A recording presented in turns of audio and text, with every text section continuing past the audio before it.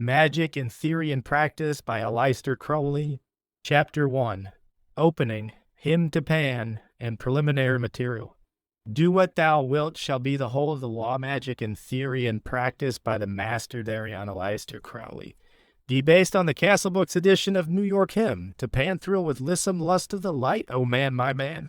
Come careering out of the night of Pan. Low Pan, low Pan, low Pan, come over the sea from Sicily and from Arcady, roaming as Bacchus with fawns and pards and satyrs for thy guards. On a milk-white ass, come over the sea to me, to me, to me! Come with Apollo in bridal dress, shepherdess and pythoness. Come with Artemis silken shod, and wash thy white thigh. Beautiful God, in the moon of the woods on the marble mount, the dimpled dawn of the amber fount. Dip the purple of passionate prayer in the crimson shrine, the scarlet snare, the soul that startles in eyes of blue to watch thy wantonness weeping through the tangled grove. The gnarled bole of the living tree, that is spirit and soul and body and brain. Come over the sea, low Pan, devil or God, to me. My man, come with trumpet sounding shrill over the hill. Come with drums low muttering from the spring. Come with flute and come with pipe. Am I not right? I, who wait and writhe and wrestle with air that hath no boughs to nestle my body, weary of empty clasp, strong as a lion and sharp as an ass. Come, oh come, I am numb with the lonely lust of devil. Thrust the sword through the galling fetter, all devourer, all bejetter. Give me the sign of the open eye, and the token erect of thorny thigh, and the word of madness and mystery. Pan, low Pan, pan, pan, pan, pan, pan. Pan, one am a man, do as thou wilt, as a great God can. Pan, low Pan, low Pan. Oh Pan, I am awake in the grip of the snake.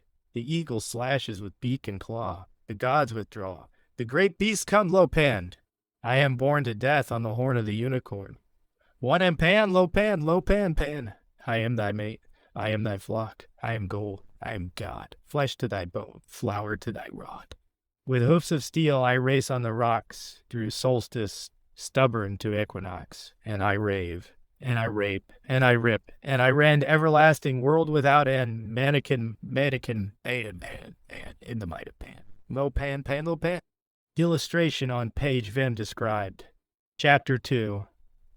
Chapter 0.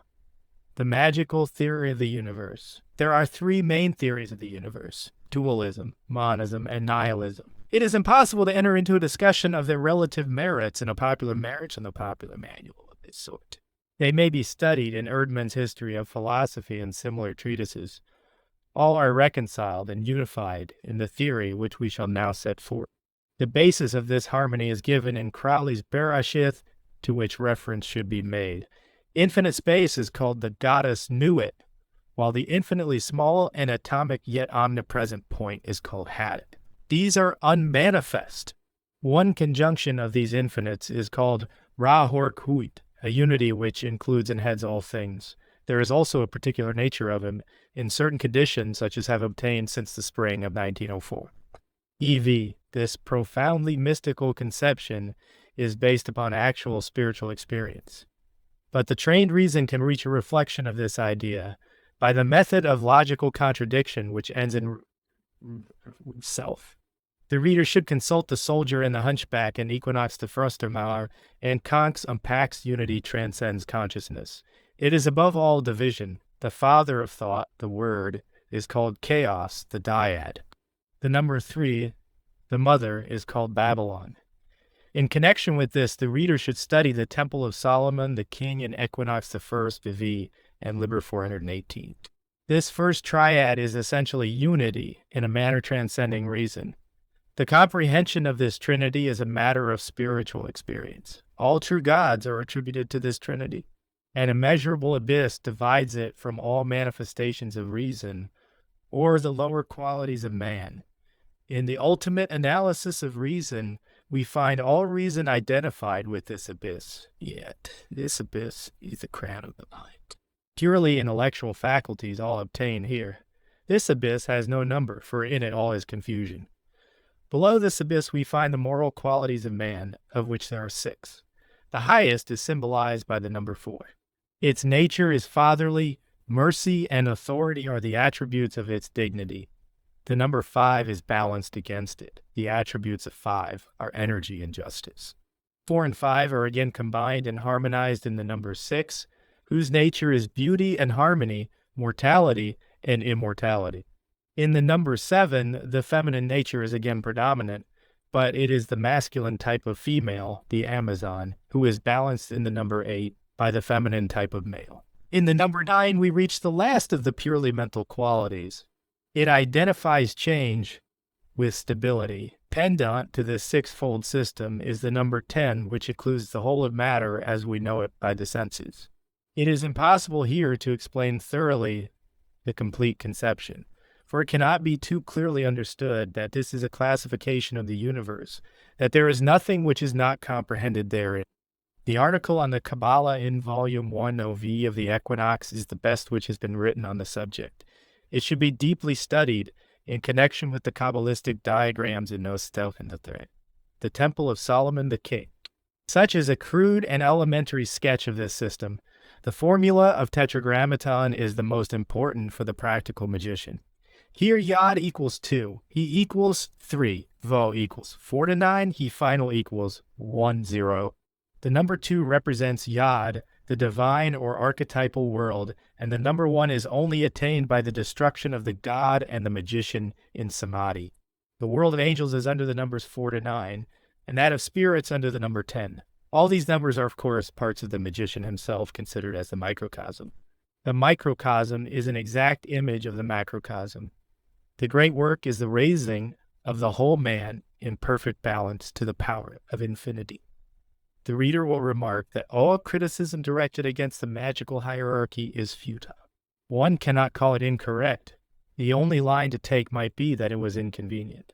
In the same way, one cannot say that the Roman alphabet is better or worse than the Greek, since all required sounds can be more or less satisfactorily represented by either, yet both these alphabets were found so little satisfactory when it came to an attempt at phonetic printing of Oriental language, that the alphabet had to be expanded by the use of italics and other diacritical marks.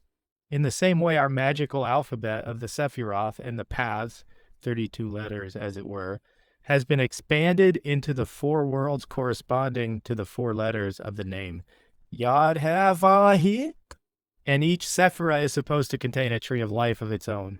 Thus, we obtain 400 Sephiroth instead of the original 10, and the paths being capable of similar multiplications, or rather of subdivision, the number is still further extended. Of course, this process might be indefinitely continued without destroying the original system. The apologia for this system is that our purest conceptions are symbolized in mathematics. God is the great arithmetician. God is the grand geometer. It is best, therefore, to prepare to apprehend him by formulating our minds according to these measures. To return each letter of this alphabet may have its special magical sigil. The student must not expect to be given a cut and dry definition of what exactly is meant by any of all this. On the contrary, he must work backwards, putting the whole of his mental and moral outfit into these pigeonholes. You would not expect to be able to buy a filing cabinet with the names of all your past, present, and future correspondence ready indexed. Your cabinet has a system of letters and numbers meaningless in themselves, but ready to take on a meaning to you as you fill up the files. As your business increased, each letter and number would receive fresh accessions of meaning for you. And by adopting this orderly arrangement, you would be able to have a much more comprehensive grasp of your affairs than would otherwise be the case. By the use of this system, the magician is able ultimately to unify the whole of his knowledge, to transmute even on the intellectual plane the many into the one. The reader can now understand that the sketch given above of the magical hierarchy is hardly even an outline of the real theory of the universe. This theory may indeed be studied in the article already referred to in Note Power V of the Equinox, and more deeply in the Book of the Law and the commentaries thereon. But the true understanding depends entirely upon the work of the magician himself. Without magical experience, it will be meaningless. In this, there is nothing peculiar. It is so with all scientific knowledge. A blind man might cram up astronomy for the purpose of passing examinations, but his knowledge would be almost entirely unrelated to his experience, and it would certainly not give him sight. A similar phenomenon is observed. When a gentleman who has taken an honors degree in modern languages at Cambridge arrives in Paris and is unable to order his dinner, to exclaim against the master thereon is to act like a person who, observing this, should attack both the professors of French and the inhabitants of Paris, and perhaps go on to deny the existence of France. Let us say, once again, that the magical language is nothing but a convenient system of classification to enable the magician to docket his experiences as he obtains them. Yet, this is true also that once the language is mastered, one can divine the unknown by study of the known, just as one's knowledge of Latin and Greek enables one to understand some unfamiliar English word derived from those sources. Also, there is the similar case of the periodic law in chemistry, which enables science to prophesy, and so in the end to discover, the existence of certain previously unsuspected elements in nature. All discussions upon philosophy are necessarily sterile, since truth is beyond language. They are, however, useful if carried far enough, if carried to the point when it becomes apparent that all arguments are arguments in a circle. But discussions of the details of purely imaginary qualities are frivolous and may be deadly. For the great danger of this magical theory is that the student may mistake the alphabet for the things which the words represent. An excellent man of great intelligence, a learned Kabbalist, once amazed the master thereon by stating that the tree of life was the framework of the universe. It was as if someone had seriously maintained that a cat was a creature constructed by placing the letters CAT in that order. It is no wonder that magic has excited the ridicule of the unintelligent, since even its educated students can be guilty of so gross a violation of the first principles of common sense. A synopsis of the grades of the A. A. As illustrative of the magical hierarchy in man is given in Appendix 2-1 star in sight. This should be read before proceeding with the chapter. The subject is very difficult. To deal with it in full is entirely beyond the limits of this small treatise. Further concerning the magical universe, all these letters of the magical alphabet referred to above are like so many names on a map. Man himself is a complete microcosm. Few other beings have this balanced perfection. Of course, every sun, every planet may have beings similarly constituted. But when we speak of dealing with the planets in magic, the reference is usually not to the actual planets, but to parts of the earth which are of the nature attributed to these planets. Thus, when we say that Nakiel is the intelligence of the sun, we do not mean that he lives in the sun, but only that he has a certain rank and character. And although we can invoke him, we do not necessarily mean that he exists in the same sense of the word in which our butcher exists. When we conjure Nakiel to visible appearance, it may be that our process resembles creation, or rather imagination, more nearly than it does calling forth.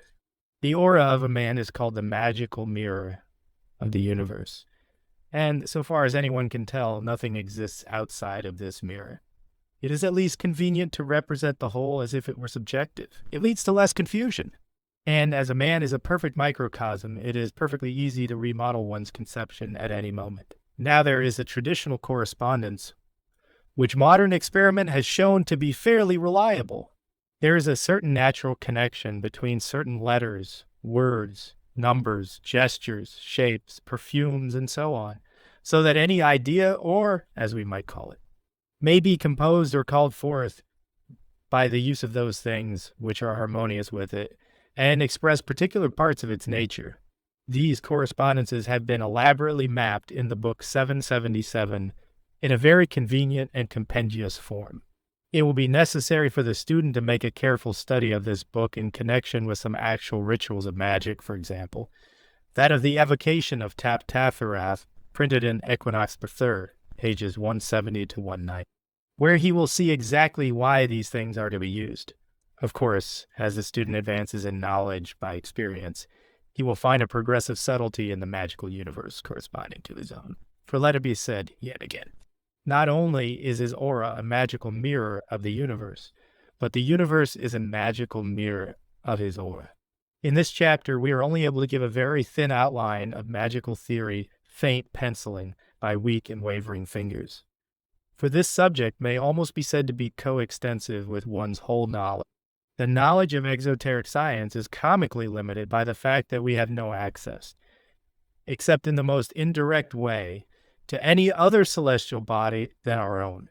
In the last few years, the semi-educated have got an idea that they know a great deal about the universe, and the principal ground for their fine opinion of themselves is usually the telephone or the airship. It is pitiful to read the bombastic twaddle about progress, which journalists and others who wish to prevent men from thinking put out for consumption. We know infinitesimally little of the material universe. Our detailed knowledge is so contemptibly minute that it is hardly worth reference, save that our shame may spur us to increased endeavor. Such knowledge as we have got is of a very general and abstruse, of a philosophical and almost magical character. This consists principally of the conceptions of pure mathematics. It is therefore almost legitimate to say that pure mathematics is our link with the rest of the universe and with God. Now, the conceptions of magic are themselves profoundly mathematical. The whole basis of our theory is the Kabbalah, which corresponds to mathematics and geometry. The method of operation in magic is based on this in very much the same way as the laws of mechanics are based on mathematics.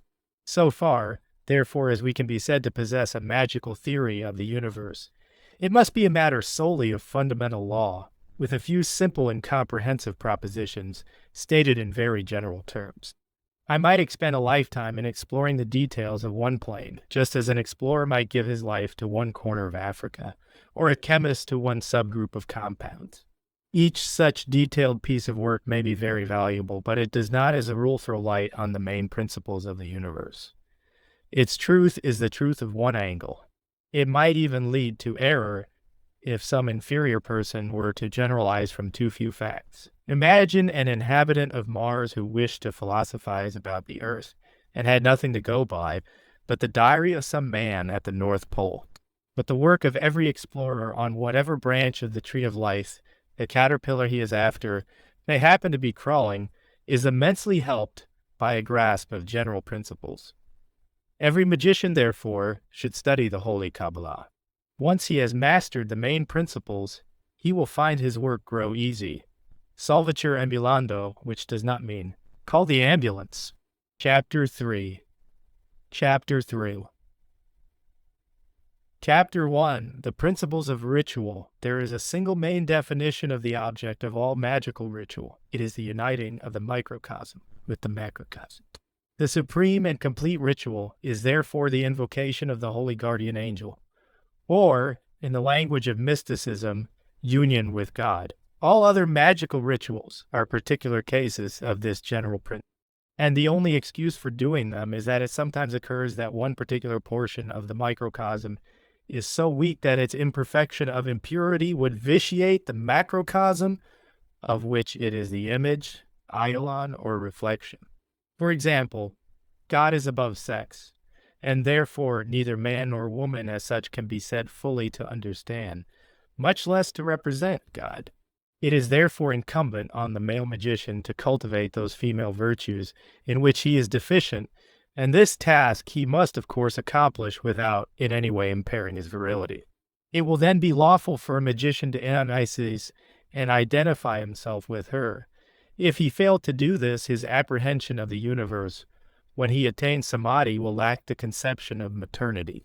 The result will be a metaphysical and, by corollary, ethical limitation in the religion which he founds. Judaism and Islam are a striking example of this failure.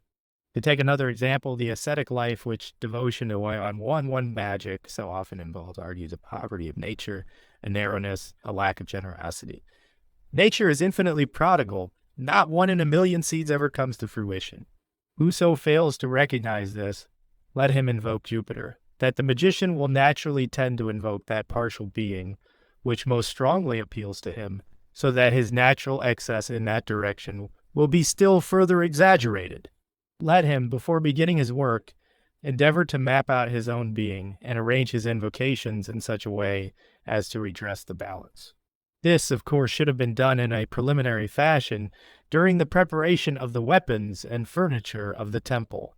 To consider in a more particular manner this question of the nature of ritual, we may suppose that he finds himself lacking in that perception of the value of life and death, alike of individuals and of races, which is characteristic of nature.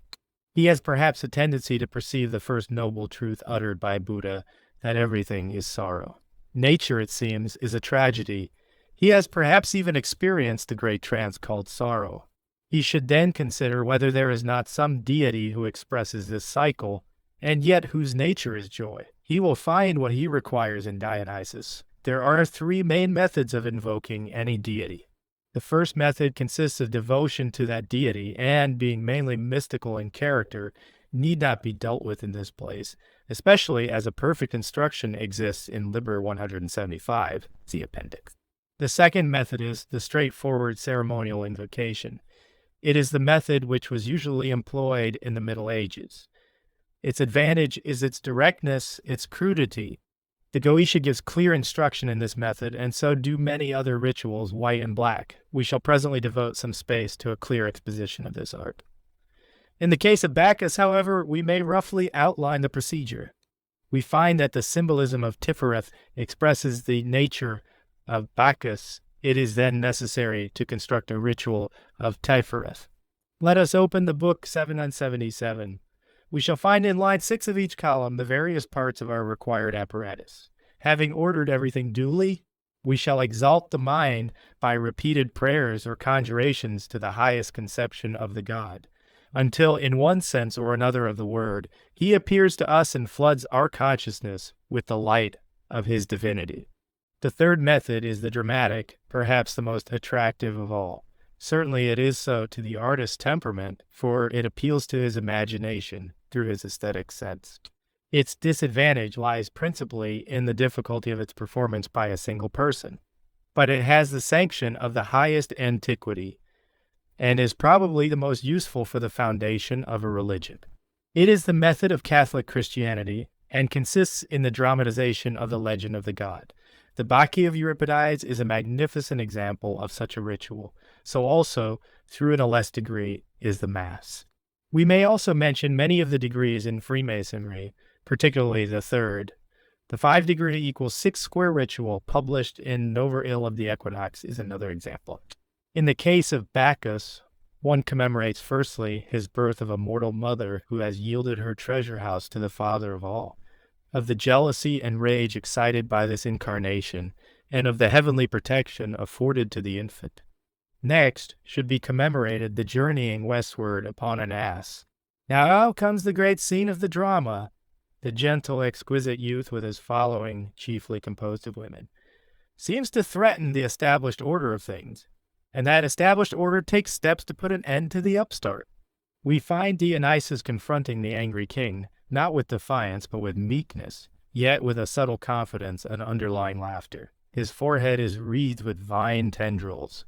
He is an effeminate figure with those broad leaves clustered upon his brow. But those leaves hide horns. King Pentheus, representative of respectability, is destroyed by his pride. He goes out into the mountains to attack the women who have followed Bacchus, the youth whom he has mocked, scourged, and put in chains, yet who has only smiled, and by those women, in their divine madness, he is torn to pieces. It has already seemed impertinent to say so much when Walter Pater has told the story with such sympathy and insight. We will not further transgress by dwelling upon the identity of this legend with the course of nature, its madness, its prodigality, its intoxication, its joy, and above all its sublime persistence through the cycles of life and death. The pagan reader must labor to understand this in Pater's Greek studies, and the Christian reader will recognize it. Incident for incident in the story of Christ, this legend is but the dramatization of spring. The magician who wishes to invoke Bacchus by this method must therefore arrange a ceremony in which he takes the part of Bacchus, undergoes all his trials, and emerges triumphant from beyond death.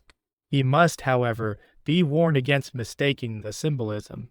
In this case, for example, the doctrine of individual immortality has been dragged in to the destruction of truths. It is not that utterly worthless part of man, his individual consciousness as John Smith, which defies death, that consciousness which dies and is reborn in every thought. That which persists, if anything persists, is his real John Smithiness, a quality of which he was probably never conscious in his life. Even that does not persist unchanged. It is always growing. The cross is a barren stick, and the petals of the rose fall in decay, but in the union of the cross and the rose is a constant succession of new lives. Without this union and without this death of the individual, the cycle would be broken. A chapter will be consecrated to removing the practical difficulties of this method of invocation. It will doubtless have been noted by the acumen of the reader that in the great essentials these three methods are one. In each case, the magician identifies himself with the deity invoked. To invoke is to call in, just as to evoke is to call forth. This is the essential difference between the two branches of magic. In invocation, the macrocosm floods the consciousness. In evocation, the magician, having become the macrocosm, creates a microcosm. You invoke a god into the circle. You invoke a spirit into the triangle. In the first method, identity with the god is attained by love and by surrender, by giving up or suppressing all irrelevant and illusionary parts of yourself. It is the weeding of a garden. In the second method, identity is attained by paying special attention to the desired part of yourself, positive, as the first method is negative. It is the potting out and watering of a particular flower in the garden and the exposure of it to the sun. In the third, identity is attained by sympathy. It is very difficult for the ordinary man to lose himself completely in the subject of a play or of a novel. But for those who can do so, this method is unquestionably the best. Observe, each element in this cycle is of equal value. It is wrong to say triumphantly mors janua vitae, unless you add with equal triumph vita janua mortis. To one who understands this chain of the eons from the point of view alike of the sorrowing Isis and of the triumphant Osiris, not forgetting their link in the destroyer Apophis, there remains no secret veiled in nature. He cries that name of God, which throughout history has been echoed by one religion to another, the infinite swelling P&IO. Chapter 4. Chapter 2. The formulae of the elemental weapons. Before discussing magical formulae in detail, one may observe that most rituals are composite and contain many formulae which must be harmonized into one. The first formula is that of the wand. In the sphere of the principle which the magician wishes to invoke, he rises from point to point in a perpendicular line, and then descends, or else beginning at the top, he comes directly down, invoking first the god of that sphere by devout supplication that he may deign to send the appropriate archangel. He then beseeches the archangel to send the angel or angels of that sphere to his aid.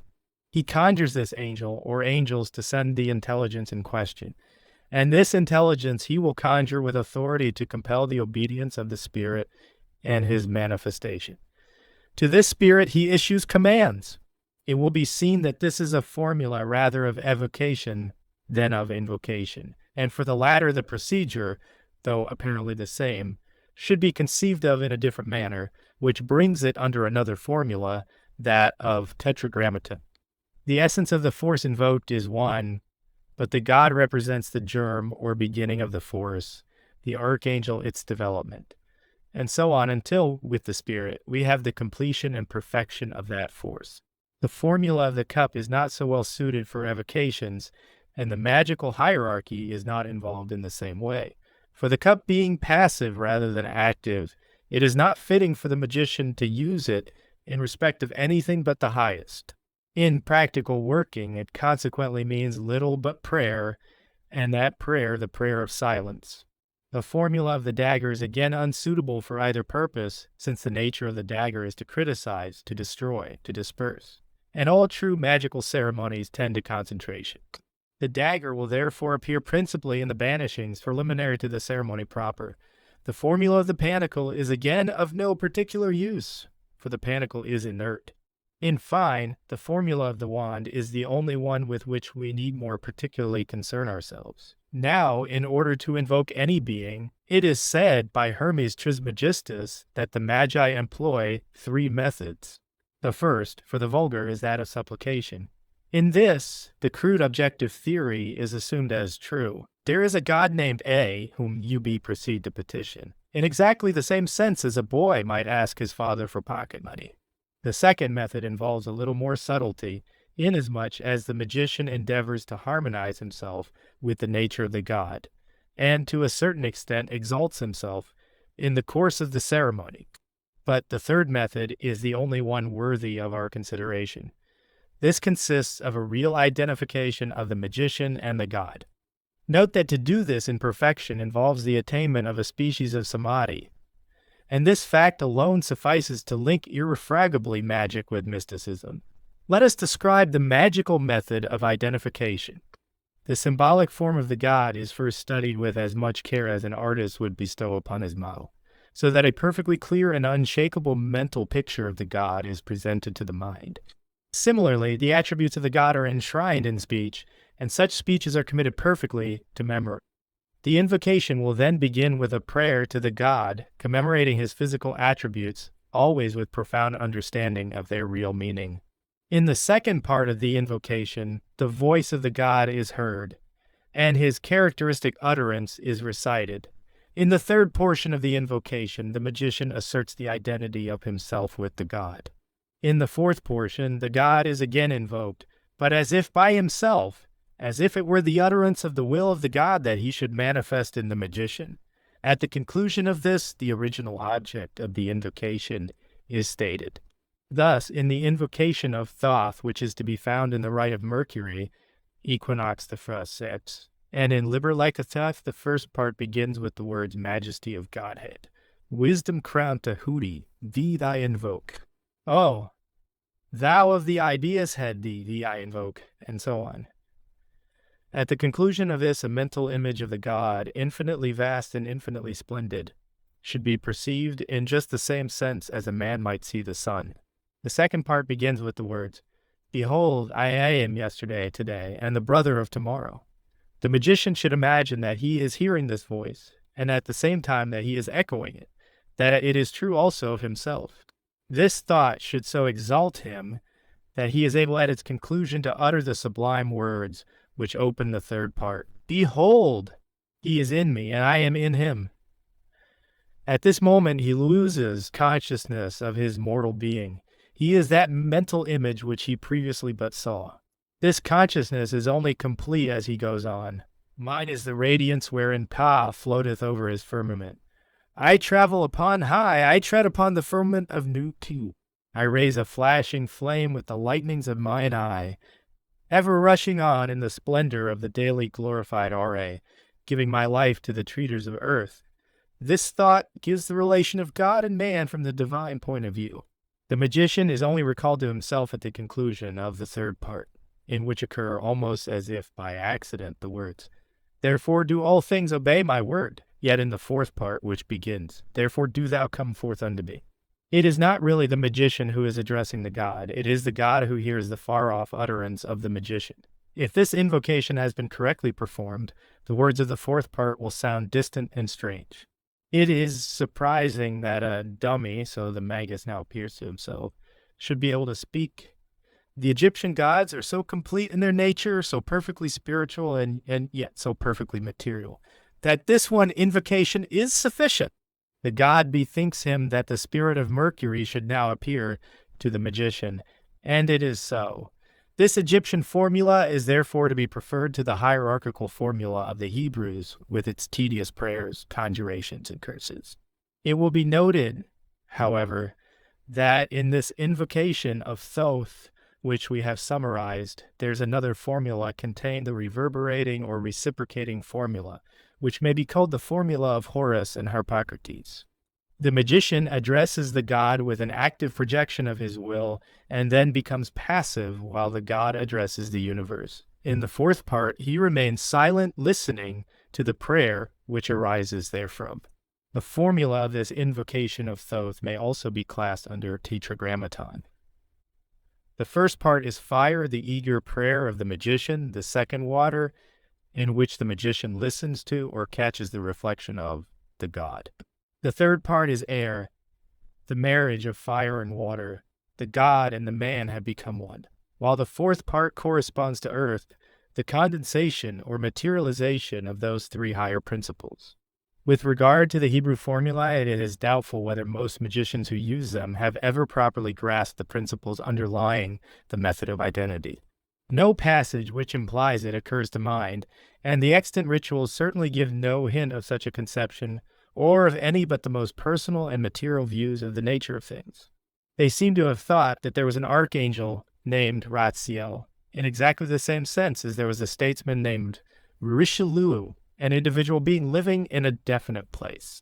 He had possibly certain powers of a somewhat metaphysical order. He might be in two places at once, for example, though even the possibility of so simple a feat, in the case of spirits, seems to be denied by certain passages in extant conjurations, which tell the spirit that if he happens to be in chains in a particular place in hell, or if some other magician is conjuring him so that he cannot come, then let him send a spirit of similar nature, or otherwise avoid the difficulty. But of course, so vulgar a conception would not occur to the student of the Kabbalah. It is just possible that the Magi wrote their conjurations on this crude hypothesis in order to avoid the clouding of the mind by doubt and metaphysical speculation. He who became the master therein was once confronted by this very difficulty. Being determined to instruct mankind, he sought a simple statement of his object. His will was sufficiently informed by common sense to decide him to teach man the next step, the thing which was immediately above him. He might have called this God, or the higher self, or the Agoides, or Adi Buddha, or 61 other things, but he had discovered that these were all one, yet that each one represented some theory of the universe which would ultimately be shattered by criticism, for he had already passed through the realm of reason, and knew that every statement contained an absurdity. He therefore said, "Let me declare this work under this title, The Obtaining of the Knowledge and Conversation of the Holy Guardian Angel, because the theory implied in these words is so patently absurd that only simpletons would waste much time in analyzing it. It would be accepted as a convention, and no one would incur the grave danger of building a philosophical system upon it. With this understanding, we may rehabilitate the Hebrew system of invocations. The mind is the great enemy, so, by invoking enthusiastically a person whom we know not to exist, we are rebuking that mind. Yet we should not refrain altogether from philosophizing in the light of the Holy Kabbalah. We should accept the magical hierarchy as a more or less convenient classification of the facts of the universe as they are known to us, and as our knowledge and understanding of those facts increase, so should we endeavor to adjust our idea of what we mean by any symbol. At the same time, let us reflect that there is a certain definite consensus of experience as to the correlation of the various beings of the hierarchy with the observed facts of magic. In the simple matter of astral vision, for example, one striking case may be quoted. Without telling him what it was, the master Therion once recited as an invocation Sappho's ode to Venus before a probationer of the A, who was ignorant of Greek, the language of the ode. The disciple then went on an astral journey, and everything seen by him was without exception harmonious with Venus. This was true down to the smallest detail. He even obtained all the 4 color scales of Venus with absolute correctness. Considering that he saw something like 100 symbols in all, the odds against coincidence are incalculably great. Such an experience and the records of the A contain dozens of similar cases, affords proof as absolute as any proof can be in this world of illusion, that the correspondences in Liber 777 really represent facts in nature. It suggests itself that this straightforward system of magic was perhaps never really employed at all. One might maintain that the invocations which have come down to us are but the ruins of the temple of magic. The exorcisms might have been committed to writing for the purpose of memorizing them, while it was forbidden to make any record of the really important parts of the ceremony. Such details of ritual as we possess are meager and unconvincing, and though much success has been attained in the quite conventional, exoteric way, both by Ferner Perdurabo and by many of his colleagues, yet ceremonies of this character have always remained tedious and difficult.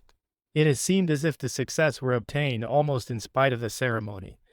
In any case, they are the more mysterious parts of the ritual which have evoked the divine force.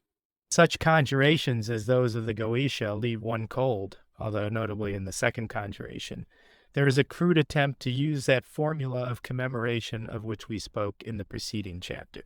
Chapter 5, Chapter 3, the formula of Tetragrammaton. This formula is of most universal aspect, as all things are necessarily comprehended in it, but its use in a magical ceremony is little understood. The climax of the formula is in one sense before even the formulation of the yod, for the yod is the most divine aspect of the force. The remaining letters are but a solidification of the same thing. It must be understood that we are here speaking of the whole ceremony, considered as a unity, not merely of that formula in which Yod is the god invoked, he the archangel, and so on. In order to understand the ceremony under this formula, we must take a more extended view of the functions of the four weapons than we have hitherto done. The formation of the Yod is the formulation of the first creative force of that Father who is called self-begotten, and unto whom it is said, "Thou hast formulated thy father and made fertile thy mother." The adding of the he to the yod is the marriage of that father to the great co-equal mother, who is a reflection of Nuit as he is of Hadit. Their union brings forth the son Vol, who is the heir. Finally, the daughter he has produced. She is both the twin sister and the daughter of Al Yu. His mission is to redeem her by making her his bride. The result of this is to set her upon the throne of her mother, and it is only she whose youthful embrace can reawaken the eld of the All-Father. In this complex family relationship is symbolized the whole course of the universe. It will be seen that, after all, the climax is at the end. It is the second half of the formula which symbolizes the great work which we are pledged to accomplish. The first step of this is the attainment of the knowledge and conversation of the holy guardian angel, which constitutes the adept of the inner order.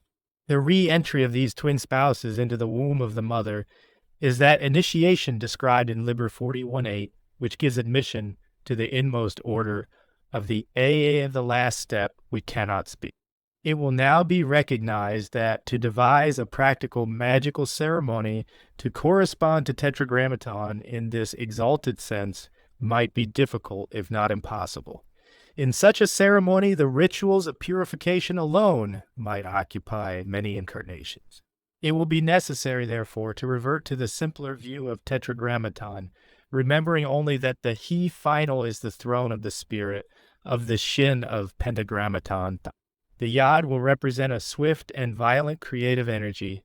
Following this will be a calmer and more reflective, but even more powerful flow of will, the irresistible force of a mighty river.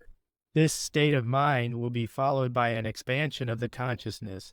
It will penetrate all space, and this will finally undergo a crystallization resplendent with interior light. Such modifications of the original will maybe observe in the course of the invocations when they are properly performed. The peculiar dangers of each are obvious. That of the first is a flash in the pan, a misfire, that of the second, a falling into dreaminess or reverie, that of the third, loss of concentration. A mistake at any of these points will prevent or injure the proper formation of the fourth. In the expression which will be used in chapter 15, inflame thyself, etc., only the first stage is specified. But if that is properly done, the other stages will follow as if by necessity. So far is it written concerning the formula of Tetragrammaton. Chapter 6. Chapters 4. The formula of Alhim and that of Elam omnipresent, and so on. And thus their wills are immutable and absolute. It is the masculine plural of a feminine noun, but its nature is principally feminine. It is a perfect hieroglyph of the number 5. This should be studied in a note on Genesis, Equinox through. The elements are all represented as in Tetragrammaton, but there is no development from one into the others. They are, as it were, thrown together untamed, only sympathizing by virtue of their wild and stormy, but elastically resistless energy. The central letter is he, the letter of breath, and represents spirit. The first letter, Aleph, is the natural letter of air, and the final Mem is the natural letter of water. Together, Aleph and Mem make Am the mother, within whose womb the cosmos is conceived. But Yod is not the natural letter of fire. its juxtaposition with he sanctifies that fire to the yod of tetragrammaton. Similarly, we find lame for earth, where we should expect tall, in order to emphasize the influence of Venus, who rules Libra. Alhim, therefore, represents rather the formula of consecration than that of a complete ceremony. It is the breath of benediction, yet so potent that it can give life to clay and light to darkness. In consecrating a weapon, Aleph is the whirling force of the thunderbolt, the lightning which flameth out of the east, even into the west. This is the gift of the wielding of the thunderbolt of Zeus, or Indra, the god of air. Lamed is the ox goad, the driving force, and it is also the balance, representing the truth and love of the magician. It is the loving care which he bestows upon perfecting his instruments, and the equilibration of that fierce force which initiates the ceremony. Yod is the creative energy, the procreative power, and yet Yod is the solitude and silence of the hermitage into which the magician has shut himself. Mem is the letter of water, and it is the mem final, whose long flat line suggests the sea at peace, not the ordinary initial and medial, mem whose hieroglyph is a wave mem. And then, in the center of all, brood spirit, which combines the mildness of the lamb with the horns of the ram, and is the letter of Bacchus or Christ. After the magician has created his instrument, and balanced it truly, and filled it with the lightnings of his will, then is the weapon laid away to rest, and in this silence a true consecration comes. The formula of Alim, it is extremely interesting to contrast with the above the formula of the elemental gods deprived of the creative spirit. One might suppose that as Alam is the masculine plural of the masculine noun Al, its formula would be more virile than that of Alhim, which is the masculine plural of the feminine noun Alhe. A moment's investigation is sufficient to dissipate the illusion. The word masculine has no meaning except in relation to some feminine correlative.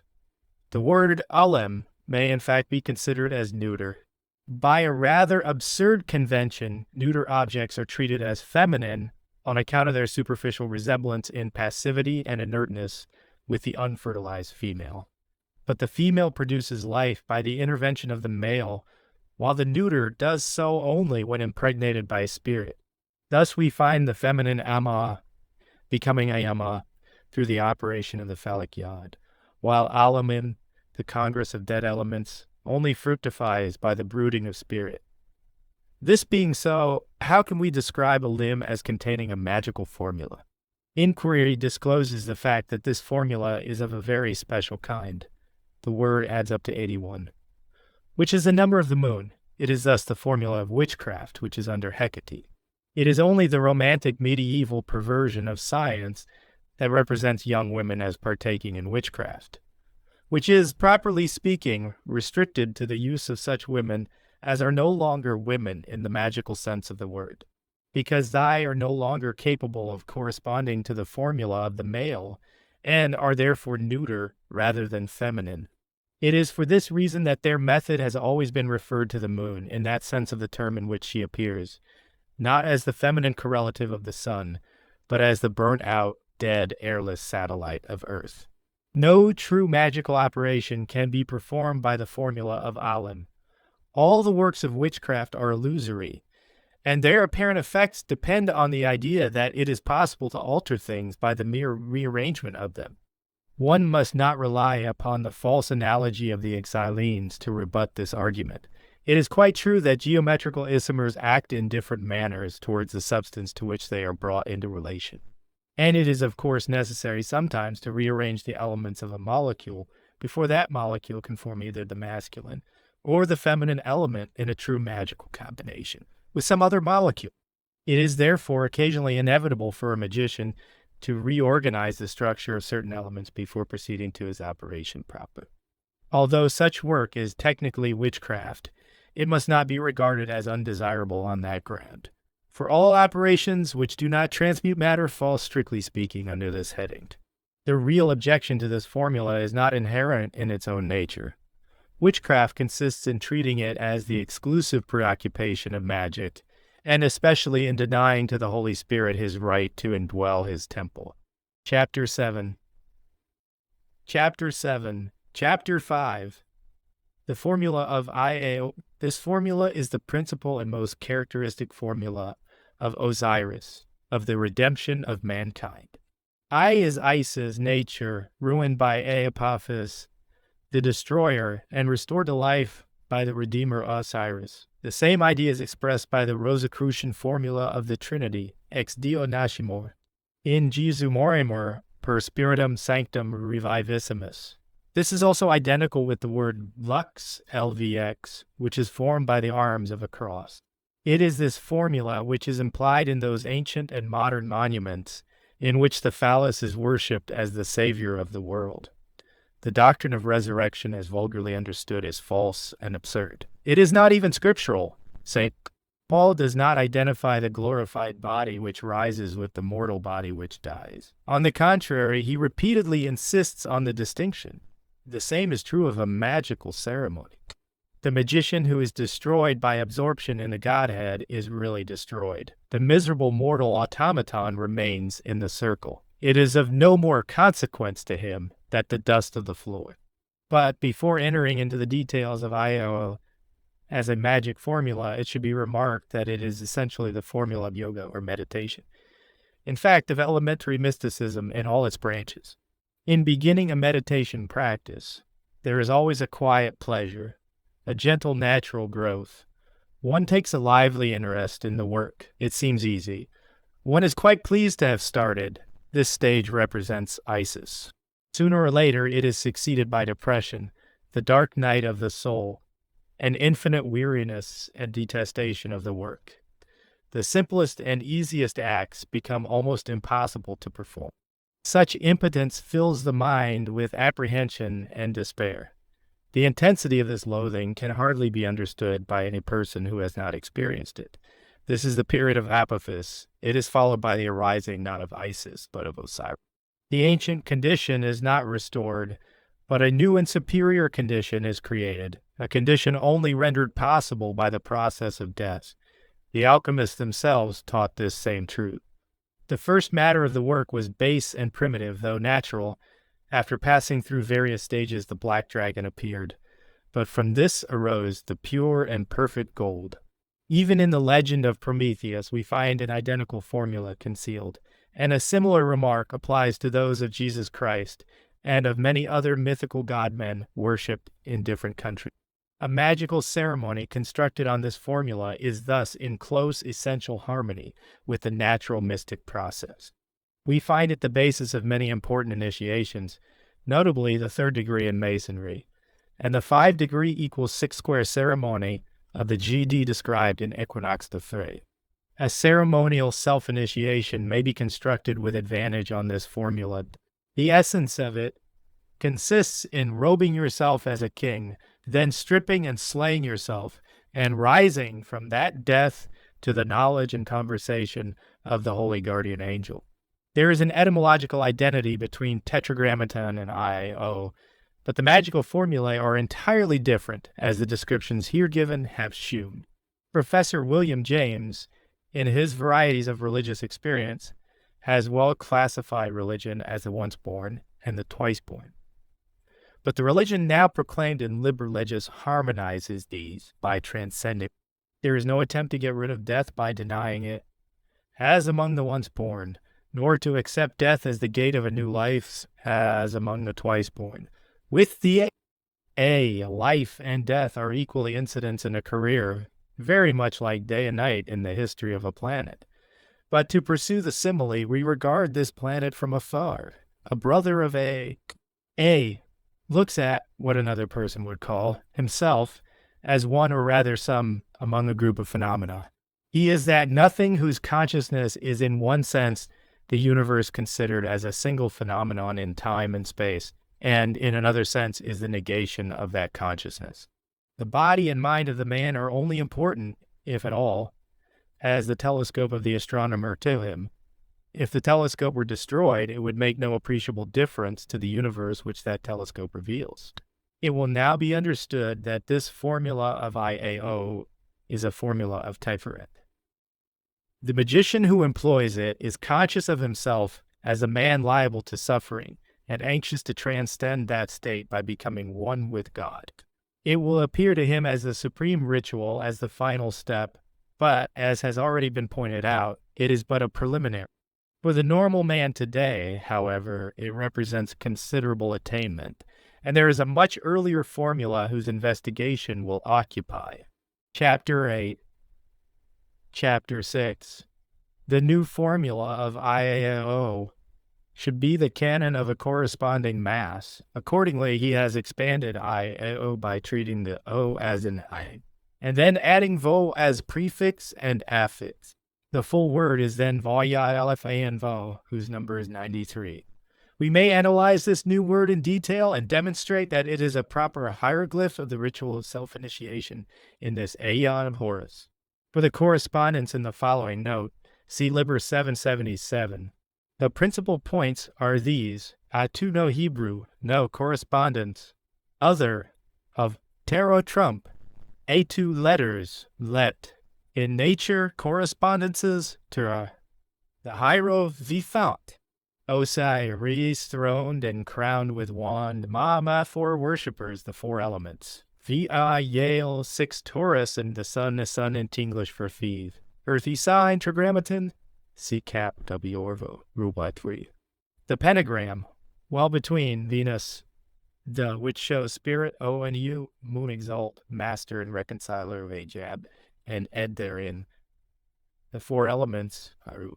But male, liberty, that is the hexagram which on free will, God and man. The cons, skiousness or ruach, or Zyval as the child in, his widowed mothers, care, Horus, son of Isis and the slain, Osiris. Parzival as king and priest in Montsalvat, performing the miracle of redemption. Horus crowned and conquering, taking the place of his father. Christ Bacchus, in heaven Olympus, saving the world. The hermit, a Naiad, a hand, 10 Virgo, and the root of the alphabet, Hermes with lamp, wings, wand, cloak, and serpent. English Iori, earthy sign, the spermatozoon, the ruled by youth setting out on Mercury. His adventures after, exalted. Receiving the wand therein. Parzival in the desert, sexually. Christ taking refuge, ambivalent. In Egypt and on light, that is the mount tempted by of wisdom, the devil, the uncouth, the inmost, yes, will, or word. Atu no, Hebrew of Tarot Trump, Atu letters, Ter no correspondence, other, let in nature correspondences the fool. O Aleph and ox, one air, the con, the free breath, the Dabe, English A, the holy in the egg, more or all life, ghost. The virgins on the low, less, the impar womb, partial as dertus Bacchus, teal vehicle, reign Thor, who knows diffuse sexually nothing, Horus, etc. Undeveloped Christ Bacchus as the eddy gay life, innocent babe, pursued that is the bi-haired here, organ of Hercules strangling possible, the serpents. The expression, unconscious self, not the devil, the Baphomet throned and adored by male and female. See Eliphaz Levi's D sign, Iftivayan and I, English A, or O more or less, the bleat of a goat, yet determined in any direction. 70 Capricornus Parzival in black armor, an earthy ready to return to, sign rule. Montsalvata's redeemer by Saturn, King Horus come to, Mars exalt full growth. Christ, Ed therein, Bacchus with Calvary asexually, cross Kitharon, Thyrsis male love, that is the instinct to satisfy. Godhead by uniting it with the universe lotiveries in significance with successive aeons. Eon of Isis, matriarchal age, the great work conceived as a straightforward, simple affair. We find the theory reflected in the customs of matriarchy. Parthenogenesis is supposed to be true. The virgin Yod Virgo contains in herself the principle of growth, the epicene hermetic seed. It becomes the babe in the egg, Harpocrates, by virtue of the spirit, A equals air, impregnating the mother vulture. And this becomes the son or son, the gamma equals the letter of Tiferet 6, even when spelt as omega in Coptic. C777, Eon of Osiris, patriarchal age, 2 sexes. I conceived as the father wand, Yod in Tetragrammaton. The babe is pursued by the dragon, who casts a flood from his mouth to swallow it. See Reverend the 70. The dragon is also the mother, the evil mother of Freud. It is Harpocrates, threatened by the crocodile in the Nile. We find the symbolism of the ark, the coffin of Osiris, etc. The lotus is the yoni, the water the amniotic fluid. In order to live his own life, the child must leave the mother and overcome the temptation to return to her for refuge. Kundry, Armida, Jocasta, Circe, etc. are symbols of this force which tempts the hero. He may take her as his servant when he has mastered her, so as to heal his father, Amphortes, avenge him, Osiris, or pacify him, Jehovah. But in order to grow to manhood, he must cease to depend on her, earning the lance Parzival, claiming his arms, Achilles, or making his club, Hercules, and wander in the waterless wilderness like Krishna, Jesus, Oedipus, until the hour when, as the king's son or knight-errant, he must win the princess, and set himself upon a strange throne. Almost all the legends of heroes imply this formula in strikingly similar. The Gamma of the son. He is supposed to be mortal, but how is this shown? It seems an absolute perversion of truth. The sacred symbols have no hint of it. This lie is the essence of the great sorcery. Osirian religion is a Freudian fantasy fashioned of man's dread of death and ignorance of nature. The parthenogenesis idea persists, but is now the formula for incarnating demigods or divine king. These must be slain and raised from the dead in one way or another. Eon of Horus, 2 sexes in one person. As the sun, star, as the pre-existent manifested unit from which all springs into Absolute, the world of pure reality.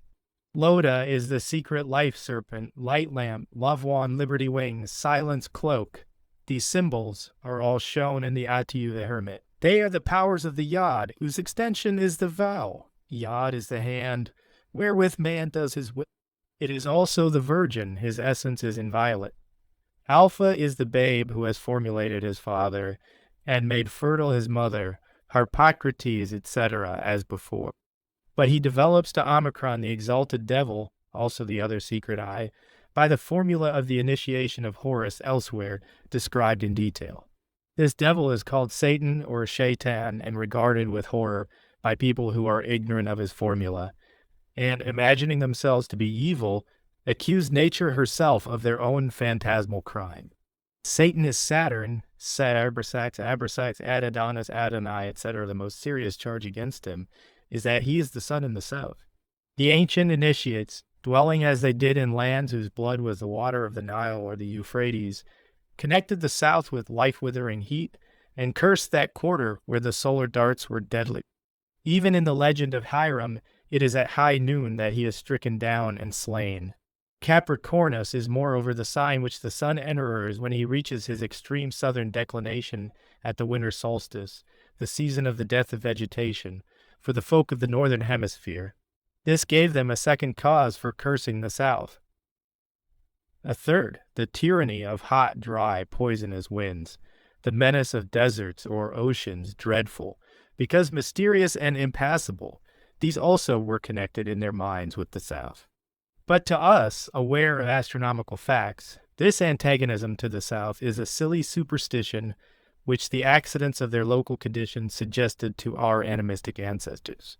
We see no enmity between right and left, up and down, and similar pairs of opposites. These antitheses are real only as a statement of relation. They are the conventions of an arbitrary device for representing our ideas in a pluralistic symbolism based on duality. Good must be defined in terms of human ideals and instincts. East has no meaning except with reference to the Earth's internal affairs. As an absolute direction in space, it changes a degree every 4 minutes. Up is the same for no two men, unless one chance to be in the line joining the other with the center of the Earth. Hard is the private opinion of our muscles. True is an utterly unintelligible epithet which has proved refractory to the analysis of our ablest philosophers. We have therefore no scruple in restoring the devil worship of such ideas as those which the laws of sound And the phenomena of speech and hearing compel us to connect with the group of gods whose names are based upon XXI, or delocalized by the free breath A. For these names imply the qualities of courage, frankness, energy, pride, power, and triumph. They are the words which express the creative and paternal will. Thus the devil is Capricornus, the goat who leaps upon the loftiest mountains, the Godhead which, if it become manifest in man, makes him Agapan, the All. The sun enters this sign when he turns to renew the year in the north. He is also the vowel O, proper roar to boom and a command, being a forcible breath controlled by the firm circle of the mouth. He is the open eye of the exalted sun, before whom all shadows flee away. Also that secret eye which makes an image of its God, the light, and gives it power to oracles, enlightening the mind. Thus he is man made God, exalted, eager. He has come consciously to his full stature, and so is ready to set out on his journey to redeem the world. But he may not appear in this true form. The vision of Pan would drive men mad with fear. He must conceal himself in his original guise. He therefore becomes apparently the man that he was at the beginning. He lives the life of a man. Indeed, he is wholly man. But his initiation has made him master of the event by giving him the understanding that whatever happens to him is the execution of this true will. Thus, the last stage of his initiation is expressed in our formula as the final digama. The series of transformations has not affected his identity, but it has explained him to himself.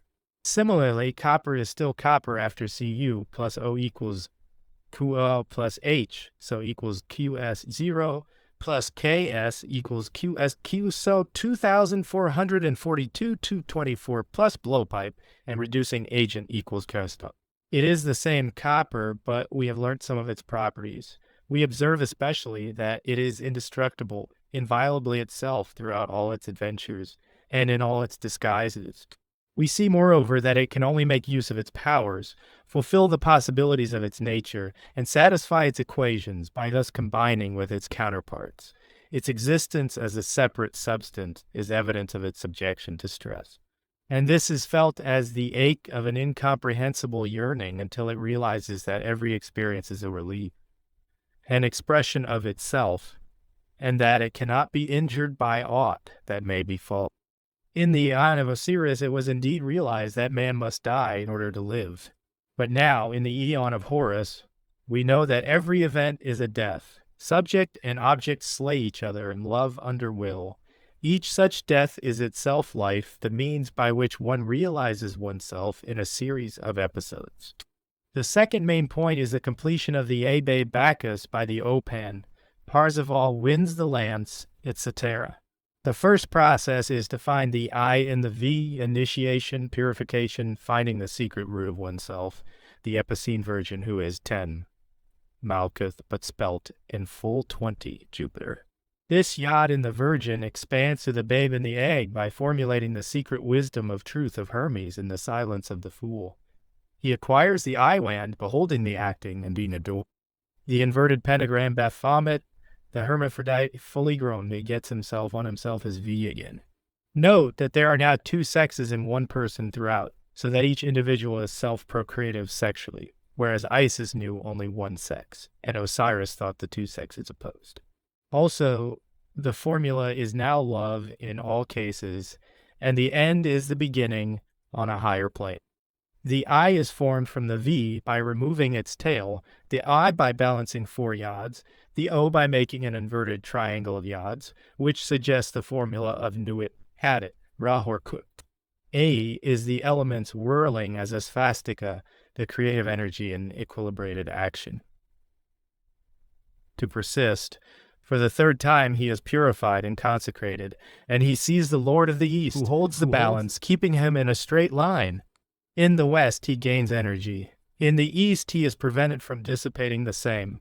So fortified, he may be received into the order as a neophyte by the 3 principal officers, thus uniting the cross with the triangle.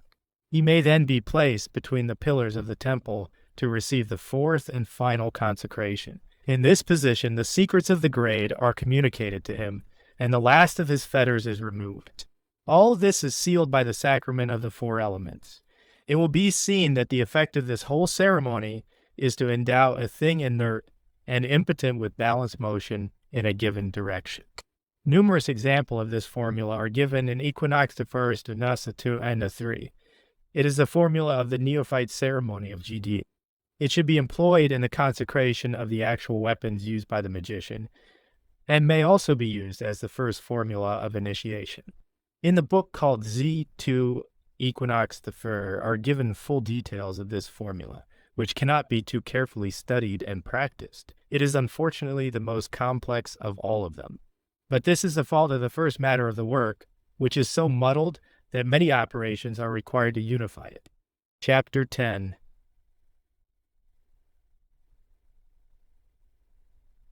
Chapter 7. The Formula of the Holy Grail of Abrahadabra and the Magical Memory, and of certain other words, also the Magical Memory. The hieroglyph shown in the 7th key of the tarot, described in the 12th Aether, Liber 418, Equinox the First. V is the charioteer of Our Lady Babylon, whose cup or grail he hews. Now, this is an important formula. It is the first of the formulae in a sense, for it is the formula of renunciation. It is also the last. This cup is said to be full of the blood of the saints.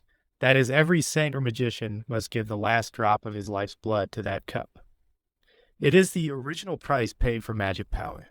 And if by magic power we mean the true power, the assimilation of all force with the ultimate light, the true bridle of the rosy cross, then is that blood the offering of virginity, the sole sacrifice well-pleasing to the Master, the sacrifice whose only reward is the pain of childbearing unto him. But to sell one's soul to the devil, to renounce no matter what for an equivalent impersonal gain, is black magic. You are no longer a noble giver of your all, but a mean huckster. This formula is, however, a little different in symbolism, since it is a woman whose cup must be filled. It is rather the sacrifice of the man who transfers life to his descendants. For a woman does not carry in herself the principle of new life, except temporarily when it is given her. But here the formula implies much more even than this, for it is his whole life that the Magus offers to Our Lady. The cross is both death and generation, and is on the cross that the rose blooms. The full significance of these symbols is so lofty that it is hardly fitted for an elementary treatise of this type. One must be an exempt adept and have become ready to pass on before one can see the symbols even from the lower plane. Only a master of the temple can fully understand them. However, the reader may study Liber Culvii in Equinox the First. The 12th and 2nd Aethers in Liber 418 in Equinox the First V's, and the symbolism of the V degree and Vix degree of the preservation of this blood, which Our Lady offers to the Ancient One, Chaos the Allfather, to revive him, and of how his divine essence fills the daughter, the soul of man, and places her upon the throne of the mother, fulfilling the economy of the universe, and thus ultimately rewarding the magician, the son, 10,000-fold. It would be still more improper to speak in this place, so holy a mystery is the arcanum of the masters of the temple, that it is here hinted at in order to blind the presumptuous who may, unworthy, seek to lift the veil, and at the same time to lighten the darkness of such as may be requiring only one ray of the sun in order to spring into life and light. Abrahadabra is a word to be studied in Equinox 3V, the Temple of Solomon the King. It represents the great work complete, and it is therefore an archetype of all lesser magical operations. It is in a way too perfect to be applied in advance to any of them. But an example of such an operation may be studied in Equinox 7, the Temple of Solomon the King, where an invocation of Horus on this formula is given in full. Note the reverberation of the ideas one against another. The formula of Horus has not yet been so fully worked out in details as to justify a treatise upon its exoteric theory and practice, but one may say that it is to the formula of Osiris what the turbine is to the reciprocating engine. There are many other sacred words which enshrine formulae of great efficacy in particular operations. For example, vitrio gives a certain regimen of the planets useful in alchemical work. Irerita is a formula of the macrocosm potent in certain very lofty operations of the magic of the inmost light. See Liber 13. The formula of the lemma may be summarized thus: Theta Babylon and the beast egg, Harpocrates on the lotus. The Ave Agape is as follows: winepress, the draught of ecstasy, eta. The student will find it well worth his while to seek out these ideas in detail and develop the technique of their application. There is also the Gnostic name of the 7 vowels, which gives a musical formula most present in evocations of the soul of nature. There is, moreover, Abraxas. There is Ex Nubis. There is Mithras. And indeed, it may briefly be stated that every true name of God gives the formula of the invocation of that God.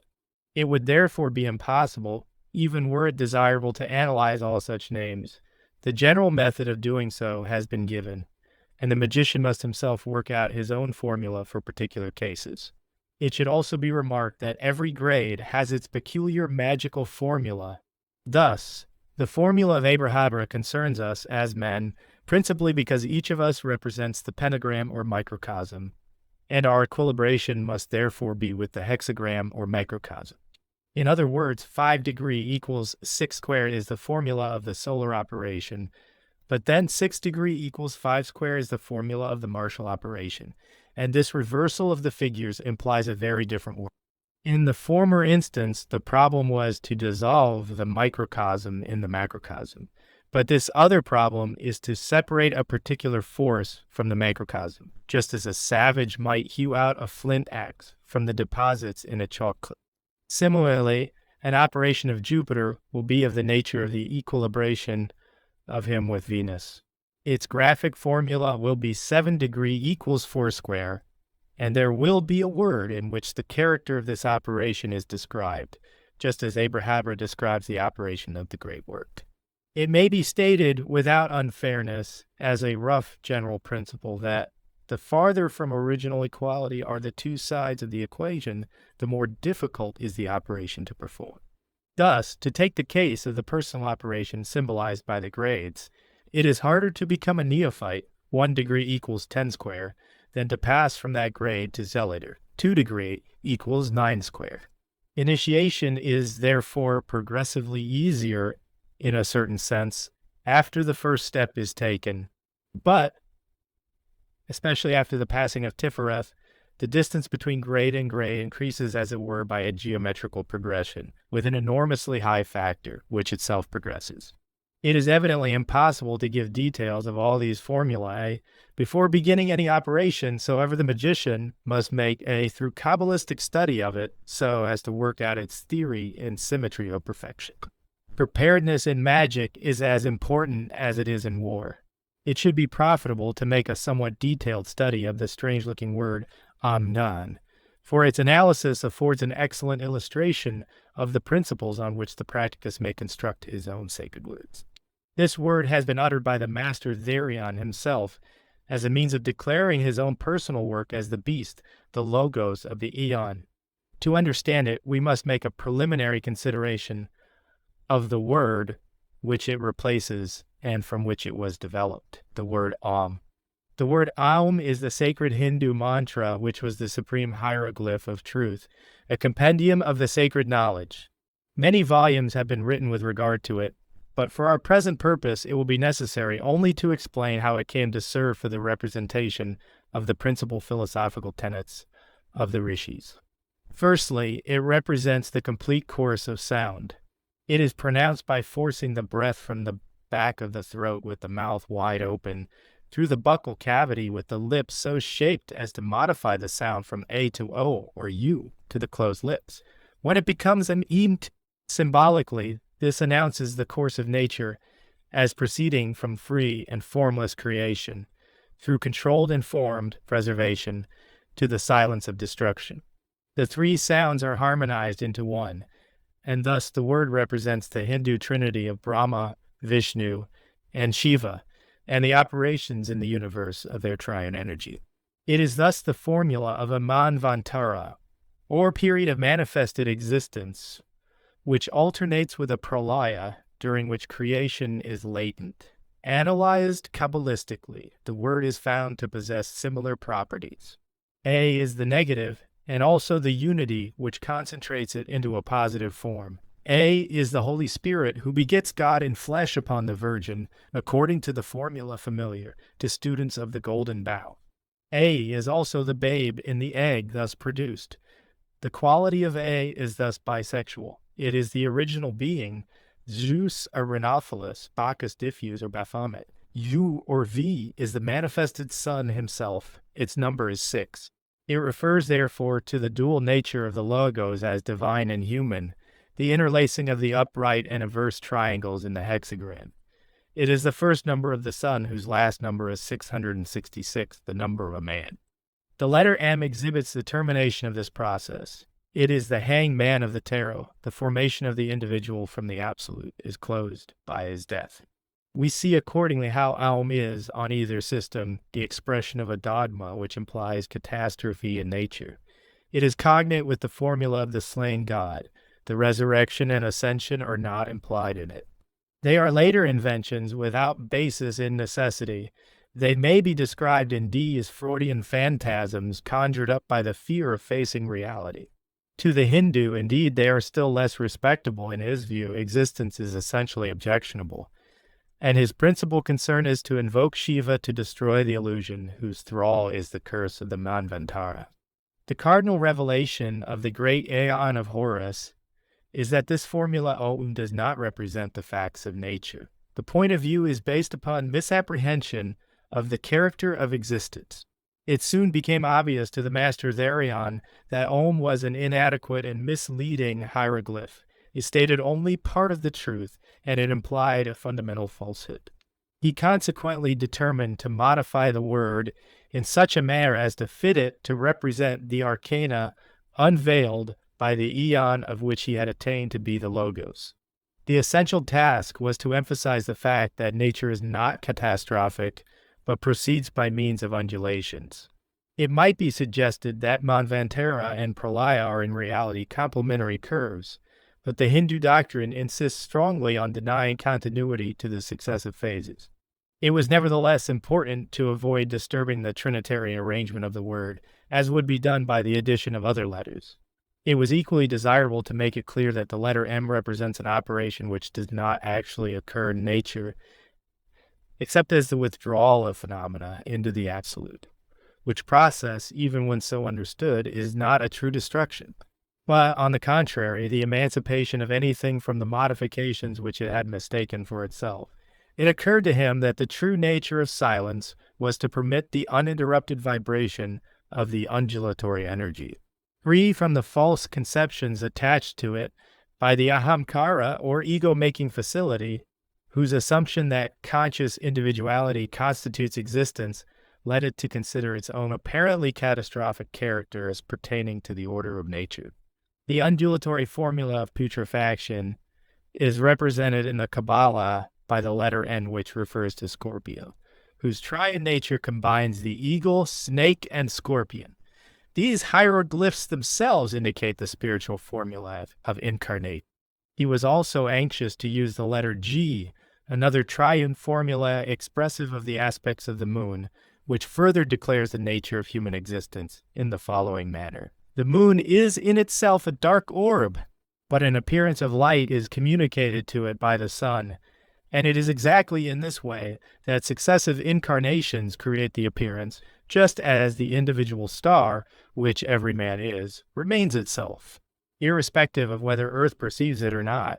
Now it so happens that the root GN signifies both knowledge and generation combined in a single idea in an absolute form independent of personality. The G is a silent letter, as in our word gnosis, and the sound GN is nasal, suggesting therefore the breath of life as opposed to that of speech. Impelled by these considerations, the master Therion proposed to replace the M of Om by a compound letter Mengjin, symbolizing thereby the subtle transformation of the apparent silence and death, which terminates the manifested life of Vau, by a continuous vibration of an impersonal energy of the nature of generation and knowledge. The Virgin Moon and the Serpent furthermore operating to include in the idea a commemoration of the legend so grossly deformed in the Hebrew legend of the Garden of Eden. And it's even more malignantly debased falsification in that bitterly sectarian broadside, The Apocalypse. Sound work invariably vindicates itself by furnishing confirmatory corollaries, not contemplated by the Kabbalist. In the present instance, the master thereon was delighted to remark that his compound letter, Menjin, constructed on theoretical principles with the idea of incorporating the new knowledge of the eon, had the value of 93, m equals 4a geox 3. N equals 50. 93 is the number of the word of the law, dilemma, will, and of agape, love, which indicates the nature of will. It is furthermore the number of the word which overcomes death, as members of the degree of of the OTO are well aware, and it is also that of the complete formula of existence as expressed in the true word of the neophyte, where existence is taken to import that phase of the whole, which is the finite resolution of the Kabbalistic zero. Finally, the total numeration of the word Om is 100, which, as initiates of the sanctuary of the Gnosis of the OTO, are taught expresses the unity under the form of complete manifestation, by the symbolism of pure number being tethered by Aaki BKR, also Malkuth multiplied by itself, and thus established in the phenomenal universe. But moreover, this number 100 mysteriously indicates the magical formula of the universe as a reverberatory engine for the extension of nothingness through the device of Notarika.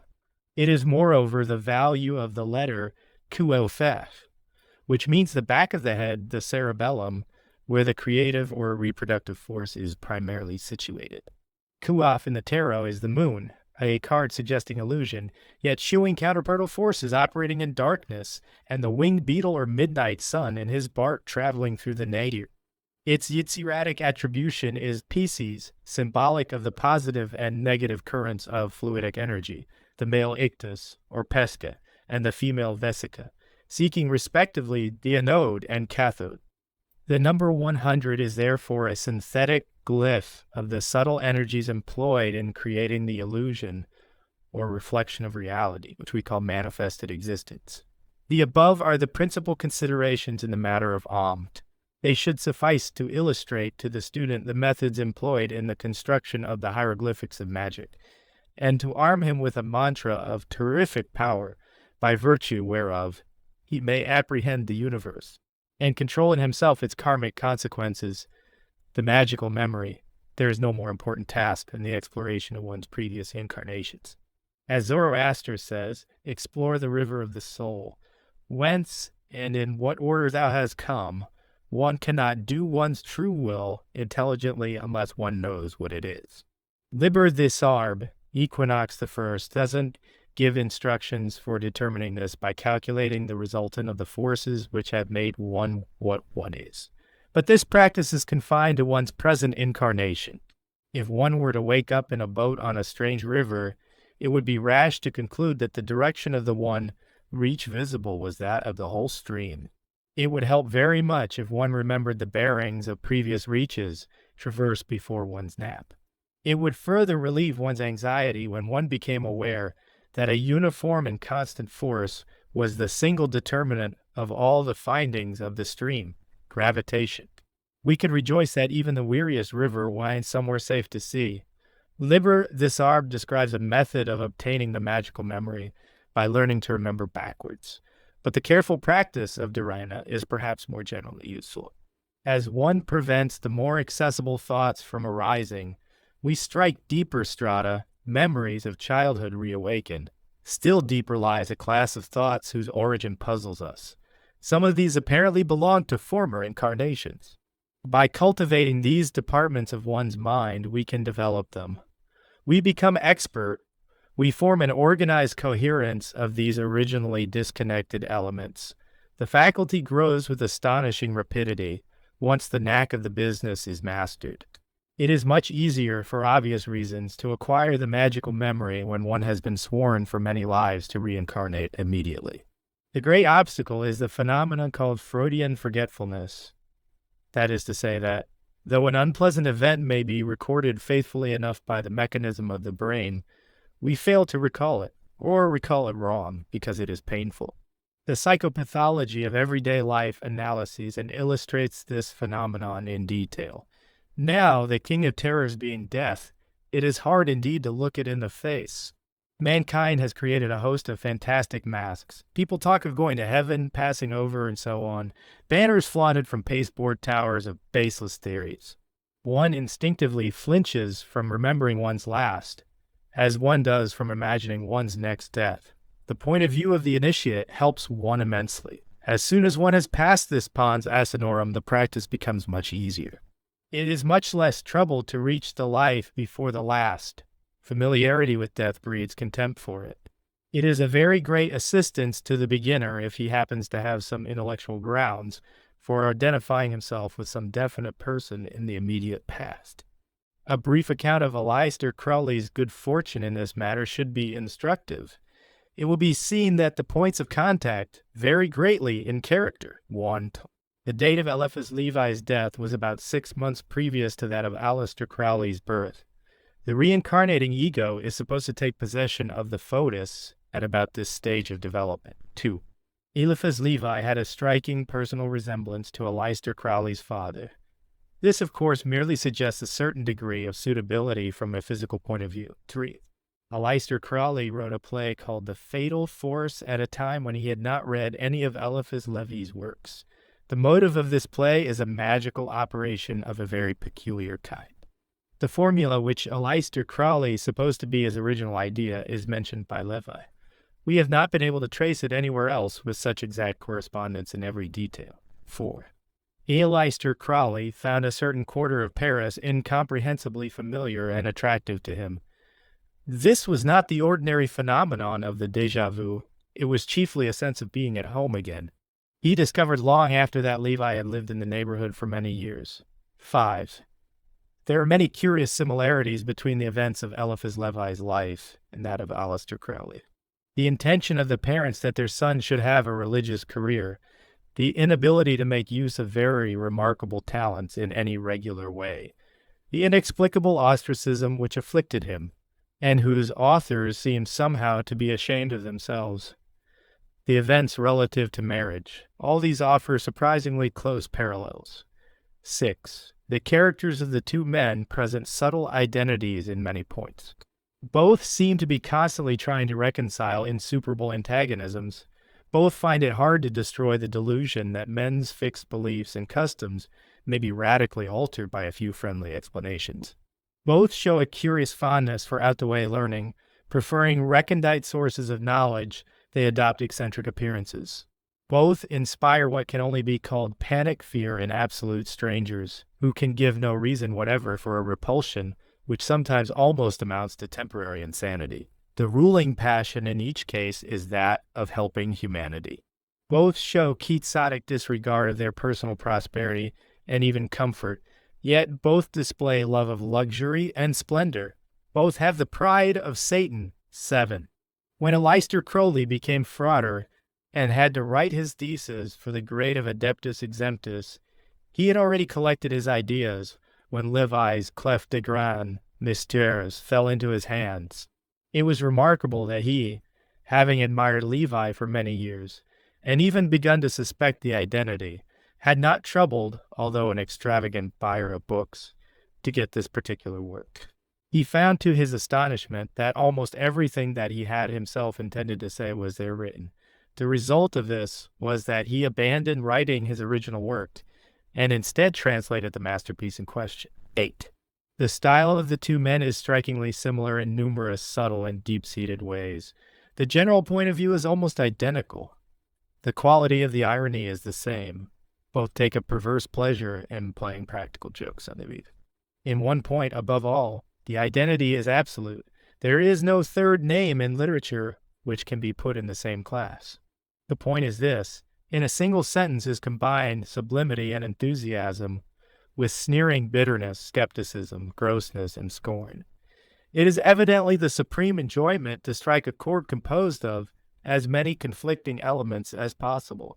The pleasure seems to be derived from gratifying the sense of power, the power to compel every possible element of thought to contribute to the spasm. If the theory of reincarnation were generally accepted, the above considerations would make out a strong case. Frater Perdurabo was quite convinced in one part of his mind of this identity long before he got any actual memories as such. Unless one has a groundwork of this sort to start with, one must get back to one's life as best one can by the methods above indicated. It may be of some assistance to give a few characteristics of genuine magical memory, to mention a few sources of error, and to lay down critical rules for the verification of one's results. The first great danger arises from vanity. One should always beware of remembering that one was Cleopatra or Shakespeare. Again, superficial resemblances are usually misleading. One of the great tests of the genuineness of any recollection is that one remembers the really important things in one's life, not those which mankind commonly classes as such. For instance, Aleister Crowley does not remember any of the decisive events in the life of Eliphas Levi. He recalls intimate trivialities of childhood. He has a vivid recollection of certain spiritual crises, in particular one which was fought out as he paced up and down a lonely stretch of road in a flat and desolate district. He remembers ridiculous incidents such as often happen at suppers when the conversation takes a turn such that its gaiety somehow strikes to the soul, and one receives the supreme revelation which is yet perfectly inarticulate. He has forgotten his marriage and its tragic results, although the plagiarism which fate has been shameless enough to perpetrate in this present life would naturally, one might think, reopen the wound. There is a sense which assures us intuitively when we are running on a scent breast high. There is an oddness about the memory which is somehow annoying. It gives a feeling of shame and guiltiness. There is a tendency to blush. One feels like a schoolboy caught red-handed in the act of writing poetry. There is the same sort of feeling as one has when one finds a faded photograph or a lock of hair 20 years old among the rubbish in some forgotten cabinet. This feeling is independent of the question whether the thing remembered was in itself a source of pleasure or of pain. Can it be that we resent the idea of our previous condition of servitude? We want to forget the past, however good reason we may have to be proud of it. It is well known that many men are embarrassed in the presence of a monkey. When the loss of face does not occur, distrust the accuracy of the item which you recalled. The only reliable recollections which present themselves with serenity are invariably connected with what men call disasters. Instead of the feeling of being caught in the slips, one has that of being missed at the wicket. One has the sly satisfaction of having done an outrageously foolish thing and got off scot-free. When one sees life in perspective, it is an immense relief to discover that things like bankruptcy, wedlock, and the gallows made no particular difference. They were only accidents such as might happen to anybody. They had no real bearing on the point at issue. One consequently remembers having one's ears cropped as a lucky escape, while the causal jest of a drunken skynes mate in an all-night cafe stings one with the shame of the parvenu, to whom a polite stranger has unsuspectingly mentioned mine, uncle. The testimony of intuitions is, however, strictly subjective, and shrieks for collateral security. It would be a great error to ask too much. In consequence of the peculiar character of the recollections which are under the microscope, anything in the shape of gross confirmation almost presumes perjury. A pathologist would arouse suspicion if he said that his bacilli had arranged themselves on the slide so as to spell Staphylococcus. We distrust an arrangement of flowers which tells us that life is worth living in Detroit, Michigan. Suppose that Aleister Crowley remembers that he was Sir Edward Kelly. It does not follow that he will be able to give us details of Krakow in the time of James I of England. Material events are the words of an arbitrary language, the symbols of a cipher previously agreed on. What happened to Kelly in Krakow may have meant something to him, but there is no reason to presume that it has any meaning for his successor. There is an obvious line of criticism about any recollection. It must not clash with ascertained facts. For example, one cannot have two lives which overlap, unless there is reason to suppose that the earlier died spiritually before his body ceased to breathe. This might happen in certain cases, such as insanity. It is not conclusive against a previous incarnation that the present should be inferior to the past. One's life may represent the full possibilities of a certain partial karma. One may have devoted one's incarnation to discharging the liabilities of one part of one's previous character. For instance, One might devote a lifetime to settling the bill run up by Napoleon for causing unnecessary suffering, with the object of starting afresh clear of debt in a life devoted to reaping the reward of the Corsican's invaluable services to the race. The Master Darien, in fact, remembers several incarnations of almost uncompensated wretchedness, anguish, and humiliation, voluntarily undertaken so that he might resume his work unhampered by spiritual creditors. These are the stigmata. Memory is hallmarked by its correspondence with the facts actually observed in the present. This correspondence may be of two kinds. It is rare, and it is unimportant for the reasons stated above, that one's memory should be confirmed by what may be called contemptuously external evidence. It was indeed a reliable contribution to psychology to remark that an evil and adulterous generation sought for a sign. Even so, the permanent value of the observation is to trace the genealogy of the Pharisee, from Caiaphas to the modern Christian. Signs mislead from painless dentistry upwards. The fact that anything is intelligible proves that it is addressed to the wrong quarter, because the very existence of language presupposes impotence to communicate directly. When Walter Raleigh flung his cloak upon the muddy road, he merely expressed, in a cipher contrived by a combination of circumstances, his otherwise inexpressible wish to get on good terms with Queen Elizabeth. The significance of his action was determined by the concourse of circumstances. The reality can have no reason for reproducing itself exclusively in that especial form. It can have no reason for remembering that so extravagant a ritual happened to be necessary to worship. Therefore, however well a man might remember his incarnation as Julius Caesar, there is no necessity for his representing his power to set all upon the hazard of a die by imagining the Rubicon. Any spiritual state can be symbolized by an infinite variety of actions in an infinite variety of circumstances. One should recollect only those events which happen to be immediately linked with one's peculiar tendencies to imagine one thing rather than another. Genuine recollections almost invariably explain oneself to oneself. Suppose, for example, that you feel an instinctive aversion to some particular kind of wine.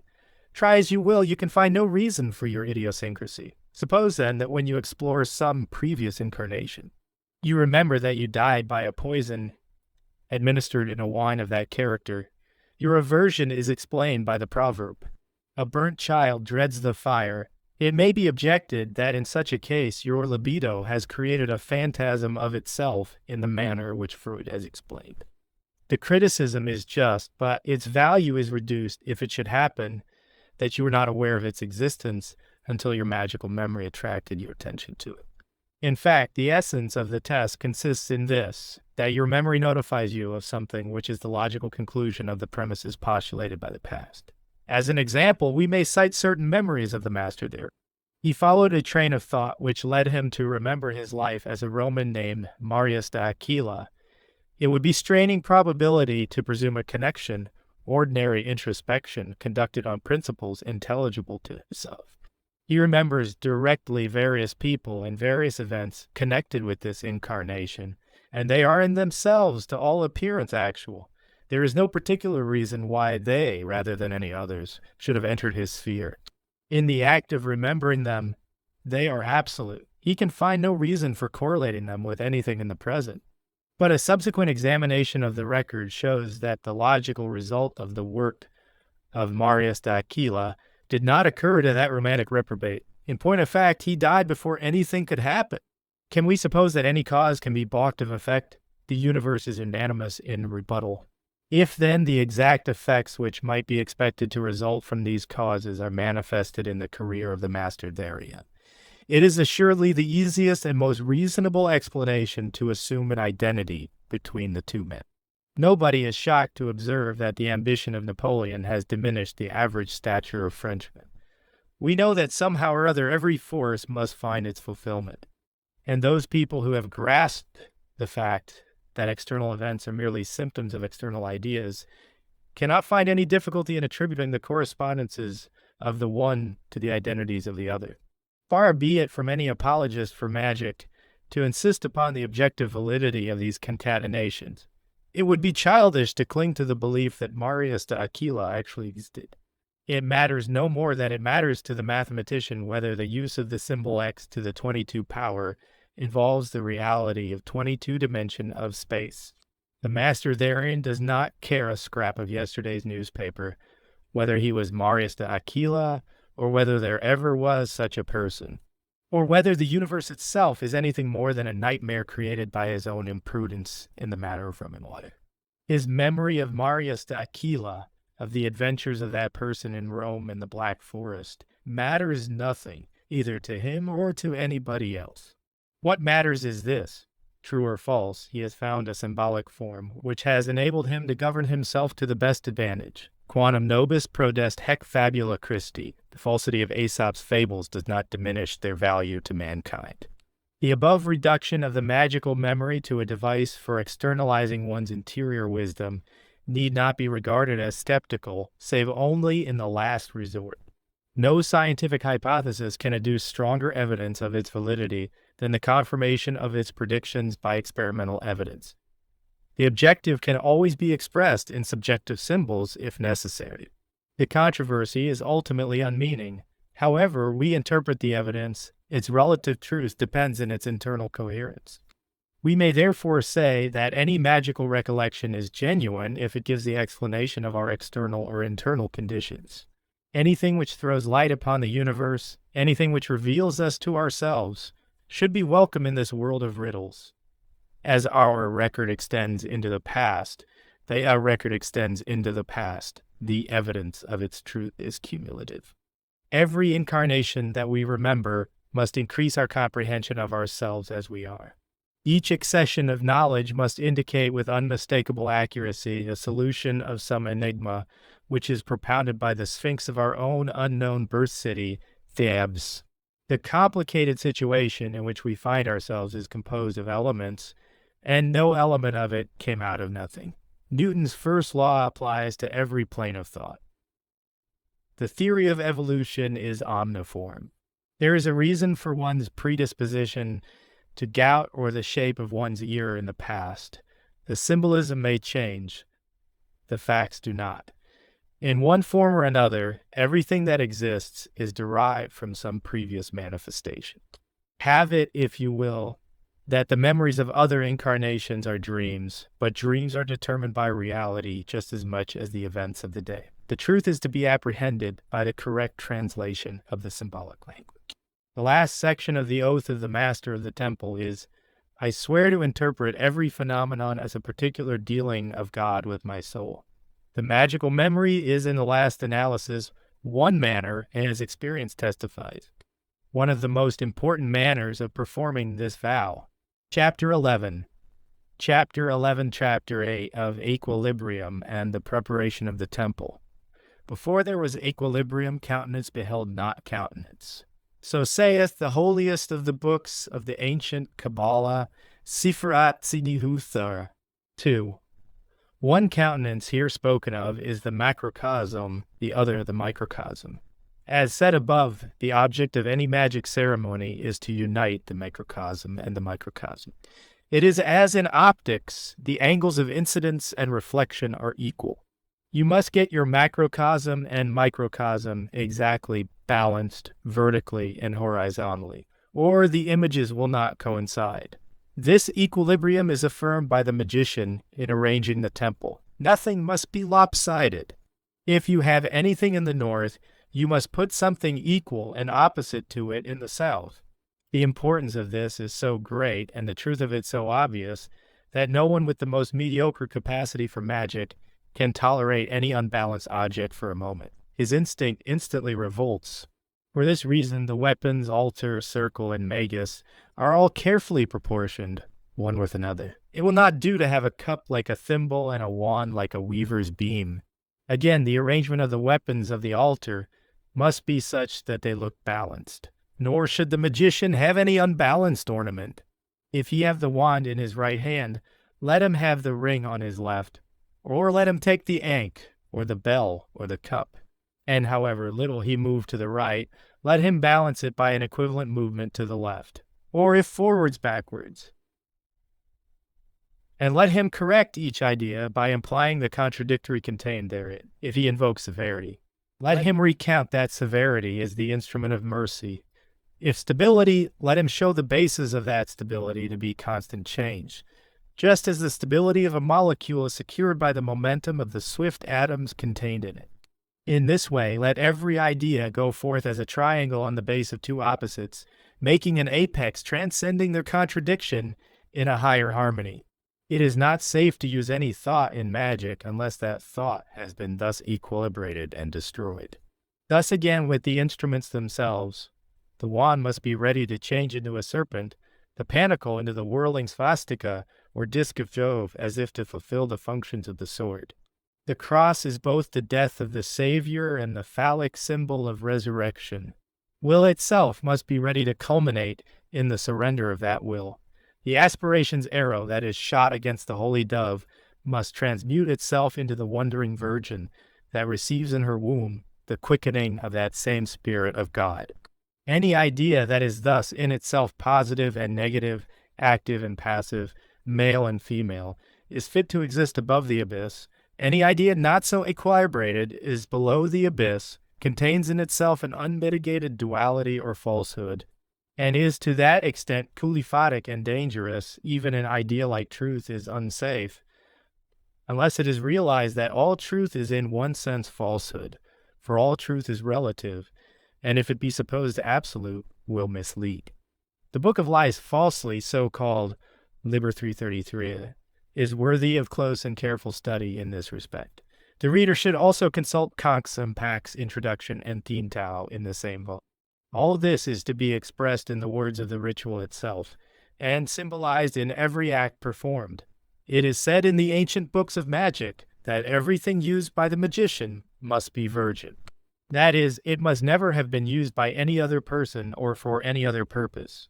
The greatest importance was attached by the adepts of old to this, and it made the task of the magician no easy one. He wanted a wand, and in order to cut and trim it, he needed a knife. It was not sufficient merely to buy a new knife. He felt that he had to make it himself. In order to make the knife, he would require 100 other things, the acquisition of each of which might require 100 more, and so on. This shows the impossibility of disentangling oneself from one's environment.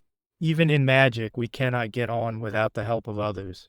There was, however, a further object in this recommendation. The more trouble and difficulty your weapon costs, the more useful you will find it. If you want a thing well done, do it yourself. It would be quite useless to take this book to a department store and instruct them to furnish you a temple according to specification. It is really worth the while of the student who requires a sword to go and dig out iron ore from the earth, to smelt it himself with charcoal that he has himself prepared, to forge the weapon with his own hand, and even to take the trouble of synthesizing the oil of Virgil with which it is engraved. He will have learned a lot of useful things in his attempt to make a really virgin sword. He will understand how one thing depends upon another. He will begin to appreciate the meaning of the words, the harmony of the universe, so often used so stupidly and superficially by the ordinary apologists for nature, and he will also perceive the true operation of the law of karma. Another notable injunction of the ancient magic was that whatever appertained to the work should be single. The wand was to be cut with a single stroke of the knife. There must be no boggling and hacking at things, no clumsiness and no hesitation. If you strike a blow at all, strike with your strength.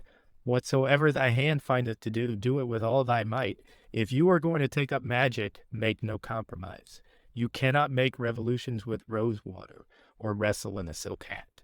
You will find very soon that you must either lose the hat or stop wrestling.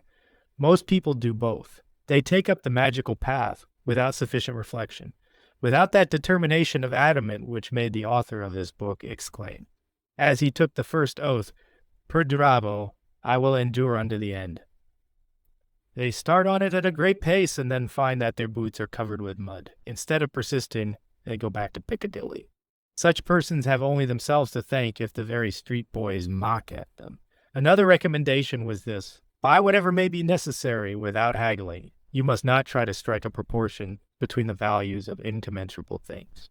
The least of the magical instruments is worth infinitely more than all that you possess, or if you like, than all that you stupidly suppose yourself to possess.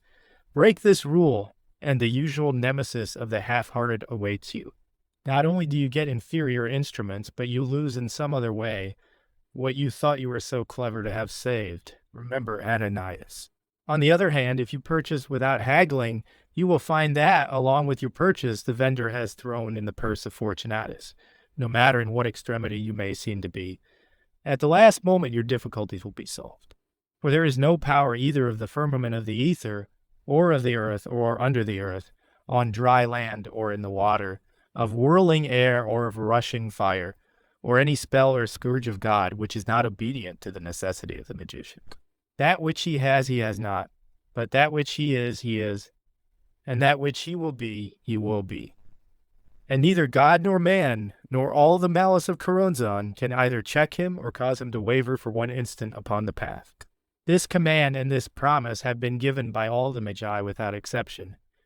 And where this command has been obeyed, this promise has been most certainly fulfilled. In all actions, the same formulae are applicable. To invoke a god, that is to raise yourself to that godhead, the process is threefold: purification, consecration, and initiation. Therefore, every magical weapon, and even the furniture of the temple, must be passed through this threefold regimen. The details only vary on inessential points. For example, to prepare the magician, he purifies himself by maintaining his chastity and abstaining from any defilement. But to do the same with, let us say, the cup, we assure ourselves that the metal has never been employed for any other purpose. We smelt virgin ore, and we take all possible pains in refining the metal. It must be chemically pure. To sum up this whole matter in a phrase, every article employed is treated as if it were a candidate for initiation.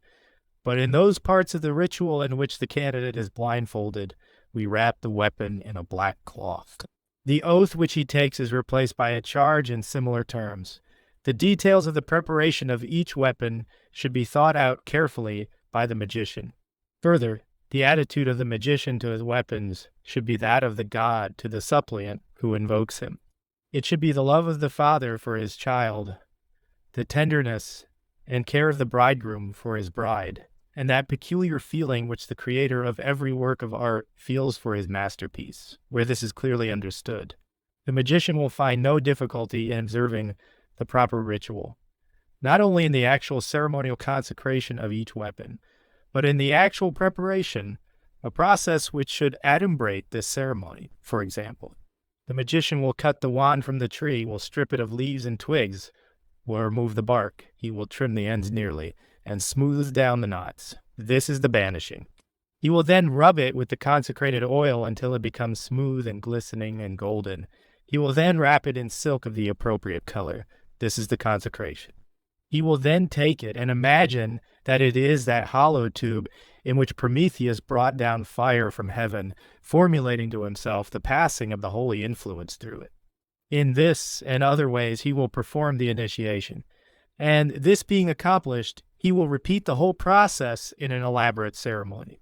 To take an entirely different case, that of the circle, the magician will synthesize the vermilion required from mercury and sulfur which he has himself sublimated.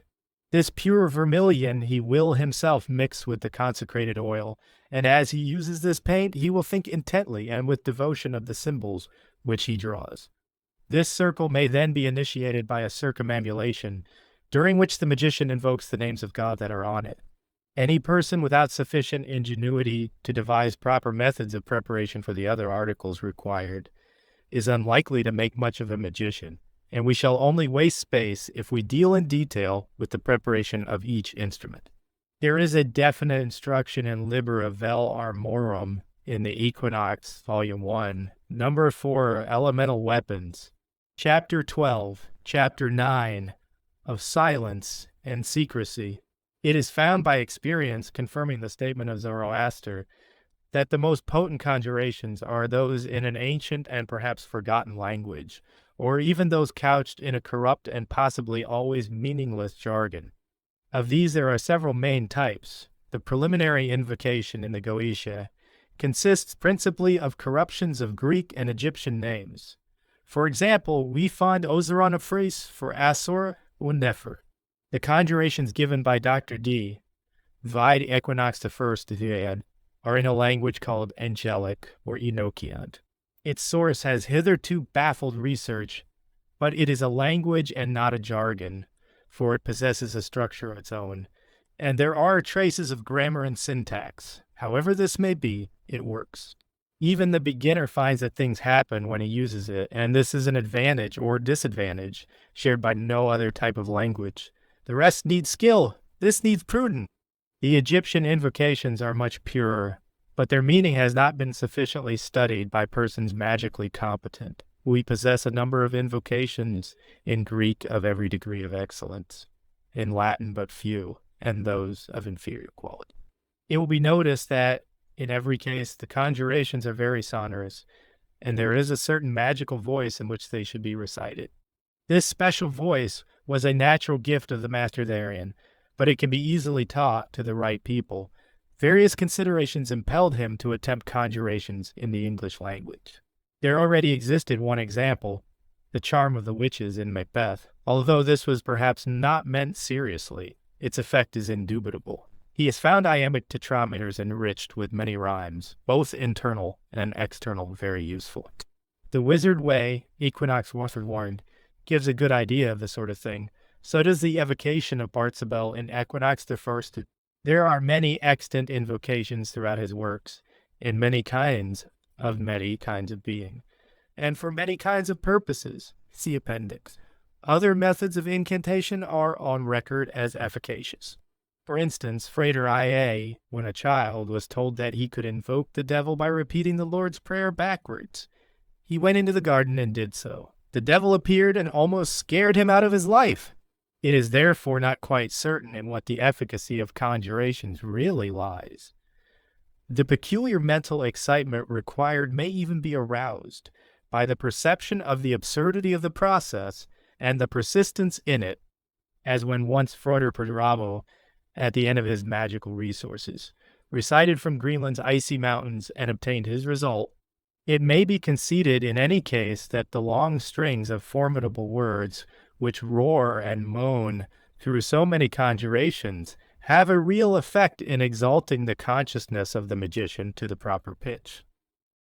That they should do so is no more extraordinary than music of any kind should do so. Magicians have not confined themselves to the use of the human voice. The panpipe, with its 7 stops corresponding to the 7 planets, the bull roarer, the tom-tom, and even the violin, have all been used, as well as many others, of which the most important is the bell, though this is used not so much for actual conjuration as to mark stages in the ceremony. Of all these, the tom-tom will be found to be the most generally useful. While on the subject of barbarous names of evocation, we should not omit the utterance of certain supreme words, which enshrine, alpha, the complete formula of the god invoked, or beta the whole ceremony. Examples of the former kind are tetragrammaton, IAO, and abrahadabra. An example of the latter kind is the great word stebetchepshis, which is a line drawn on the tree of life Coptic attribution, in a certain manner. With all such words, it is of the utmost importance that they should never be spoken until the supreme moment. And even then they should burst from the magician almost despite himself, so great should be his reluctance to utter them. In fact, they should be the utterance of the god in him at the first onset of the divine possession. So uttered, they cannot fail of effect, for they have become the effect. Every wise magician will have constructed, according to the principles of the Holy Kabbalah, many such words, and he should have quintessentialized them all in one word, which last word, once he has formed it, he should never utter consciously, even in thought, until perhaps with it he gives up the ghost. Such a word should in fact be so potent that man cannot hear it and live. Such a word was indeed the lost tetragrammaton. It is said that at the utterance of this name, the universe crashes into dissolution. Let the magician earnestly seek this lost word, for its pronunciation is synonymous with the accomplishment of the great work. In this matter of the efficacy of words, there are again 2 formulae exactly opposite in nature. A word may become potent and terrible by virtue of constant repetition. It is in this way that most religions gain strength. At first, the statement so-and-so is God excites no interest. Continue and you meet scorn and skepticism. possibly persecution, continue, and the controversy has so far died out that no one troubles to contradict your assertion. No superstition is so dangerous and so lively as an exploded superstition. The newspapers of today, written and edited almost exclusively by men without a spark of either religion or morality, dare not hint that anyone disbelieves in the ostensibly prevailing cult. They deplore atheism, all but universal in practice and implicit in the theory of practically all intelligent people, as if it were the eccentricity of a few negligible or objectionable persons. This is the ordinary story of advertisement. The sham has exactly the same chance as the real. Persistence is the only quality required for success. The opposite formula is that of secrecy. An idea is perpetuated because it must never be mentioned. A Freemason never forgets the secret words entrusted to him, thought these words mean absolutely nothing to him. In the vast majority of cases, the only reason for this is that he has been forbidden to mention them. Although they have been published again and again and are as accessible to the profane as to the initiate, in such a work of practical magic as the preaching of a new law, these methods may be advantageously combined. On the one hand, infinite frankness and readiness to communicate all secrets. On the other, the sublime and terrible knowledge that all real secrets are incommunicable. It is, according to tradition, a certain advantage in conjurations to employ more than one language. In all probability, the reason of this is that any change spurs the flagging attention. A man engaged in intense mental labor will frequently stop and walk up and down the room. One may suppose for this cause, but it is a sign of weakness that this should be necessary. For the beginner in magic, however, it is permissible to employ any device to secure the result. Conjuration should be recited, not read, and the entire ceremony should be so perfectly performed that one is hardly conscious of any effort of memory. The ceremony should be constructed with such logical fatality that a mistake is impossible. The conscious ego of the magician is to be destroyed, to be absorbed in that of the god whom he invokes, and the process should not interfere with the automation who is performing the ceremony. But this ego, of which it is here spoken, is the true ultimate ego. The automaton should possess will, energy, intelligence, reason, and resource. This automaton should be the perfect man far more than any other man can be. It is only the divine self within the man, a self as far above the possession of will or any other quality. Whatsoever as the heavens are high above the earth, that should reabsorb itself into that illimitable radiance of which it is a spark. The great difficulty for the single magician is so to perfect himself that these multifarious duties of the ritual are adequately performed. At first he will find that the exaltation destroys memory and paralyses muscle. This is an essential difficulty of the magical process and can only be overcome by practice and experience. In order to aid concentration and to increase the supply of energy, it has been customary for the magician to employ assistants or colleagues. It is doubtful whether the obvious advantages of this plan compensate the difficulty of procuring suitable persons, and the chance of a conflict of will or a misunderstanding in the circle itself. On one occasion, Frater Perdurabo was disobeyed by an assistant, and had it not been for his promptitude in using the physical compulsion of the sword, it is probable that the circle would have been broken. As it was, the affair fortunately terminated in nothing more serious than the destruction of the culprit. However, there is no doubt that an assemblage of persons who really are in harmony can much more easily produce an effect than a magician working by himself. The psychology of revival meetings will be familiar to almost everyone, and though such meetings are the foulest and most degraded rituals of black magic, the laws of magic are not thereby suspended. The laws of magic are the laws of nature. A singular and world-famous example of this is of sufficiently recent date to be fresh in the memory of many people now living. At a nigger camp meeting in the United States of America, devotees were worked up to such a pitch of excitement that the whole assembly developed a furious form of hysteria. The comparatively intelligible cries of glory and hallelujah no longer expressed the situation. Somebody screamed out, "Ta-ra-ra, boom, day!" and this was taken up by the whole meeting and yelled continuously until reaction set in. The affair got into the papers, and some particularly bright disciple of John Stuart Mill, logician and economist, thought that these words, having set one set of fools crazy, might do the same to all the other fools in the world. He accordingly wrote a song and produced the desired result.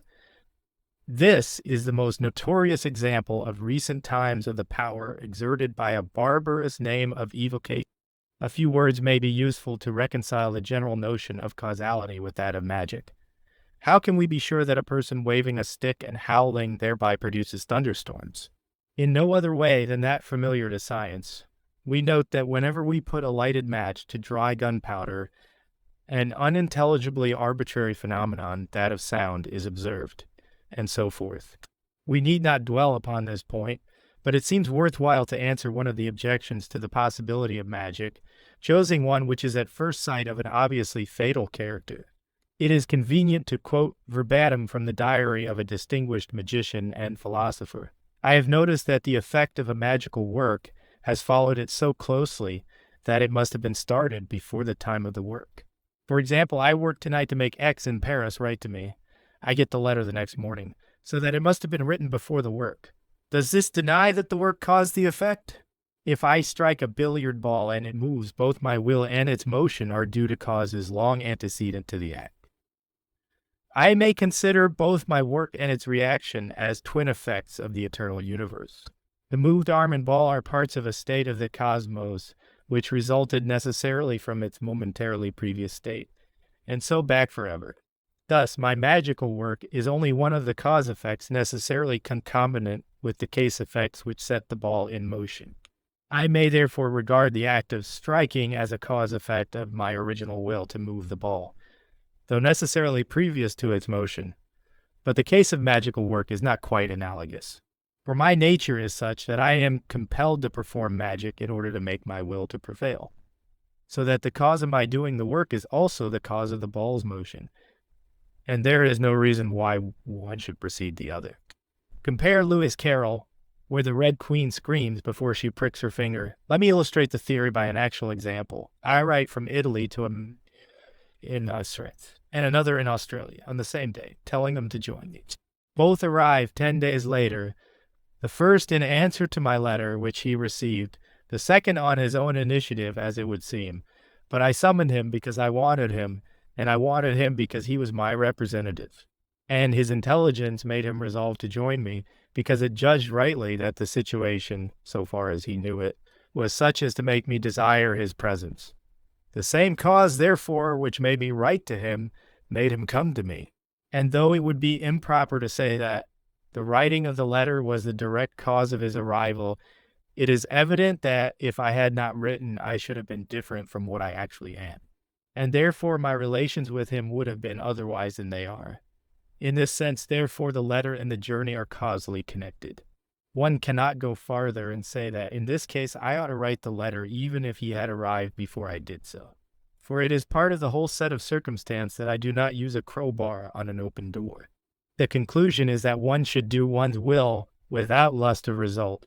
If one is working in accordance with the laws of one's own nature, one is doing right, and no such work can be criticized as useless, even in cases of the character here discussed. So long as one's will prevails, there is no cause for complaint. To abandon one's magic would show lack of self-confidence in one's powers, and doubt as to one's inmost faith in self and in nature. Of course, one changes one's methods as experience indicates, but there is no need to change them on any such ground as the above. Further, the argument here set forth disposes of the need to explain the modus operandi of magic. A successful operation does not involve any theory soever, not even that of the existence of causality itself. The whole set of phenomena may be conceived as single. For instance, if I see a star, as it was years ago, I need not assume causal relations as existing between it, the earth, and myself. The connection exists. I can predicate nothing beyond that. I cannot postulate purpose or even determine the manner in which the event comes to be. Similarly, when I do magic, it is in vain to inquire why I so act, or why the desired result does or does not follow. Nor can I know how the previous and subsequent conditions are connected, At most, I can describe the consciousness which I interpret as a picture of the facts and make empirical generalizations of the superficial aspects of the case. Thus, I have my own personal impressions of the act of telephoning, but I cannot be aware of what consciousness, electricity, mechanics, sound, etc. actually are in themselves. And although I can appeal to experience to lay down laws as to what conditions accompany the act, I can never be sure that they have always been, or ever will again be, identical. In fact, it is certain that an event can never occur twice in precisely the same circumstances. Further, my laws must always take nearly all the more important elements of knowledge for granted. I cannot say, finally, how an electric current is generated. I cannot be sure that some totally unsuspected force is not at work in some entirely arbitrary way. For example, it was formerly supposed that hydrogen and chlorine would unite when an electric spark was passed through the mixture. Now we know that the presence of a minute quantity of aqueous vapor, or some tertium quid, is essential to the reaction. We formulated before the days of Ross the laws of malarial fever without reference to the mosquito. We might discover one day that the germ is only active when certain events are transpiring in some nebula, or when so apparently inert a substance as argon is present in the air in certain proportions. We may therefore admit quite cheerfully that magic is as mysterious as mathematics, as empirical as poetry, as uncertain as golf, and as dependent on the personal equation as love. That is no reason why we should not study, practice, and enjoy it. For it is a science in exactly the same sense as biology. It is no less an art than sculpture, and it is a sport as much as mountaineering. Indeed, there seems to be no undue presumption in urging that no science possesses equal possibilities of deep and important knowledge, that no art offers such opportunities to the ambition of the soul to express its truth in ecstasy through beauty, and that no sport rivals its fascinations of danger and delight, so excites, exercises, and tests its devotees to the uttermost, or so rewards them by well-being, pride, and the passionate pleasures of personal triumph.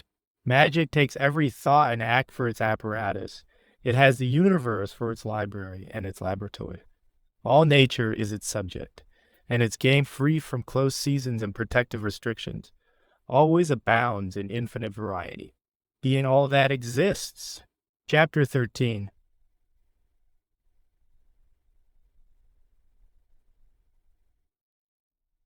Chapter 10 of the Gestures. This chapter may be divided into the following parts. 1. Attitudes. 2. Circumambulations, and similar movements. Changes of position. This depends upon the theory of the construction of the circle. 4. The knocks or knells. Attitudes are of two kinds, natural and artificial. Of the first kind, prostration is the obvious example.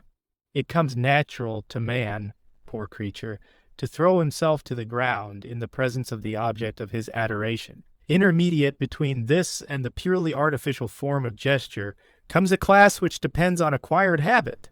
Thus it is natural to an European officer to offer his sword in token of surrender. A Tibetan would, however, squat, put out his tongue, and place his hand behind his right ear. Purely artificial gestures comprehend in their class the majority of definitely magic signs, though some of these simulate a natural action, for example, the sign of the rending of the veil. But the sign of Oramos, see Equinox Fetid, illustration, the signs of the grades, merely imitates a hieroglyph which has only a remote connection with any fact in nature.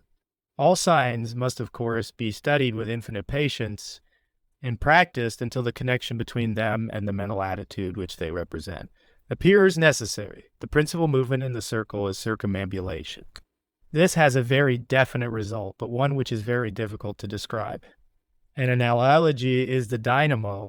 Circumambulation properly performed in combination with the sign of Horus or the Enterer on passing the east is one of the best methods of arousing the macrocosmic force in the circle. It should never be omitted unless there be some special reason against it. A particular tread seems appropriate to it. This tread should be light and stealthy, almost furtive, and yet very purposeful. It is the pace of the tiger who stalks the deer. The number of circumambulations should, of course, correspond to the nature of the ceremony. Another important movement is the spiral, of which there are two principal forms, one inward, one outward. They can be performed in either direction, and like the circumambulation, if performed diosel they invoke, if widdershins they banish. In the spiral, the tread is light and tripping, almost approximating to a dance. While performing it, the magician will usually turn on his own axis, either in the same direction as the spiral or in the opposite direction. Each combination involves a different symbolism. There is also the dance proper. It has many different forms, each god having his special dance. One of the easiest and most effective dances is the ordinary waltz step combined with the 3 signs of LVX. It is much easier to attain ecstasy in this way than is generally supposed.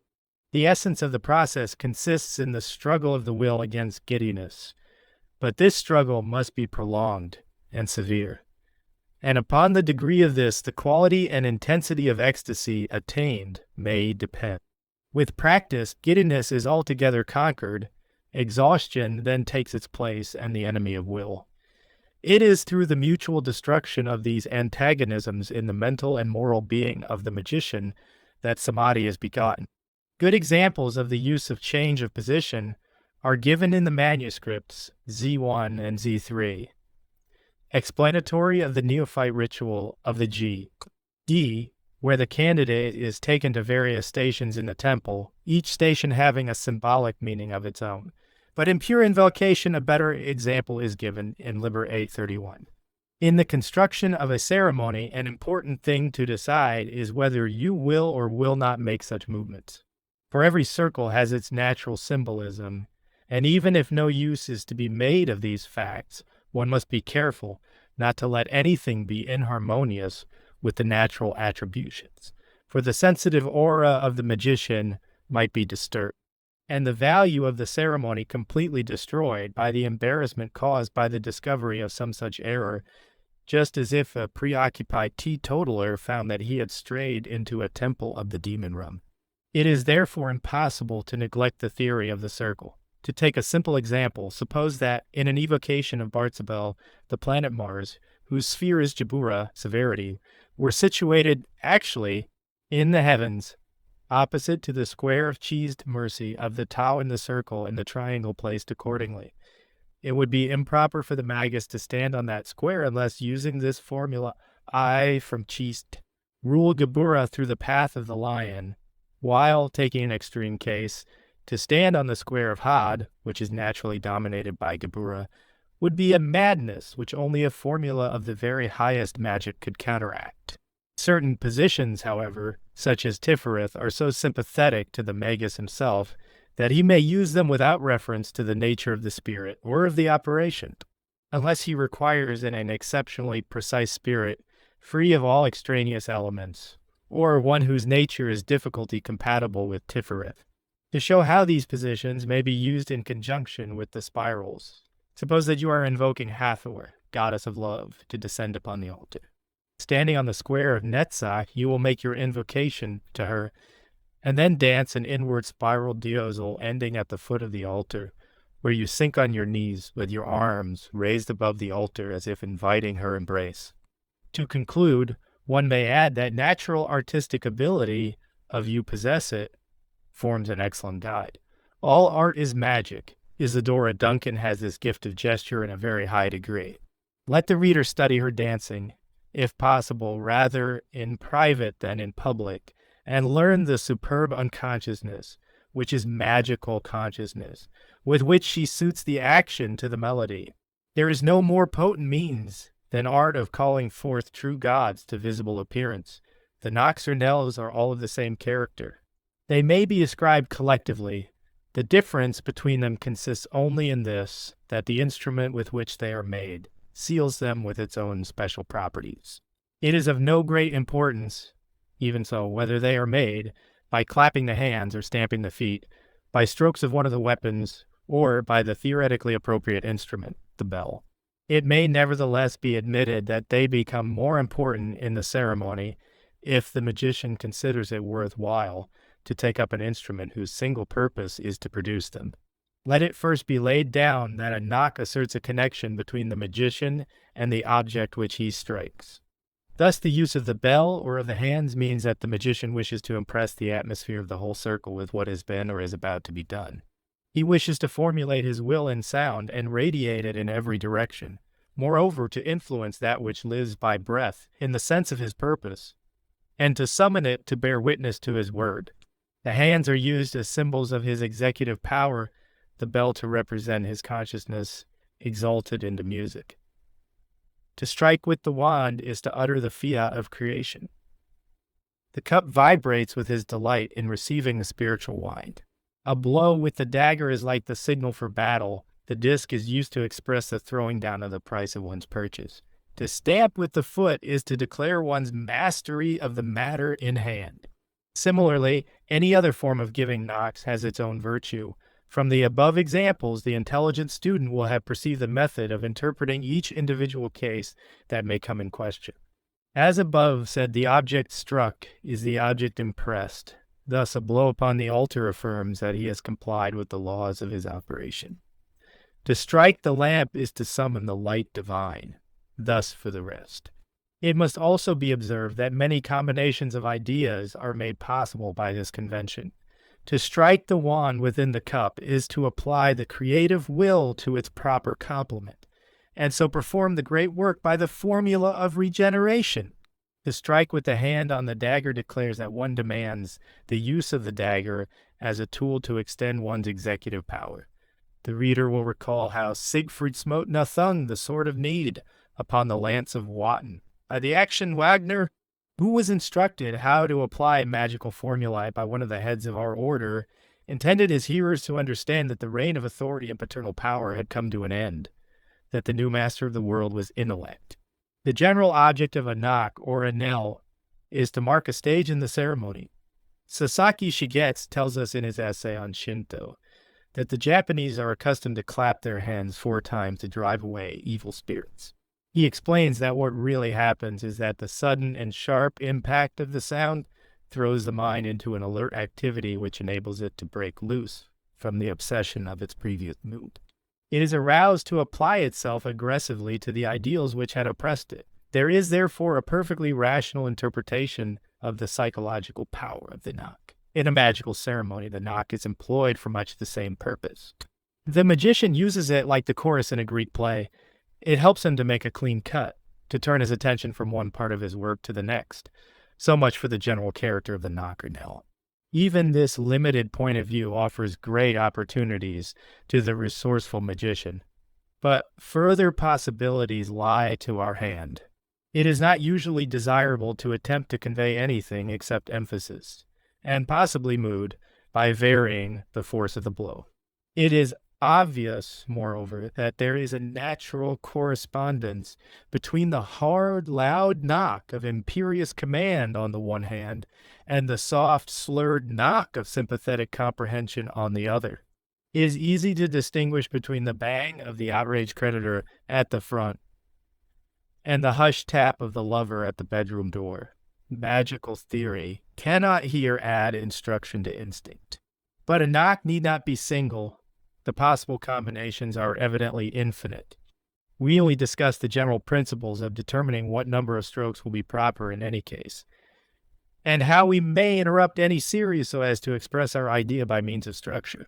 The general rule is that a single knock has no special significance as such, because unity is omniform. It represents Kether, which is the source of all things equally without partaking of any quality by which we discriminate one thing from another. Continuing on these lines, the number of knocks will refer to the Sephira, or other idea kabbalistically cognate with that number. Thus, 7 knocks will animate Venus, 1 the great work, 17 the Trinity of Fathers, and 19 the feminine principle in its most general sense. Analyzing the matter a little further, we remark firstly that a battery of too many knocks is confusing, as well as liable to overweight the other parts of the ritual. In practice, 1 is about the limit. It is usually not difficult to arrange to cover all necessary ground with that number. Secondly, each is so extensive in scope and includes aspects so diverse from a practical standpoint that our danger lies in vagueness. A knock should be well defined. Its meaning should be precise. The very nature of knocks suggests smartness and accuracy. We must therefore devise some means of making the sequence significant of the special sense which may be appropriate.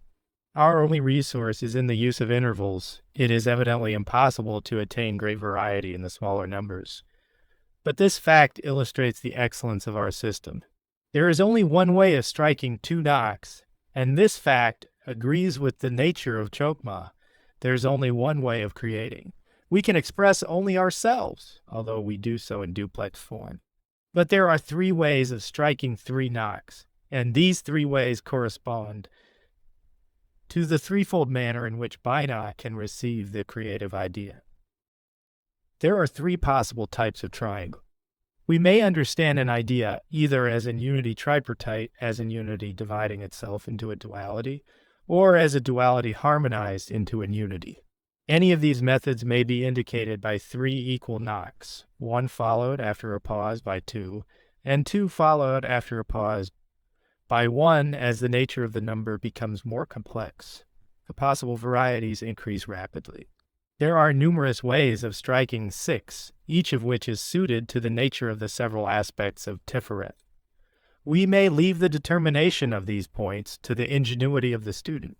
The most generally useful and adaptable battery is composed of 1-1 strokes.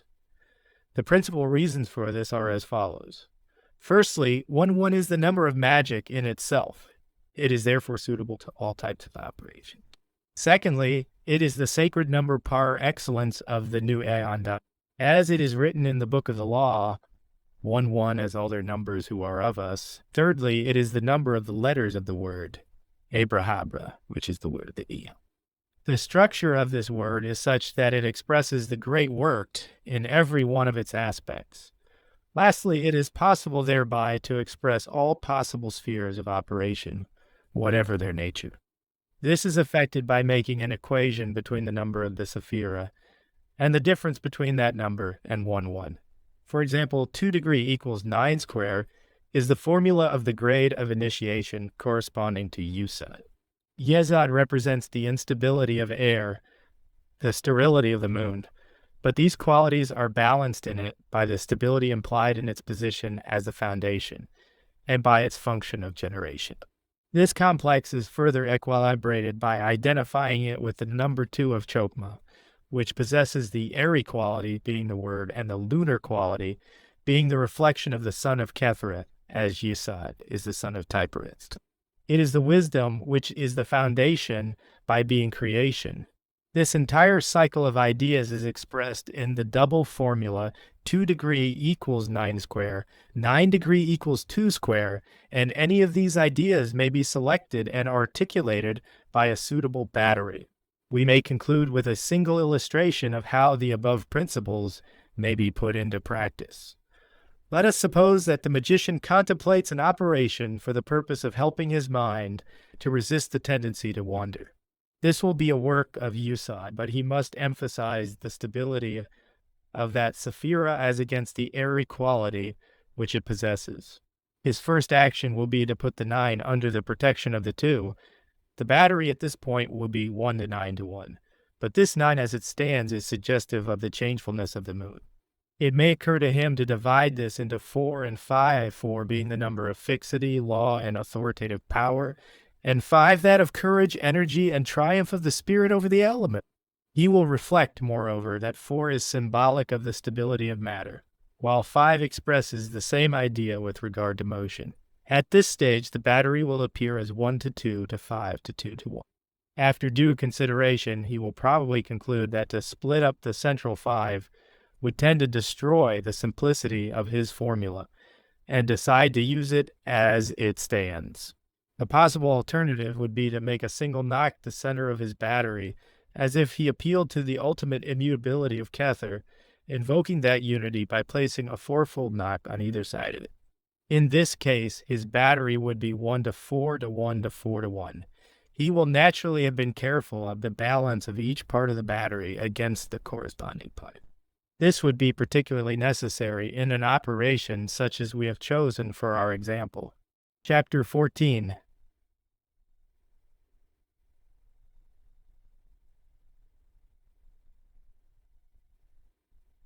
Jagdajamlan of Our Lady Babylon and the Beast. The contents of this section, inasmuch as they concern Our Lady, are too important and too sacred to be printed. They are only communicated by the master therein to chosen pupils in private instruction. The essential magical work, apart from any particular operation, is the proper formation of the magical being, or body of light. This process will be discussed at some length in Chapter 18. We will here assume that the magician has succeeded in developing his body of light until it is able to go anywhere and do anything. There will, however, be a certain limitation to his work, because he has formed his magical body from the fine matter of his own element. Therefore, although he may be able to penetrate the utmost recesses of the heavens, or conduct vigorous combats with the most unpronounceable demons of the pit, it may be impossible for him to do as much as knock a vase from a mantelpiece. His magical body is composed of matter too tenuous to affect directly the gross matter of which illusions such as tables and chairs are made. There has been a good deal of discussion in the past within the colleges of the Holy Ghost as to whether it would be quite legitimate to seek to transcend this limitation. One need not presume to pass judgment. One can leave the decision to the will of each magician.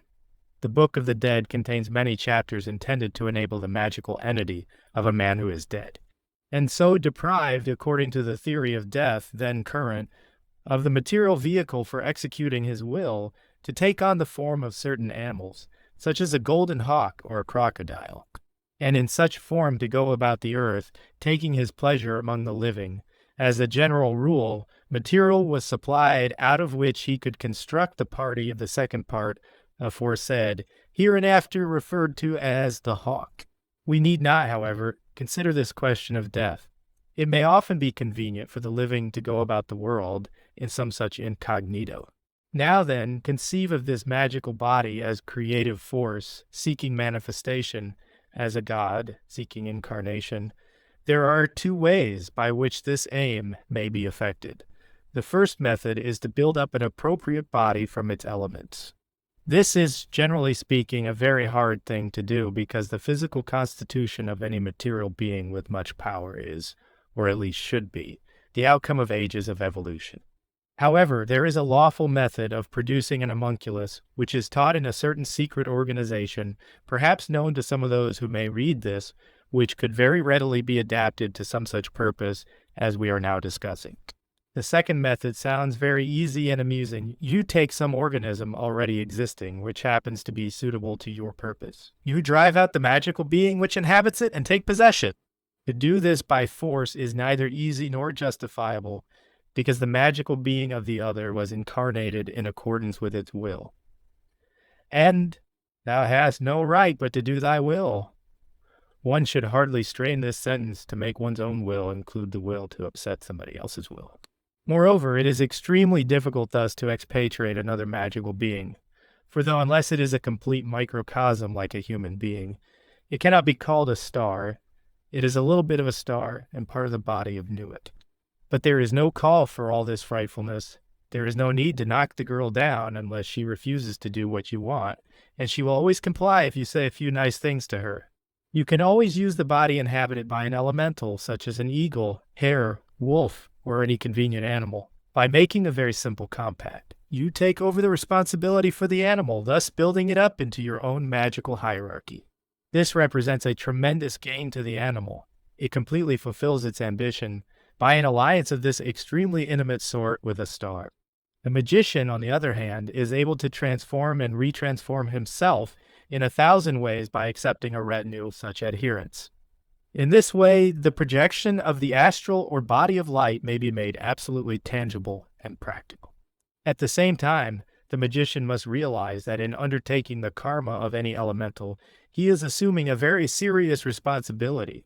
The bond which unites him with that elemental is love, and though it is only a small part of the outfit of a magician, it is the whole of the outfit of the elemental. He will therefore suffer intensely in case of any error or misfortune occurring to his protege. This feeling is rather peculiar. It is quite instinctive with the best men. They hear of the destruction of a city of a few thousand inhabitants with entire callousness. But then they hear of a dog having hurt its paw. They feel Weltschmerz acutely, It is not necessary to say much more than this concerning transformations. Those to whom the subject naturally appeals will readily understand the importance of what has been said. Those who are otherwise inclined may reflect that a nod is as good as a wink to a blind horse. Chapter 15.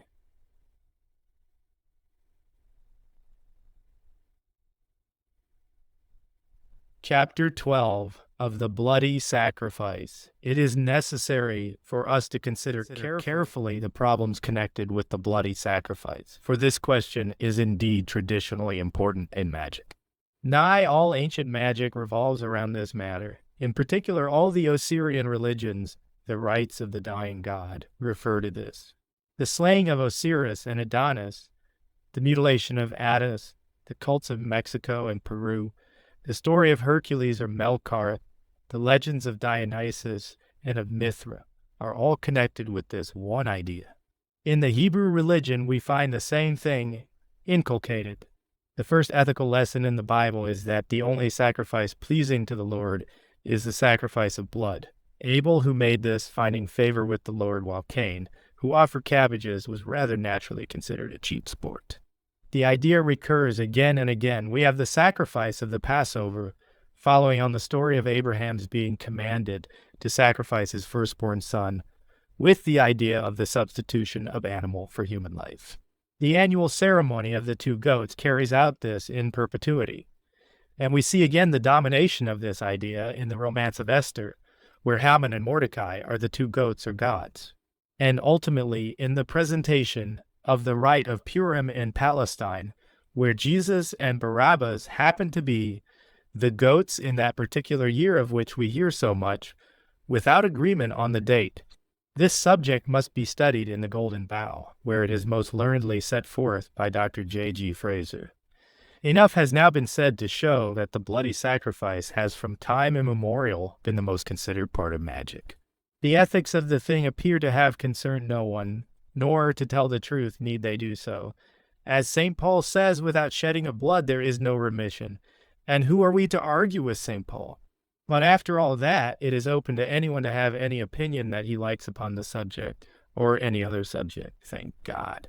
At the same time, it is most necessary to study the business, whatever we may be going to do about it, for our ethics themselves will naturally depend upon our theory of the universe. If we were quite certain, for example, that everybody went to heaven when he died, there could be no serious objection to murder or suicide, as it is generally conceded by those who know neither that earth is not such a pleasant place as heaven. However, there is a mystery concealed in this theory of the bloody sacrifice, which is of great importance to the student, and we therefore make no further apology. We should not have made even this apology for an apology, had it not been for the solicitude of a pious young friend of great austerity of character who insisted that the part of this chapter which now follows, the part which was originally written, might cause us to be misunderstood. This must not be. The blood is the life. This simple statement is explained by the Hindus by saying that the blood is the principal vehicle of vital prana. There is some ground for the belief that there is a definite substance, not isolated as yet, whose presence makes all the difference between live and dead matter. We pass by with deserved contempt the pseudoscientific experiments of American charlatans who claim to have established is lost at the moment of death, and the unsupported statements of alleged clairvoyants that they have seen the soul issuing like a vapor from the mouth of persons in articulo mortis. But his experiences as an explorer have convinced the master thereon that meat loses a notable portion of its nutritive value within a very few minutes after the death of the animal, and that this loss proceeds with ever-diminishing rapidity as time goes on. It is further generally conceded that live food, such as oysters, is the most rapidly assimilable and most concentrated form of energy. Laboratory experiments in food value seem to be almost worthless, for reasons which we cannot here enter into. The general testimony of mankind appears a safer guide. It would be unwise to condemn as irrational the practice of those savages who tear the heart and liver from an adversary, and devour them while yet warm. In any case, it was the theory of the ancient magicians that any living being is a storehouse of energy varying in quantity according to the size and health of the animal. and in quality according to its mental and moral character. At the death of the animal, this energy is liberated suddenly. The animal should therefore be killed within the circle, or the triangle as the case may be, so that its energy cannot escape. An animal should be selected whose nature accords with that of the ceremony. Thus, by sacrificing a female lamb, one would not obtain any appreciate quantity of the fierce energy useful to a magician who was invoking Mars. In such a case, a ram would be more suitable, and this ram should be virgin. The whole potential of its original total energy should not have been diminished in any way. For the highest spiritual working, one must accordingly choose that victim which contains the greatest and purest force. A male child of perfect innocence and high intelligence is the most satisfactory and suitable victim. For evocations, it would be more convenient to place the blood of the victim in the triangle. The idea being that the spirit might obtain from the blood this subtle but physical substance which was the quintessence of its life in such a manner as to enable it to take on a visible and tangible shape. Those magicians who object to the use of blood have endeavored to replace it with incense. For such a purpose, the incense of a brahmin may be burnt in large quantities. Dittany of Crete is also a valuable medium. Both these incenses are very Catholic in their nature and suitable for almost any materialization, but the bloody sacrifice, though more dangerous, is more efficacious, and for nearly all purposes human sacrifice is the best. The truly great magician will be able to use his own blood, or possibly that of a disciple, and that without sacrificing the physical life irrevocably. An example of this sacrifice is given in Chapter 44 of Liber 333. This Mass may be recommended generally for daily practice. One last word on this subject. There is a magical operation of maximum importance, the initiation of a new aeon. When it becomes necessary to utter a word, the whole planet must be bathed in blood. Before man is ready to accept the law of the lemma, the great war must be fought. This bloody sacrifice is the critical point of the world ceremony of the proclamation of Horus, the crowned and conquering child, as Lord of the Aeon. This whole matter is prophesied in the book of the law itself. Let the student take note and enter the ranks of the host of the sun. There is another sacrifice with regard to which the adepts have always maintained the most profound secrecy. It is the supreme mystery of practical magic. Its name is the formula of the Rosy Cross. In this case, the victim is always, in a certain sense, the magician himself, and the sacrifice must coincide with the utterance of the most sublime and secret name of the god whom he wishes to invoke. Properly performed, it never fails of its effect, but it is difficult for the beginner to do it satisfactorily, because it is a great effort for the mind to remain concentrated upon the purpose of the ceremony. The overcoming of this difficulty lends most powerful aid to the magician. It is unwise for him to attempt it until he has received regular initiation in the true order of the Rosy Cross, and he must have taken the vows with the fullest comprehension and experience of their meaning. It is also extremely desirable that he should have attained an absolute degree of moral emancipation and that purity of spirit which results from a perfect understanding both of the differences and harmonies of the planes upon the tree of life. For this reason, Freder Perdurabo has never dared to use this formula in a fully ceremonial manner, save once only, on an occasion of tremendous import, when indeed it was not he that made the offering, but one in him. For he perceived a grave defect in his moral character, which he has been able to overcome on the intellectual plane, but not hitherto upon higher planes. Before the conclusion of writing this book, he will have done so. The practical details of the bloody sacrifice may be studied in various ethnological manuals, but the general conclusions are summed up in Fraser's Golden Bough, which is strongly recommended to the reader. Actual ceremonial details likewise may be left to experiment. The method of killing is practically uniform. The animal should be stabbed to the heart, or its throat severed, in either case by the knife. All other methods of killing are less efficacious. Even in the case of crucifixion, death is given by stabbing. One may remark that warm-blooded animals only are used as victims, with two principal exceptions. The first is the serpent, which is only used in a very special ritual. The second, the magical beetles of Liber Legis. See Part 4. One word of warning is perhaps necessary for the beginner. The victim must be in perfect health, or its energy may be, as it were, poisoned. It must also not be too large. The amount of energy disengaged is almost unimaginably great, and out of all anticipated proportion to the strength of the animal. Consequently, the magician may easily be overwhelmed and obsessed by the force which he has let loose. It will then probably manifest itself in its lowest and most objectionable form. The most intense spirituality of purpose is absolutely essential to safety. In evocations, the danger is not so great as the circle forms a protection. But the circle in such a case must be protected, not only by the names of God and the invocations used at the same time, but by a long habit of successful defense. If you are easily disturbed or alarmed, or if you have not yet overcome the tendency of the mind to wander, it is not advisable for you to perform the bloody sacrifice. Yet it should not be forgotten that this and that other art at which we have dared darkly to hint are the supreme formulae of practical magic. You are also likely to get into trouble over this chapter unless you truly comprehend its meaning.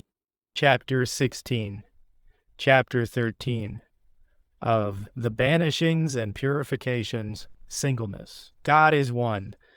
The wand is not a wand if it has something sticking to it, which is not an essential part of itself. If you wish to invoke Venus, you do not succeed if there are traces of Saturn mixed up with it. That is a mere logical commonplace. In magic, one must go much farther than this. One finds one's analogy in electricity.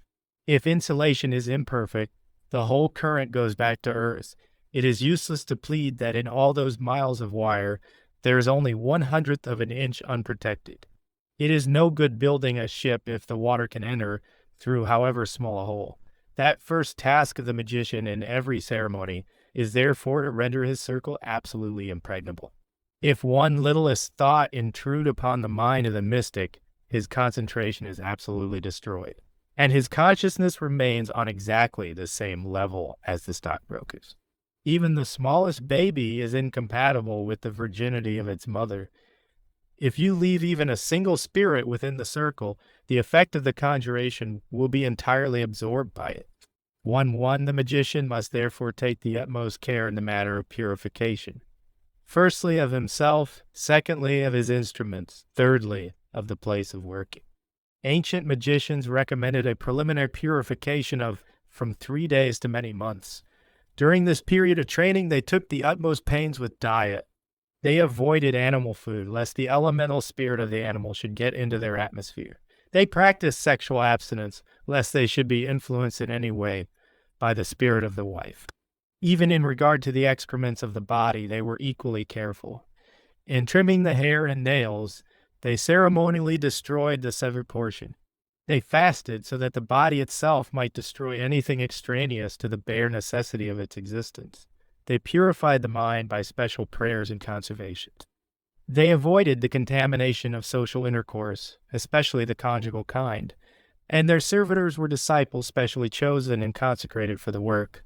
In modern times, our superior understanding of the essentials of this process enables us to dispense to some extent with its external rigors, but the internal purification must be even more carefully performed. We may eat meat, provided that in doing so, we affirm that we eat it in order to strengthen us for the special purpose of our proposed invocation. By thus avoiding those actions which might excite the comment of our neighbors, we avoid the graver dangers of falling into spiritual pride. We have understood the saying, "To the pure all things are pure," and we have learned how to act up to it. We can analyze the mind far more acutely than could the ancients, and we can therefore distinguish the real and right feeling from its imitations. A man may eat meat from self-indulgence or in order to avoid the dangers of asceticism. We must constantly examine ourselves and assure ourselves that every action is really subservient to the one purpose. It is ceremonially desirable to seal and affirm this mental purity by ritual, and accordingly the first operation in any actual ceremony is bathing and robing with appropriate words. The bath signifies the removal of all things extraneous to antagonistic to the one thought. The putting on of the robe is the positive side of the same operation. It is the assumption of the fame of mind suitable to that one thought. A similar operation takes place in the preparation of every instrument, as has been seen in the chapter devoted to that subject. In the preparation of the place of working, the same considerations apply. We first remove from that place all objects, and we then put into it those objects and only those objects which are necessary. During many days, we occupy ourselves in this process of cleansing and consecration, and this again is confirmed in the actual ceremony. The cleansed and consecrated magician takes his cleansed and consecrated instruments into that cleansed and consecrated place, and there proceeds to repeat that double ceremony in the ceremony itself, which has these same two main parts. The first part of every ceremony is the banishing. The second, the invoking. The same formula is repeated even in the ceremony of banishing itself. For in the banishing ritual of the pentagram, we not only command the demons to depart, but invoke the archangels and their hosts to act as guardians of the circle during our preoccupation with the ceremony proper. In more elaborate ceremonies, it is usual to banish everything by name. Each element, each planet, and each sign, perhaps even the Sephiroth themselves, all are removed, including the very one which we wish to invoke, for that forces as existing in nature is always impure. But this process, being long and wearisome, is not altogether advisable in actual working. It is usually sufficient to perform a general banishing and to rely upon the aid of the guardians invoked. Let the banishing therefore be short, but in no wise slurred, for it is useful as it tends to produce the proper attitude of mind for the invocations. The banishing ritual of the pentagram, as now rewritten, Liber 333, Capi 25, is the best to use. Only the 4 elements are specifically mentioned, but these 4 elements contain the planets and the signs. The 4 elements are tetragrammaton, and tetragrammaton is the universe. This special precaution is, however, necessary. Make exceedingly sure that the ceremony of banishing is effective. Be alert and on your guard. Watch before you pray. The feeling of success in banishing, once acquired, is unmistakable. At the conclusion, it is usually well to pause for a few moments and to make sure once more that everything necessary to the ceremony is in its right place. The magician may then proceed to the final consecration of the furniture of the temple. Magick in Theory and Practice by Aleister Crowley, 1988. EV key entry and proofreading with reformat and conversion from Isurite to 7-bit ASCII on 10/1490 EV, then by Bill Hydrat, TGOTO. Further proofreading desirable, Disc 204 copyright, COTO P.O. Box 430 USA Limited License, except for notations added to the history of modification. The text on this diskette down to the next row of asterisks must accompany all copies made of this file. In particular, this paragraph and the copyright notice are not to be deleted or changed on any copies or printouts of this file. With these provisos, anyone may copy this file for personal use or research. Copies may be made for others at reasonable cost of copying and mailing only. No additional charges may be added. Pages in the original are marked thus at the bottom. Comments and notes not in the original are identified with the initials of the source. AC note equals Crowley note. When note equals Bill Hydrat note, etc. All footnotes have been moved up to the place in text indexed and set off in double wedge brackets, viz. Chapter 17, Chapter 14 of the Consecrations and the Magical Link. Consecration is the active dedication of a thing to a single purpose. Banishing prevents its use for any other purpose, but it remains inert until consecrated. Purification is performed by water and banishing by air, whose weapon is the sword. Consecration is performed by fire, usually symbolized by the holy lamp. In most extant magical rituals, the 2 operations are performed at once. Or at least, the banishing has the more important place, and greater pains seem to be taken with it. But as the student advances to adeptship, the banishing will diminish in importance, for it will no longer be so necessary. The circle of the magician will have been perfected by his habit of magical work. In the truest sense of that word, he will never step outside the circle during his whole life. But the consecration, being the application of a positive force, can always be raised to a closer approximation to perfection. Complete success in banishing is soon attained, but there can be no completeness in the advance to holy. The method of consecration is very simple. Take the wand or the holy oil and draw upon the object to be consecrated the supreme symbol of the force to which you dedicate it. Confirm this dedication in words, invoking the appropriate God to indwell that pure temple which you have prepared for him. Do this with fervor and love, as if to balance the icy detachment, which is the proper mental attitude for banishing. The words of purification are, Asperges miserion, Hysopo et munabor, lavabismi et superdive and dealbaber. Those of consecration are, Accenda in nobis dirion, ignum sui amoris et flammum aeternae caritatis. These, as ad initiates of the 70 degree of OTO are aware, mean more than appears. It is a strange circumstance that no magical writer has hitherto treated the immensely important subject of the magical link. It might almost be called the missing link. It has apparently always been taken for granted. Only lay writers on magic, like Dr. J.G. Fraser, have accorded the subject its full importance. Let us try to make considerations of the nature of magic in a strictly scientific spirit, as well as, deprived of the guidance of antiquity we may. What is a magical operation? It may be defined as any event in nature which is brought to pass by will. We must not exclude potato growing or banking from our definition. Let us take a very simple example of a magical act, that of a man blowing his nose. What are the conditions of the success of the operation? Firstly, that the man's will should be to blow his nose. Secondly, that he should have a nose capable of being blown. Thirdly, that he should have at command an apparatus capable of expressing his spiritual will in terms of material force, and applying that force to the object which he desires to effect. His will may be as strong and concentrated as that of Jupiter, and his nose may be totally incapable of resistance, but unless the link is made by the use of his nerves and muscles in accordance with psychological, physiological, and physical law, the nose will remain unblown too long. Writers of magic have been unsparing in their efforts to instruct us in the preparation of the will, but they seem to have imagined that no further precaution was necessary. There is a striking case of an epidemic of this error, whose history is familiar to everybody.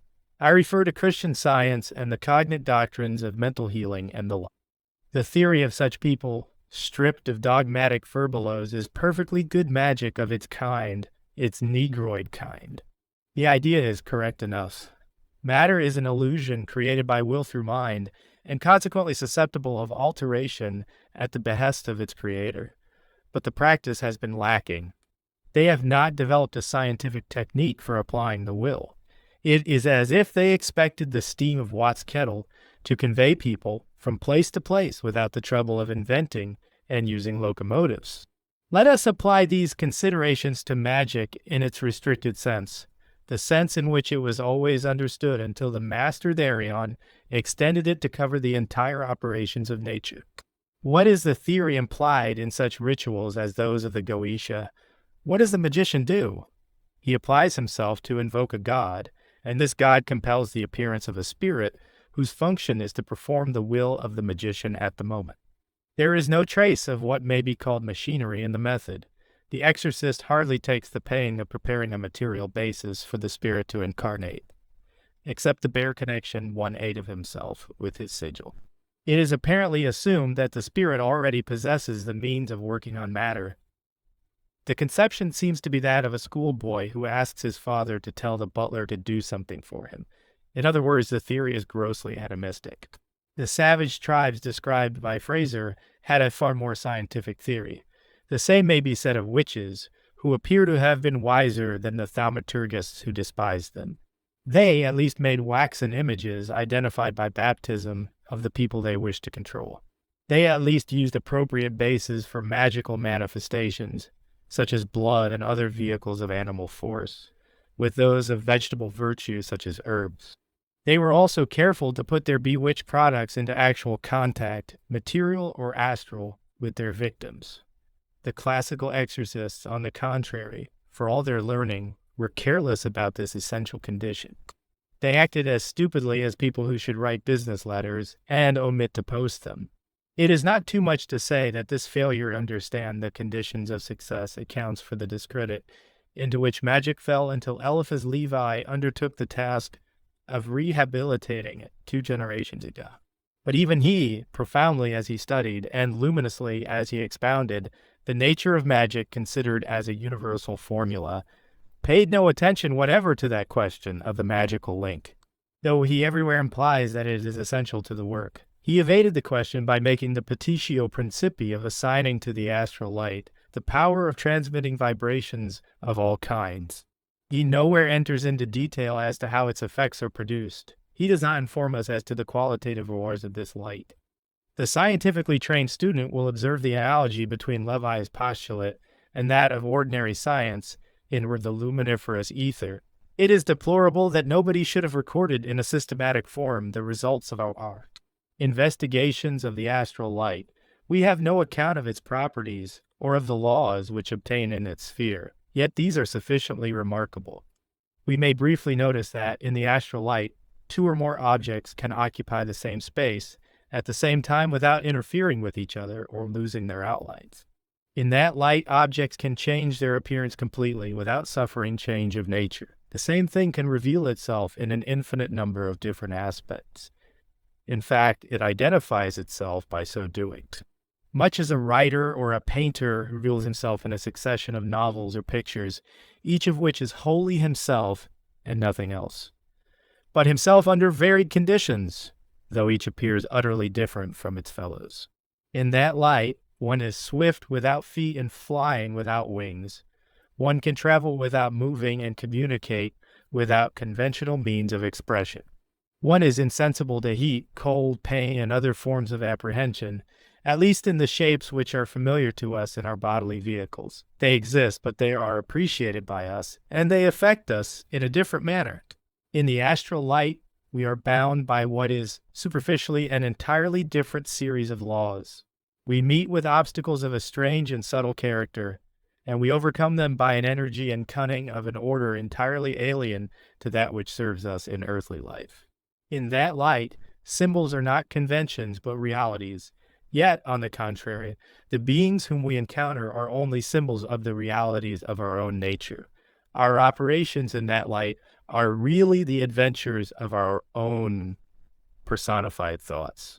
The universe is a projection of ourselves, an image as unreal as that of our faces in a mirror, yet, like that face, the necessary form of expression thereof, not to be altered, save as we alter ourselves.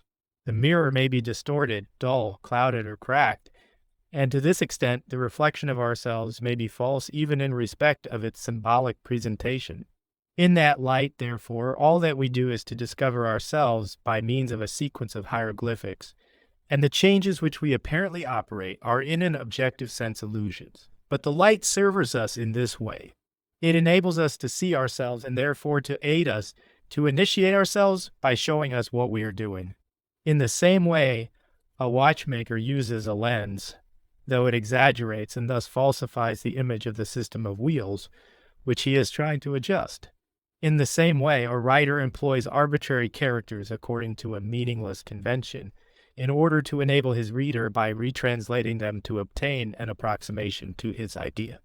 Such are a few of the principal characteristics astral light. Its quantitative laws are much less dissimilar from those of material physics. Magicians have too often been foolish enough to suppose that all classes of magical operations were equally easy. They seem to have assumed that the almighty power of God was an infinite quantity, in presence of which all finites were equally insignificant.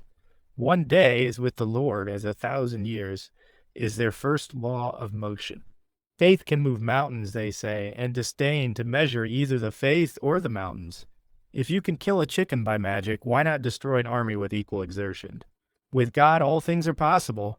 This absurdity is an error of the same class as that mentioned above. The facts are wholly opposed. 2 and 2 make 4 in the astral as rigorously as anywhere else.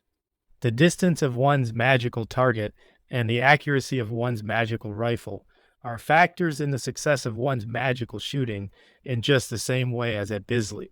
The law of magical gravitation is as rigid as that of Newton. The law of inverse squares may not apply, but some such law does apply, so it is for everything. You cannot produce a thunderstorm unless the materials exist in the air at the time, and a magician who could make rain in Cumberland might fail lamentably in the Sahara. One might make a talisman to win the love of a shopgirl and find it work, yet be baffled in the case of a countess, or vice versa. One might impose one's will on a farm and be crushed by that of a city, or vice versa, the master theory himself. With all his successes in every kind of magic, sometimes appears utterly impotent to perform feats which almost any amateur might do, because he has matched his will against that of the world. Having undertaken the work of a magus to establish the word of his law on the whole of mankind, he will succeed without doubt, but he hardly expects to see more than a sample of his product during his present incarnation. But he refuses to waste the least fraction of his force on works foreign to his work, however obvious it may seem to the onlooker that his advantage lies in commanding stones to become bread, or otherwise making things easy for himself. These considerations being thoroughly understood, we may return to the question of making the magical link. In the case above cited further, Perdurabo composed his talisman by invoking his holy guardian angel according to the sacred magic of Abramelin the mage. That angel wrote on the layman the word of the Eon, the book of the law is this right. To this layman the master Therion gave life by devoting his own life thereto. We may then regard this talisman, the law, as the most powerful that has been made in the world's history, for previous talismans of the same type have been limited in their scope by conditions of race and country. Muhammad's talisman Allah is good only from Persia to the Pillars of Hercules. The Buddha's Anatta operated only in the south and east of Asia. The new talisman, the lemma, is master of the planet. But now observe how the question of the magical link arises.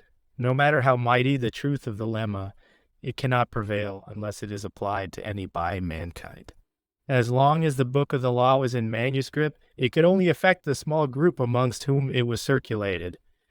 It had to be put into action by Otuan-12, the magical operation of publishing it. When this was done, it was done without proper perfection. Its commands as to how the work ought to be done were not wholly obeyed. There were doubt and repugnance in Frater Perdurabo's mind, and they hampered his work. He was half-hearted. Yet even so, then intrinsic power of the truth of the law and the impact of the publication were sufficient to shake the world so that a critical war broke out. And the minds of men were moved in a mysterious manner. The second blow was struck by the republication of the book in September 1913, and this time the might of this magic burst out and caused a catastrophe to civilization.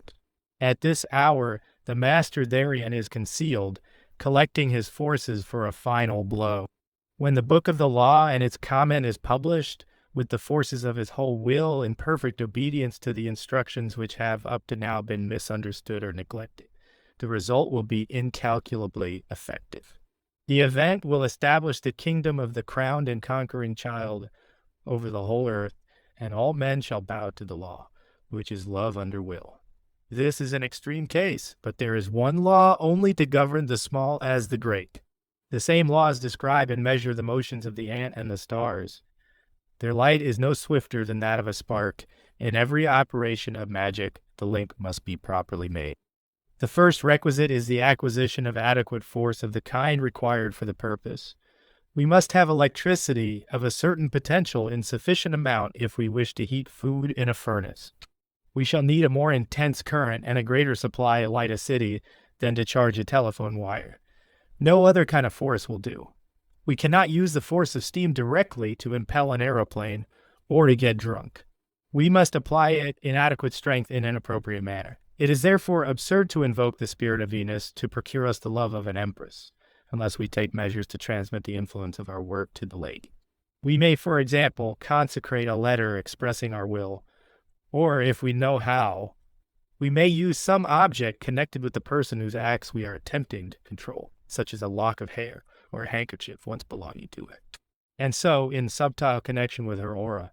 But for material ends, it is better to have material means. We must not rely on fine gut in trolling for salmon. Our will to kill a tiger is poorly conveyed by a charge of small shot fired at a range of 100 yards. Our talisman must therefore be an object suitable to the nature of our operation, and we must have some such means of applying its force to such a way as will naturally compel the obedience of the portion of nature which we are trying to change. If one will the death of a sinner, It is not sufficient to hate him, even if we grant that the vibrations of thought, when sufficiently powerful and pure, may modify the astral light sufficiently to impress its intention to a certain extent on such people as happen to be sensitive. It is much surer to use one's mind and muscle in service of that hate by devising and making a dagger and then applying the dagger to the heart of one's enemy. One must give one's hate a bodily form of the same order as that which one's enemy has taken for his manifestation. Your spirit can only come into contact with his by means of this magical manufacture of phantoms. In the same way, one can only measure one's mind, a certain part of it, against another man's by expressing them in some such form as the game of chess. One cannot use chessmen against another man unless he agree to use them in the same sense as you do. The board and men form the magical link by which you can prove your power to constrain him to yield. The game is a device by which you force him to turn down his king in surrender, a muscular act made in obedience to your will. Thought he may be twice your weight and strength. These general principles should enable the student to understand the nature of the work of making the magical link. It is impossible to give detailed instructions, because every case demands separate consideration. It is sometimes exceedingly difficult to devise proper measures. Remember that magic includes all acts soever. Anything may serve as a magical weapon. To impose one's will on a nation, for instance, one's talisman may be a newspaper, one's triangle a church, or one's circle a club. To win a woman, one's panicle may be a necklace. To discover a treasure, one's wand may be a dramatist's pen, or one's incantation a popular song. Many ends, many means. It is only important to remember the essence of the operation, which is to will its success with sufficiently pure intensity, and to incarnate that will in a body suitable to express it, a body such that its impact on the bodily expression of the idea one wills to change is to cause it to do so. For instance, is it my will to become a famous physician? I banish all hostile spirits such as laziness, alien interests, and confliction pleasures from my circle, the hospital. I consecrate my weapons, my various abilities, to the study of medicine. I invoke the gods, medical authorities, by studying and obeying their laws in their books. I embody the formulae, the ways in which causes and effects influence disease, in a ritual, my personal style of constraining sickness to conform with my will. I persist in these conjurations year after year, making the magical gestures of healing the sick, until I compel the visible appearance of the spirit of time and make him acknowledge me as master. I used the appropriate kind of means in adequate measure, and applied them in ways pertinent to my purpose by projecting my incorporeal idea of ambition in a course of action such as to induce in others the incorporeal idea of satisfying mind. I made my will manifest to sense. Sense swayed the wills of my fellow men. Mind wrought on mind through matter. I did not sit for a medical baronetcy by wishing I had it, or by an act of faith, or by praying to God to move Pharaoh's heart. As our modern mental, or our medieval mystic miracle mongers were and are muddlers, and a few general observations on the magical link may not be amiss in default of details. One cannot make a manual of how to go courting with an open sesame to each particular brigand's cavern, any more than one can furnish a budding burglar with a directory containing the combination of every existing sin. But one can point out the broad distinctions between women who yield, some to flattery, some to eloquence, some to rank, some to wealth, some to ardor, and some to argument. We cannot exhaust the combinations of lovers' chess, but we may enumerate the principal gambits: the bouquet, the chocolates, the little dinner, the checkbook, the poem, the motor by moonlight, the marriage certificate, the whip, and the feigned flight. The magical link may be classified under three main heads, as it involves one plane and one person, two one plane and two or more persons, three two planes. In Class 1, the machinery of magic, the instrument, already exists. Thus, I may wish to heal my own body, increase my own energy, develop my own mental powers, or inspire my own imagination. Here, the exorcist and the demon are already connected, consciously or subconsciously, by an excellent system of symbols. The will is furnished by nature with an apparatus adequately equipped to convey and execute its orders. It is only necessary to inflame the will to the proper pitch and to issue its commands. They are instantly obeyed unless, as in the case of organic disease, the apparatus is damaged beyond the art of nature to repair. It may be necessary in such a case to assist the internal spirits by the purification of medicines, the banishing of diet, or some other extraneous means. But at least there is no need of any special device ad hoc to effect contact between the circle and the triangle. Operations of this class are therefore often successful, even when the magician has little or no technical knowledge of magic. Almost any duffer can pull himself together, devote himself to study, break off a bad habit, or conquer a cowardice. This class of work, although the easiest, is yet the most important, for it includes initiation itself in its highest sense. It extends to the absolute in every dimension. It involves the most intimate analysis and the most comprehensive synthesis. In a sense, it is the sole type of magic either necessary or proper to the adept, for it includes both the attainment of the knowledge and conversation of the holy guardian angel and the adventure of the abyss. The second class includes all operations by which the magician strives to impose his will upon objects outside his own control, but within that of such other wills as are symbolized by means of XXI, a system similar to his own. That is, they can be compelled naturally by cognate consciousness. For instance, one may wish to obtain the knowledge put forth in this book. Not knowing that such a book exists, one might yet induce someone who knows of it to offer a copy. Thus, one's operation would consist in inflaming one's will to possess the knowledge to the point of devoting one's life to it, in expressing that will by seeking out people who seem likely to know what is needed, and in imposing it on them by exhibiting such enthusiastic earnestness that they will tell the inquirer that this book will meet his needs. Does this sound too simple? Can this obvious common sense course be really that marvelous magic that frightens folks so? Yes, even this triviality is one instance of how magic works.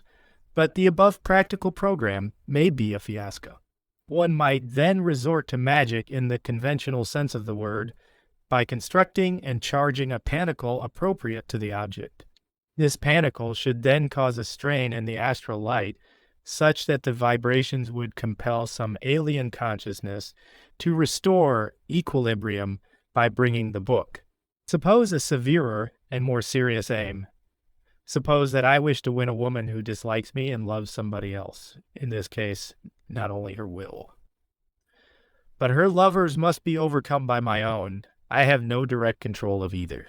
But my will is in touch with the woman's by means of our minds. I have only to make my mind the master of hers by the existing means of communication. Her mind will then present its recantation to her will repeal its decision, and her body submit to mine as the seal of her surrender. Here the magical link exists, only it is complex instead of simple as in the first class. There is opportunity for all kinds of error in the transmission of the will. Misunderstanding may mar the matter. A mood may make mischief. External events may interfere. The lover may match me in magic. The operation itself may offend nature in many ways, for instance. If there is a subconscious incompatibility between myself and the woman, I deceive myself into thinking that I desire her. Such a flaw is enough to bring the whole operation to naught, just as no effort of will can make oil mix with water. I may work naturally by wooing, of course, but magically I may attack her astrally, so that her aura becomes uneasy, responding no longer to her lover. Unless they diagnose the cause, a quarrel may result, and the woman's bewildered and hungry body of light may turn in its distress to that of the magician who has mastered it. Take a third case of this class, too. I wish to recover my watch, snatched from me in a crowd. Here I have no direct means of control over the muscles that could bring back my watch, or over the mind that moves these muscles. I am not even able to inform that mind of my will, for I do not know where it is, but I know it to be a mind fundamentally like my own, and I try to make a magical link with it by advertising my loss in the hope of reaching it, being careful to calm it by promising it immunity, and to appeal to its own known motive by offering a reward. I also attempt to use the opposite formula, to reach it by sending my familiar spirits, the police, to hunt it, and compel its obedience by threats. Again, a sorcerer might happen to possess an object belonging magically to a rich man, such as a compromising letter, which is really as much part of him as his liver. He may then master the will of that man by intimidating his mind. His power to publish the letter is as effective as if he could injure the man's body directly. These natural cases may be transposed into subtler terms. For instance, one might master another man, even a stranger, by sheer concentration of will, ceremonially or otherwise wrought up to the requisite potential. But in one way or another, that will must be 2118 made to impinge on the man, by the normal means of contact if possible, if not, by attacking some sensitive spot in his subconscious sensorium. But the heaviest rod will not land the smallest fish unless there be a line of some sort fixed firmly to both. The third class is characterized by the absence of any existing link between the will of the magician and that controlling the object to be effected. The second class may approximate to the third when there is no possibility of approaching the second mind by normal means, as sometimes happens.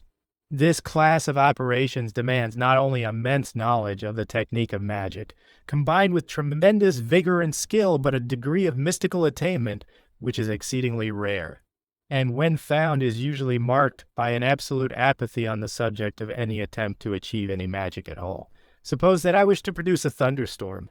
This event is beyond my control or that of any other man. It is as useless to work on their minds as my own. Nature is independent of and indifferent to man's affairs. A storm is caused by atmospheric conditions on a scale so enormous that the united efforts of all U.S. earth vermin could scarcely disperse one cloud, even if we could get at it. How then can any magician, he who is above all things a knower of nature, be so absurd as to attempt to throw the hammer of Thor? Unless he be simply insane, he must be initiated in a truth which transcends the apparent facts. He must be aware that all nature is a continuum, so that his mind and body are consubstantial with the storm, are equally expressions of one existence, all alike of the selfsame order of artifices whereby the absolute appreciates itself. He must also have assimilated the fact that the quantity is just as much a form as quality, that as all things are mods of one substance, so their measures are mods of their relation. Not only are gold and lead mere letters, meaningless in themselves yet appointed to spell the one name, but the difference between the bulk of a mountain and that of a mouse is no more than one method of differentiating them, just as the letter M is not bigger than the letter I, in any real sense of the word. Our magician, with this in his mind, will most probably leave thunderstorms to stew in their own juice, but should he decide, after all, to enliven the afternoon, he will work in the manner following. First, what are the elements necessary for his storms? He must have certain stores of electrical force, and the right kind of clouds to contain it. He must see that the force does not leak away to earth quietly and slyly. He must arrange a stress so severe as to become at last so intolerable that it will disrupt explosively. Now he, as a man, cannot pray to God to cause them, for the gods are but names for the forces of nature themselves. But as a mystic, he knows that all things are phantoms of one thing, and that they may be withdrawn therein to reissue another attire. He knows that all things are in himself, and that he is all one with the all. There is therefore no theoretical difficulty about converting the illusion of a clear sky into that of a tempest. On the other hand, he is aware, as a magician, that illusions are governed by the laws of their nature.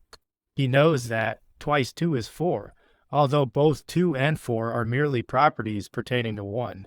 He can only use the mystical identity of all things in a strictly scientific sense. It is true that his experience of clear skies and storms proves that his nature contains elements cognate with both. For it not, they could not affect him.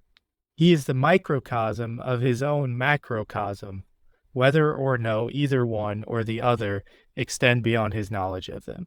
He must therefore arouse in himself those ideas which are clansmen of the thunderstorm, collect all available objects of the same nature for talismans, and proceed to excite all these to the utmost by a magical ceremony. That is, by insisting on their godhead so that they flame within and without him, his ideas vitalizing the talismans.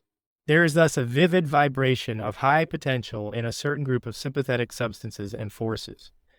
And this spreads as do the waves from a stone thrown into a lake, widening and weakening, till the disturbance is compensated. Just as a handful of fanatics, insane with one overemphasized truth, may infect a whole country for a time by inflaming that thought in their neighbors, so the magician creates a commotion by disturbing the balance of power. He transmits his particular vibration as a radio operator does with his ray.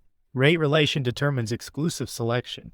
In practice, the magician must evoke the spirits of the storm by identifying himself with the ideas of which atmospheric phenomena are the expressions as his humanity is of him, thus achieved. He must impose his will upon them by virtue of the superiority of his intelligence and the integration of his purpose to their undirected impulses and uncomprehending interplay. All such magic demands the utmost precision in practice. It is true that the best rituals give us instructions in selecting our vehicles of force.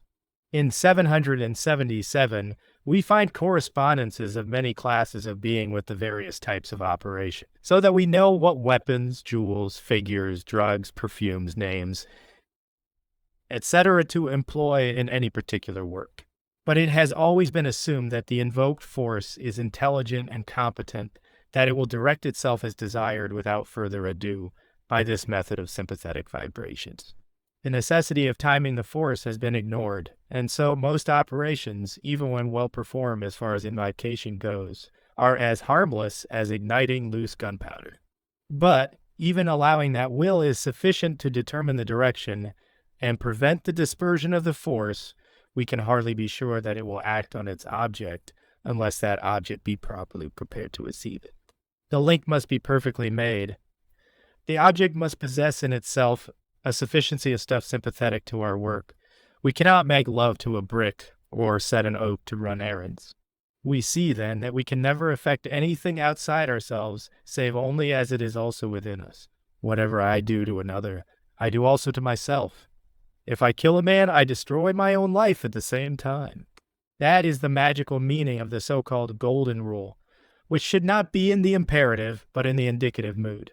Every vibration awakens all others of its particular pitch. There is thus some justification for the assumption of previous writers on magic that the link is implicit and needs no special attention. Yet, in practice, there is nothing more certain than that one ought to confirm one's will by all possible acts on all possible planes. The ceremony must not be confined to the formally magical rites. We must neglect no means to our end, neither despising our common sense nor doubting our secret wisdom. When Frater I.A. was in danger of death in 1899, Evi Frater Vedena, and Frater Perdurabo did indeed invoke the spirit Buer to visible manifestation that the might heal their brother, but also one of them furnished the money to send him to a climate less cruel than England. He is alive today. Who cares whether spirits or shekels wrought that which these magicians willed? Let the magical link be made strong. It is love under will. It affirms the identity of the equation of the work. It makes success necessity. Chapter 18. Chapter 18, Part 1 of the Oath. Magician, armed and ready, stands in the center of the circle and strikes once upon the bell as if to call the attention of the universe. He then declares who he is, reciting his magical history by the proclamation of the grades which he has attained, giving the signs and words of those grades. He then states the purpose of the ceremony and proves that it is necessary to perform it and to succeed in its performance. He then takes an oath before the Lord of the universe, not before the particular Lord whom he is invoking, as if to call him to witness to the act. He swears solemnly that he will perform it, that nothing shall prevent him from performing it, that he will not leave the operation until it is successfully performed, and once again he strikes upon the bell. Having demonstrated himself in that position, at once infinitely lofty and infinitely unimportant, the instrument of destiny, he balances this by the confession in which there is again an infinite exaltation harmonized with an infinite humility. He admits himself to be a weak human being, humbly aspiring to something higher. a creature of circumstance utterly dependent, even for the breath of life, upon a series of fortunate accidents. He makes this confession prostrate before the altar in agony and bloody sweat. He trembles at the thought of the operation which he has dared to undertake, saying, "Father, if it be thy will, let this cup pass from me. Nevertheless, not my will, but thine be done." The dread answer comes that it must be, and this answer so fortifies him with holy zeal that it will seem to him as if he were raised by divine hands from that prostrate position. With a thrill of holy exultation, he renews joyfully the oath, feeling himself once again no longer the man but the magician, yet not merely the magician, but the chosen and appointed person to accomplish a task, which, however, is yet an integral part of universal destiny, so that if it were not accomplished, the kingdom of heaven would be burst in pieces. He is now ready to commence the invocations. He consequently pauses to cast a last glance around the temple to assure himself of the perfect readiness of all things necessary, and to light the incense. The oath is the foundation of all work in magic, as it is an affirmation of the will. An oath binds the magician forever. In Part 2 of Book 4, something has already been said on this subject, but its importance deserves some further elaboration. Thus, should one, loving a woman, make a spell to compel her embraces, and tiring of her a little later, evoke Zazel to kill her, he will find that the implications of his former oath conflict with those proper to invoke the unity of the godhead of Saturn. Zazel will refuse to obey him in the case of the woman whom he has sworn that he loves. To this, some may object that, since all acts are magical, every man who loves a woman implicitly takes an oath of love, and therefore would never be able to murder her later, as we find to be the not uncommon case. The explanation is as follows. It is perfectly true that when Bill Sikes desires to possess Nancy, he does in fact evoke a spirit of the nature of Venus, constraining him by his oath of love, and by his magical power as a man, to bring him the girl. So also, when he wants to kill her, he evokes a martial or Saturnian spirit with an oath of hate. But these are not pure planetary spirits moving in well-defined spheres by rigidly righteous laws. They are gross concretions of confused impulses, incapable of understanding the nature of an oath. They are also such that the idea of murder is nowise offensive to the spirit of love. It is indeed the criterion of spiritual caste that conflicting elements should not coexist in the same consciousness. The psalm-singing Puritan who persecutes publicans and secretly soaks himself in firewater. The bewhiskered philanthropist in broadcloth who swindles his customers and sweats his employees. These men must not be regarded as single-minded scoundrels, whose use of religion and respectability to cloak their villainies is a deliberate disguise dictated by their criminal cunning. Far from it, they are only too sincere in their virtues. Their terror of death and of supernatural vengeance is genuine. It proceeds from a section of themselves which is in irreconcilable conflict with their rascality. Neither side can conciliate, suppress, or ignore the other, yet each is so craven as to endure its enemy's presence. Such men are therefore without pure principles. They excuse themselves for every dirty trick that turns to their apparent advantage. The first step of the aspirant toward the gate of initiation tells him that purity, unity of purpose, is essential above all else. "Do what thou wilt" strikes on him, a ray of fierce white flame, consuming all that is not utterly God. Very soon he is aware that he cannot consciously contradict himself. He develops a subtle sense which warns him that two trains of thought, which he had never conceived as connected, are incompatible. Yet deeper drives do what thou wilt. Subconscious oppositions are evoked to visible appearance. The secret sanctuaries of the soul are cleansed. "Do what thou wilt" purges his every part. He has become one only. His will is consequently released from the interference of internal opposition, and he is a master of magic. But for that very reason, he is now utterly impotent to achieve anything that is not in absolute accordance with his original oath, with his true will, by virtue whereof he incarnated as a man. With Bill Sikes, love and murder are not mutually exclusive, as they are with King Arthur.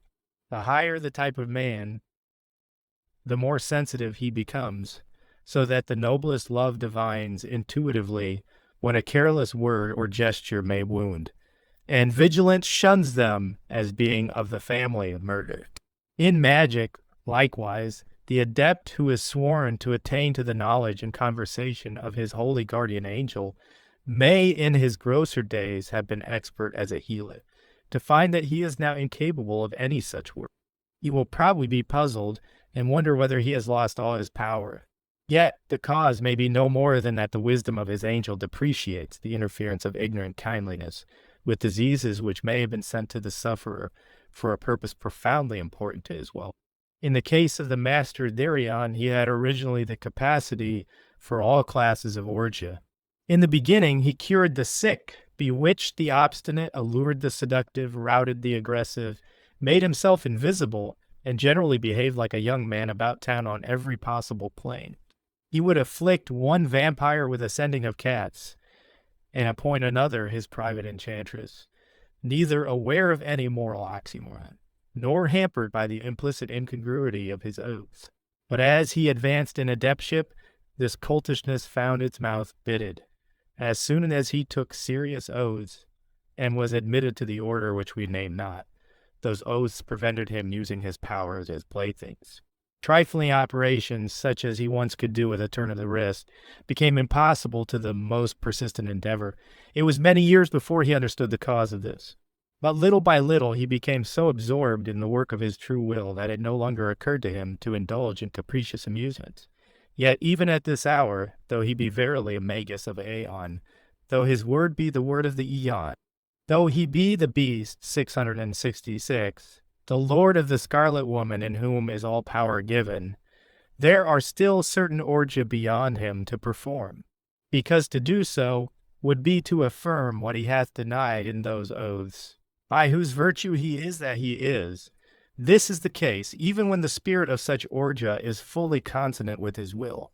The literal sense of his original oath insists that it shall be respected. The case offers two instances of this principle. Frater Perdurabo specifically swore that he would renounce his personal possessions to the last penny, also that he would allow no human affection to hinder him. These terms were accepted. He was granted infinitely more than he had imagined possible to an incarnated man. On the other hand, the price offered by him was exacted as strictly as if it had been stipulated by Shai. Every treasure that he had on earth was taken away, and that usually in so brutal or cruel a manner as to make the loss itself the least part of the pang. Every human affection that he had in his heart, and that heart aches for love, as few hearts can ever conceive, was torn out and trampled with such infernal ingenuity and intensifying torture that his endurance is beyond belief. Inexplicable are the atrocities which accompanied every step in his initiation. Death dragged away his children with slow savagery. The women he loved drank themselves into delirium and dementia before his eyes, or repaid his passionate devotion with toad-cold treachery at the moment when long years of loyalty had tempted him to trust them. His friend that bore the bag stole that which was put therein, and betrayed his master as thoroughly as he was able. At the first distant rumor that the Pharisees were out, his disciples all forsook him and fled. His mother nailed him with her own hands to the cross, and reviled him as 9 years he hung thereupon. Now, having endured to the end, being master of magic, he is mighty to work his true will, which will is to establish on earth his word, the law of the lemma. He hath none other will than this, so all that he doth is unto this end. All his orgia bear fruit. What was the work of a month when he was a full major adept is today wrought in a few minutes by the words of will, uttered with the right vibrations into the prepared ear. But neither by the natural use of his abilities, though they have made him famous through the whole world, nor by the utmost might of his magic is he able to acquire material wealth beyond the minimum necessary to keep him alive and at work. It is in vain that he protests that not he but the work is in need of money. He is barred by the strict letter of his oath to give all that he hath for his magical attainment. Yet more awful is the doom that he hath invoked upon himself in renouncing his right as a man to enjoy the love of those whom he loves, with passion so selfless, so pure, and so intense in return for the power so to love mankind, that he be chosen to utter the word of the Aeon for their sake, his reward universal abhorrence, bodily torment, mental despair, and moral paralysis. Yet he who hath power over death, with breath to call back health, with a touch to beckon life, he must watch his own child waste away month by month, aware that his art may not anywise avail. Who hath sold the signet ring of his personal profit to buy him a plain gold band for the felon finger of his bride, that worn widow, the world? Chapter 19. Chapter 15 of the Invocation. In the straightforward or Protestant system of magic, there is very little to add to what has already been said. The magician addresses a direct petition to the being invoked. But the secret of success in invocation has not hitherto been disclosed. It is an exceedingly simple one. It is practically of no importance whatever that the invocation should be right. There are 1,000 different ways of compassing the end proposed, so far as external things are concerned. The whole secret may be summarized in these 4 words: inflame thyself in praying. The mind must be exalted until it loses consciousness of self. The magician must be carried forward blindly by a force which, though in him and of him, is by no means that which he, in his normal state of consciousness, calls I. Just as the poet, the lover, the artist is carried out of himself in a creative frenzy, so must it be for the magician. It is impossible to lay down rules for the obtaining of this special stimulus. To one, the mystery of the whole ceremony may appeal. Another may be moved by the strangeness of the words, even by the fact that the barbarous names are unintelligible to him. Sometimes in the course of a ceremony, the true meaning of some barbarous name that has hitherto baffled his analysis may flash upon him, luminous and splendid, so that he is caught up unto orgasm. The smell of a particular incense may excite him effectively, or perhaps the physical ecstasy of the magic dance. Every magician must compose his ceremony in such a manner as to produce a dramatic climax. At the moment when the excitement becomes ungovernable, when then the whole conscious being of the magician undergoes a spiritual spasm, at that moment must he utter the supreme adjuration. One very effective method is to stop short by a supreme effort of will again and again on the very brink of that spasm, until a time arrives when the idea of exercising that will fails to occur. Inhibition is no longer possible or even thinkable, and the whole being of the magician, no minutest atom saying nay, is irresistibly flung forth in blinding light amid the roar of 10,000 thunders. The union of God and man is consummated. If the magician is still seen standing in the circle, quietly pursuing his invocations, it is that all the conscious part of him has become detached from the true ego which lies behind that normal consciousness. But the circle is wholly filled with that divine essence. All else is but an accident and an illusion.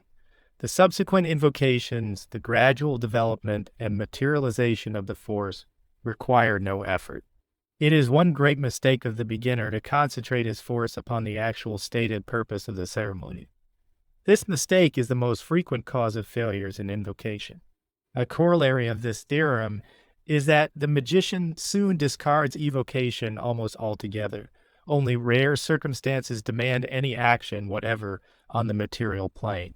The magician devotes himself entirely to the invocation of a god, and as soon as his balance approaches perfection, he ceases to invoke any partial god.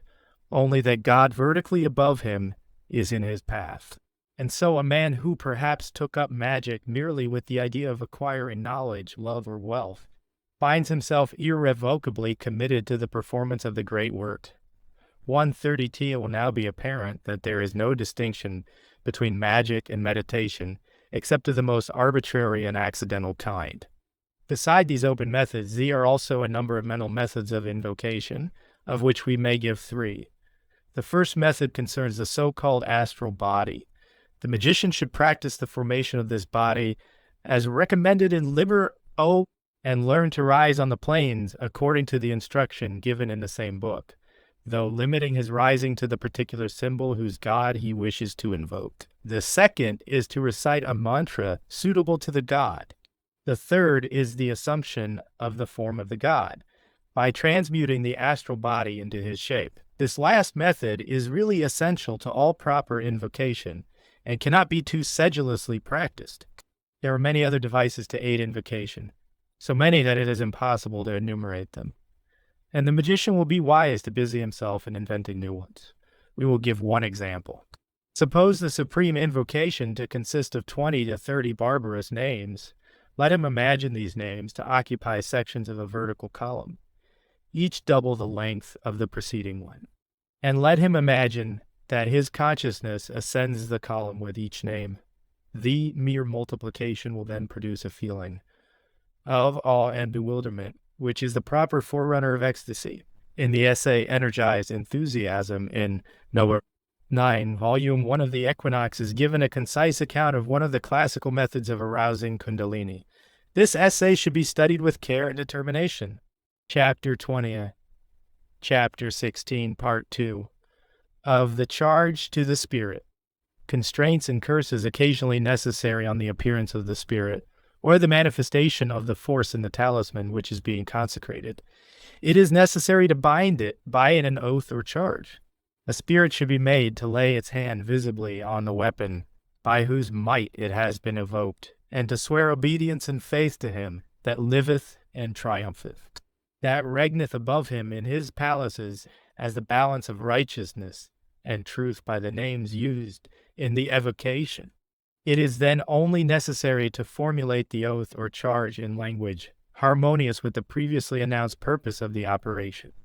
The precaution indicated is not to let oneself sink into one's humanity while the weapon is extended beyond the circle. Were the force to flow from it to you instead of from you to it, you would be infallibly blasted or at the least become the slave of the spirit. At no moment is it more important that the divine force should not only fill but radiate from the aura of the magician. Occasionally it may happen that the spirit is recalcitrant and refuses to appear. Let the magician consider the cause of such disobedience. 133 toward it may be that the place or time is wrong. One cannot easily evoke water spirits in the Sahara or salamanders in the English Lake District. Ismael will not readily appear when Jupiter is below the horizon. In order to counteract a natural deficiency of this sort, one would have to supply a sufficient quantity of the proper kind of material. One cannot make bricks without straw. With regard to invocations of the gods, such considerations do not apply. The gods are beyond most material conditions. It is necessary to fill the heart and mind with the proper basis for manifestation. The higher the nature of the god, the more true this is. The holy guardian angel has always the necessary basis. His manifestation depends solely on the readiness of the aspirant, and all magical ceremonies used in that invocation are merely intended to prepare that aspirant, not in any way to attract or influence it. It is his constant and eternal will to become one with the aspirant, and the moment the conditions of the latter make it possible, that bridal is consummated. The obstinacy of a spirit, or the inertia of a talisman, usually implies a defect in invocation. The spirit cannot resist, even for a moment, the constraint of his intelligence when that intelligence is working in accordance with the will of the angel, Archangel 134, and God above him. It is therefore better to repeat the invocations than to proceed at once to curses. The magician should also consider whether the evocation be in truth a necessary part of the karma of the universe, as he has stated in his own oath, see cap. For if this be a delusion, success is impossible. It will then be best to go back to the beginning and recapitulate with greater intensity and power of analysis the oath and the invocations, and this may be done thrice. But if this be satisfactorily accomplished, and the spirit be yet disobedient, the implication is that some hostile force is at work to hinder the operation. It will then become advisable to discover the nature of that force, and to attack and destroy it. This makes the ceremony more useful than ever to the magician, who may thereby be led to unveil a black magical gang whose existence he had not hitherto suspected. His need to check the vampiring of a lady in Paris by a sorceress once led Freder Perdurabo to the discovery of a very powerful body of black magicians, which whom he was obliged to war for nearly 10 years before their ruin was complete and irremediable as it now is. Such a discovery will not necessarily impede the ceremony. A general curse may be pronounced against the forces hindering the operation, for ex hypothesis no divine force can be interfering, and having thus temporarily dislodged them for the power of the god invoked will suffice for this purpose. One may proceed with a certain asperity to conjure the spirit, for that he has done ill to bend before the conjurations of the Black Brothers. Indeed, some demons are of a nature such that they only understand curses, are not amenable to courteous command. A slave whom stripes may move, not kindness. Finally, as a last resource, one may burn the sigil of the spirit in a black box with stinking substances, all having been properly prepared beforehand, and the magical links properly made, so that he is really tortured by the operation. This is a rare event, however. Only once in the whole of his magical career was Frater Perdurabo driven to so harsh a measure. In this connection, beware of too ready a compliance on the part of the spirit. If some Black Lodge has got wind of your operation, it may send the spirit full of hypocritical submission to destroy you. Such a spirit will probably pronounce the oath amiss or in some way seek to avoid his obligations. It is a dangerous trick, though, for the Black Lodge to play, for if the spirit come properly under your control, it will be forced to disclose the transaction, and the current will return to the Black Lodge with fulminating force. The liars will be in the power of their own lie. Their own slaves will rise up and put them into bondage. The wicked fall into the pit that they themselves digged, and so perish all the king's enemies. The charge to the spirit is usually embodied except in works of pure evocation, which after all are comparatively rare in some kind of talisman. In a certain sense, the talisman is the charge expressed in hieroglyphics.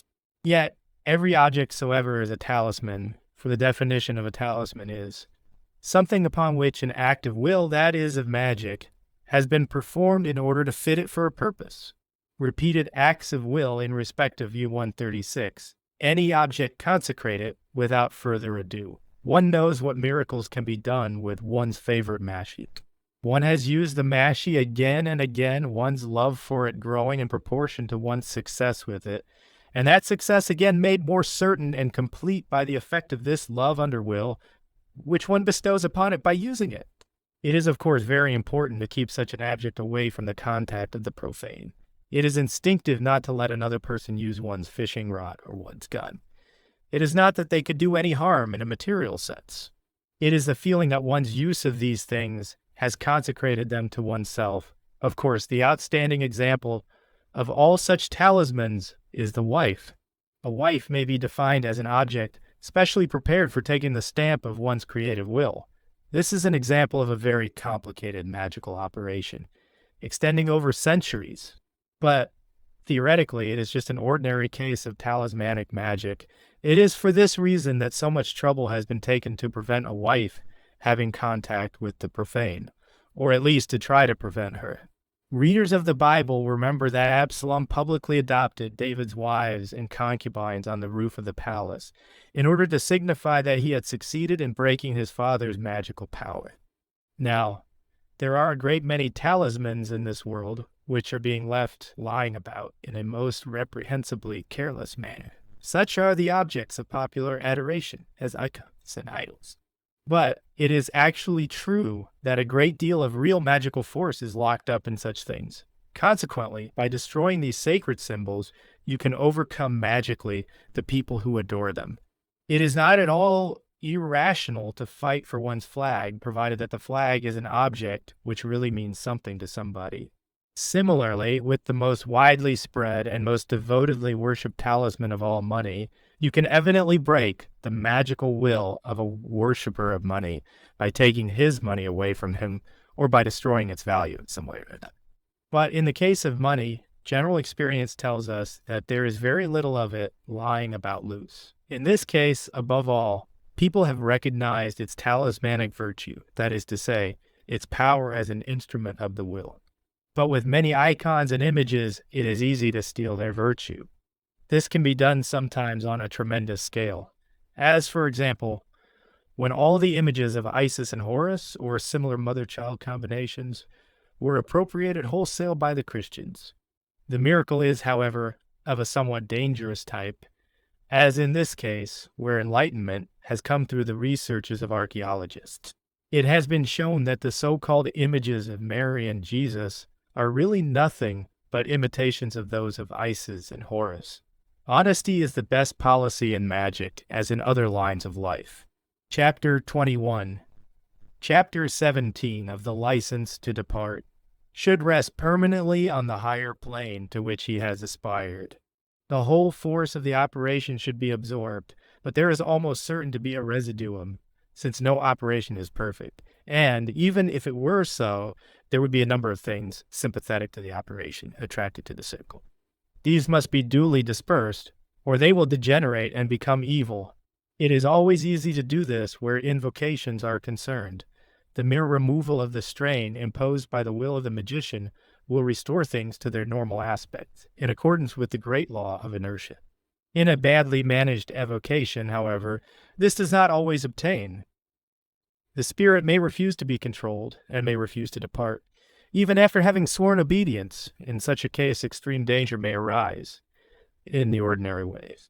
The magician dismisses the spirit with these words, "And now I say unto thee, depart in peace unto thine habitations and abodes, and may the blessing of the highest be upon thee, in the name of," here mention the divine name suitable to the operation, or a name appropriate to redeem that spirit, "and let there be peace between thee and me, and be thou very ready to come, whensoever thou art invoked and called, should he fail to disappear immediately."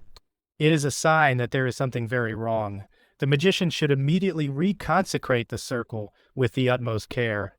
He should then repeat the dismissal, and if this does not suffice, he should then perform the banishing ritual suitable to the nature of the spirit, and, if necessary, add conjurations to the same effect. In these circumstances, or if anything else suspicious should occur, he should not be content with the apparent disappearance of the spirit, who might easily make himself invisible and lie in ambush to do the magician a mischief when he stepped out of the circle or even months afterwards.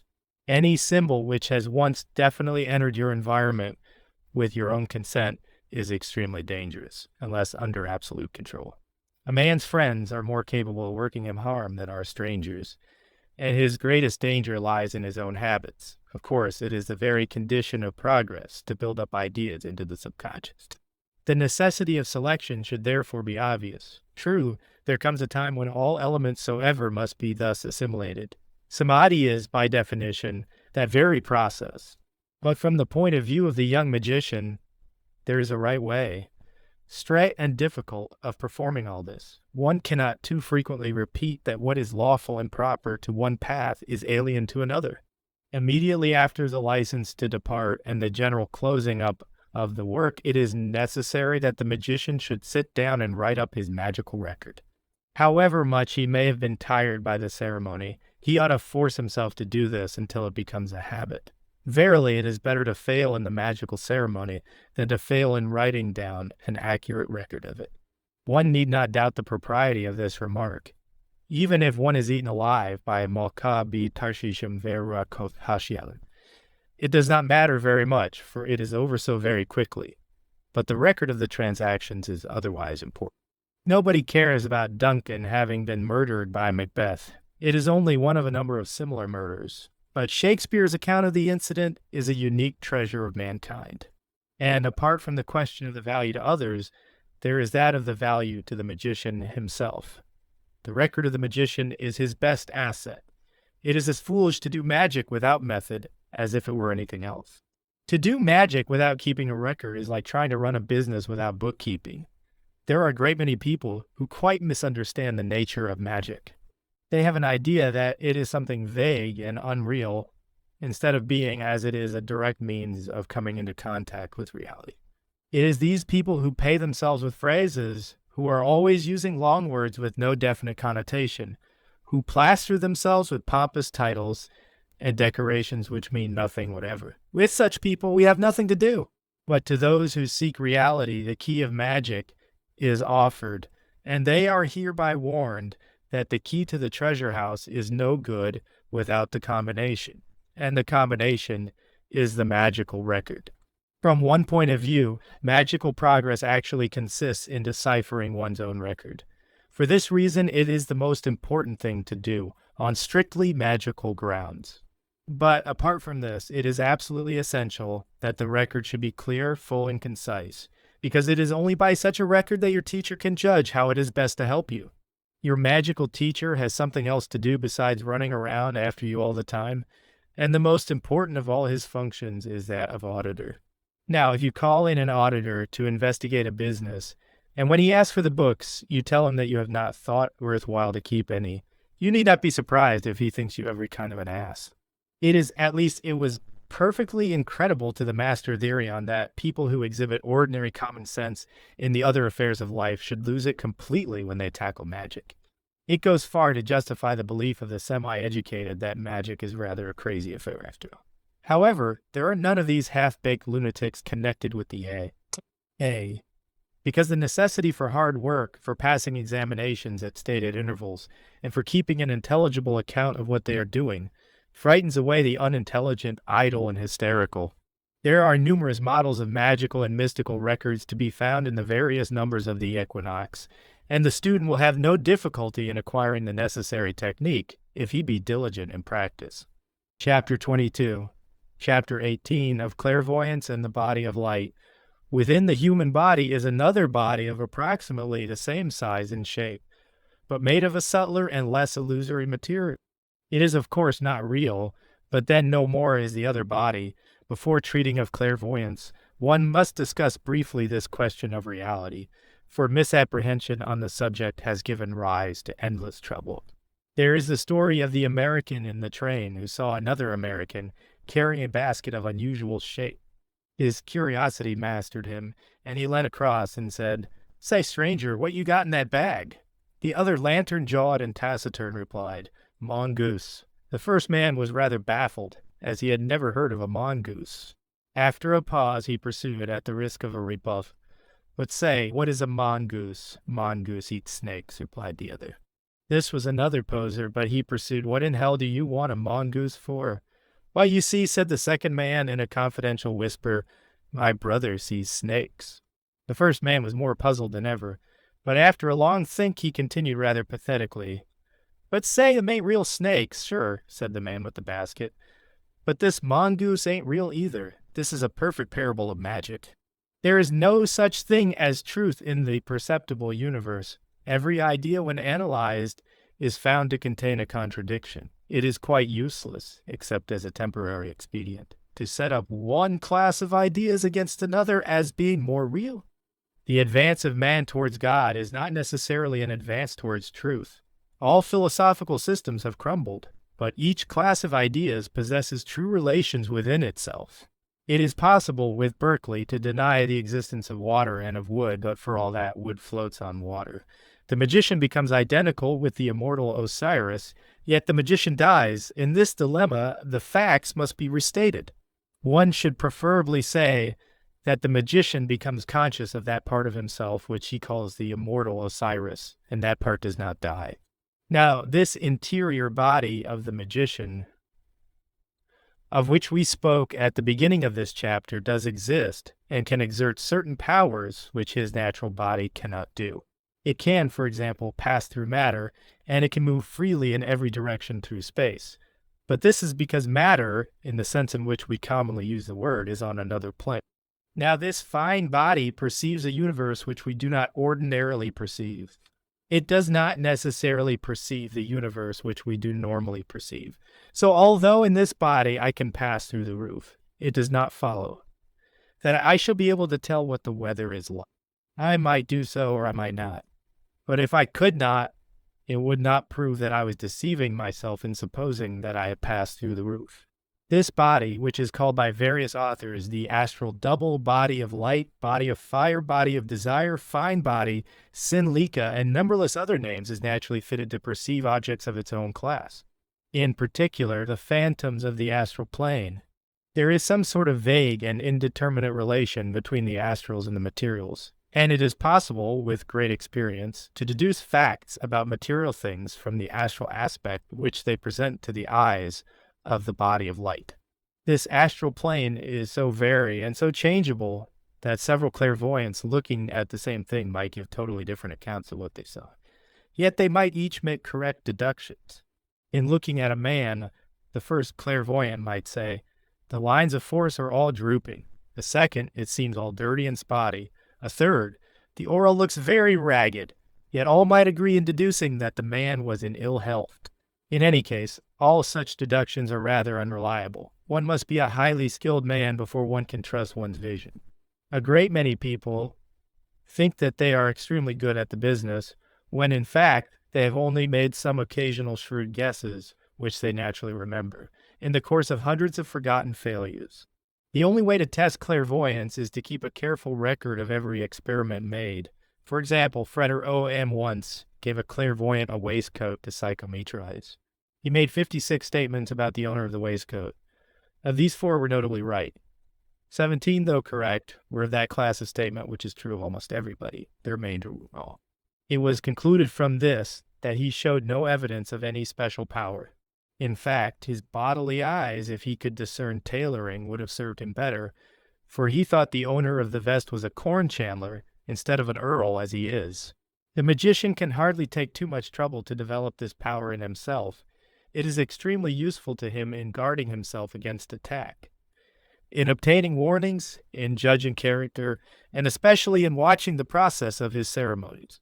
There are a great many ways of acquiring the power. Gaze into a crystal, or into a pool of ink in the palm of the hand, or into a mirror, or into a teacup. Just as with a microscope, the expert operator keeps both eyes opened. Though seeing only through the one at the eyepiece of the instrument, so the natural eye is ceasing to give any message to the brain, the attention is withdrawn from them, and the man begins to see through the astral eyes. These methods appear to the master thereon to be unsatisfactory. Very often they do not work at all. It is difficult to teach a person to use these methods, and worst of all, they are purely passive. You can see only what is shown you, and you are probably shown things perfectly pointless and irrelevant. The proper method is as follows. Develop the body of light until it is just as real to you as your other body. Teach it to travel to any desired symbol, and enable it to perform all necessary rites and invocations. In short, educate. Ultimately, the relation of that body with your own must be exceedingly intimate. But before this harmonizing takes place, you should begin by a careful differentiation. The first thing to do, therefore, is to get the body outside your own. To avoid muddling the two, you begin by imagining a shape resembling yourself standing in front of you. Do not say, "Oh, it's only imagination." The time to test that is later on, when you have secured a fairly clear mental image of such a body. Try to imagine how your own body would look if you were standing in its place. Try to transfer your consciousness to the body of light. Your own body has its eyes shut. Use the eyes of the body of light to describe the objects in the room behind you.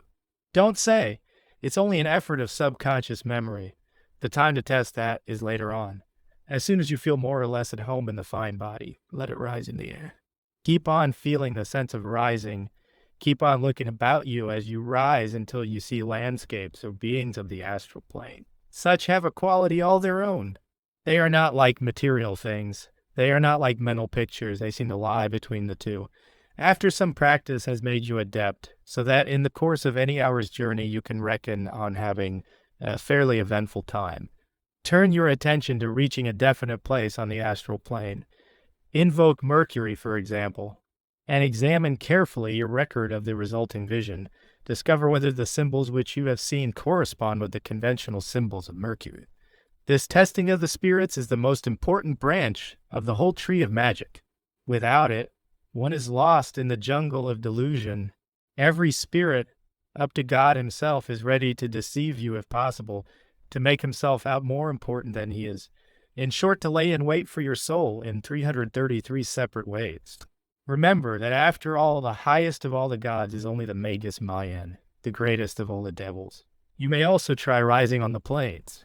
With a little practice, especially if you have a good guru, you ought to be able to slip in and out of your astral body as easily as you slip in and out of a dressing gown. It will then no longer be so necessary for your astral body to be sent far off.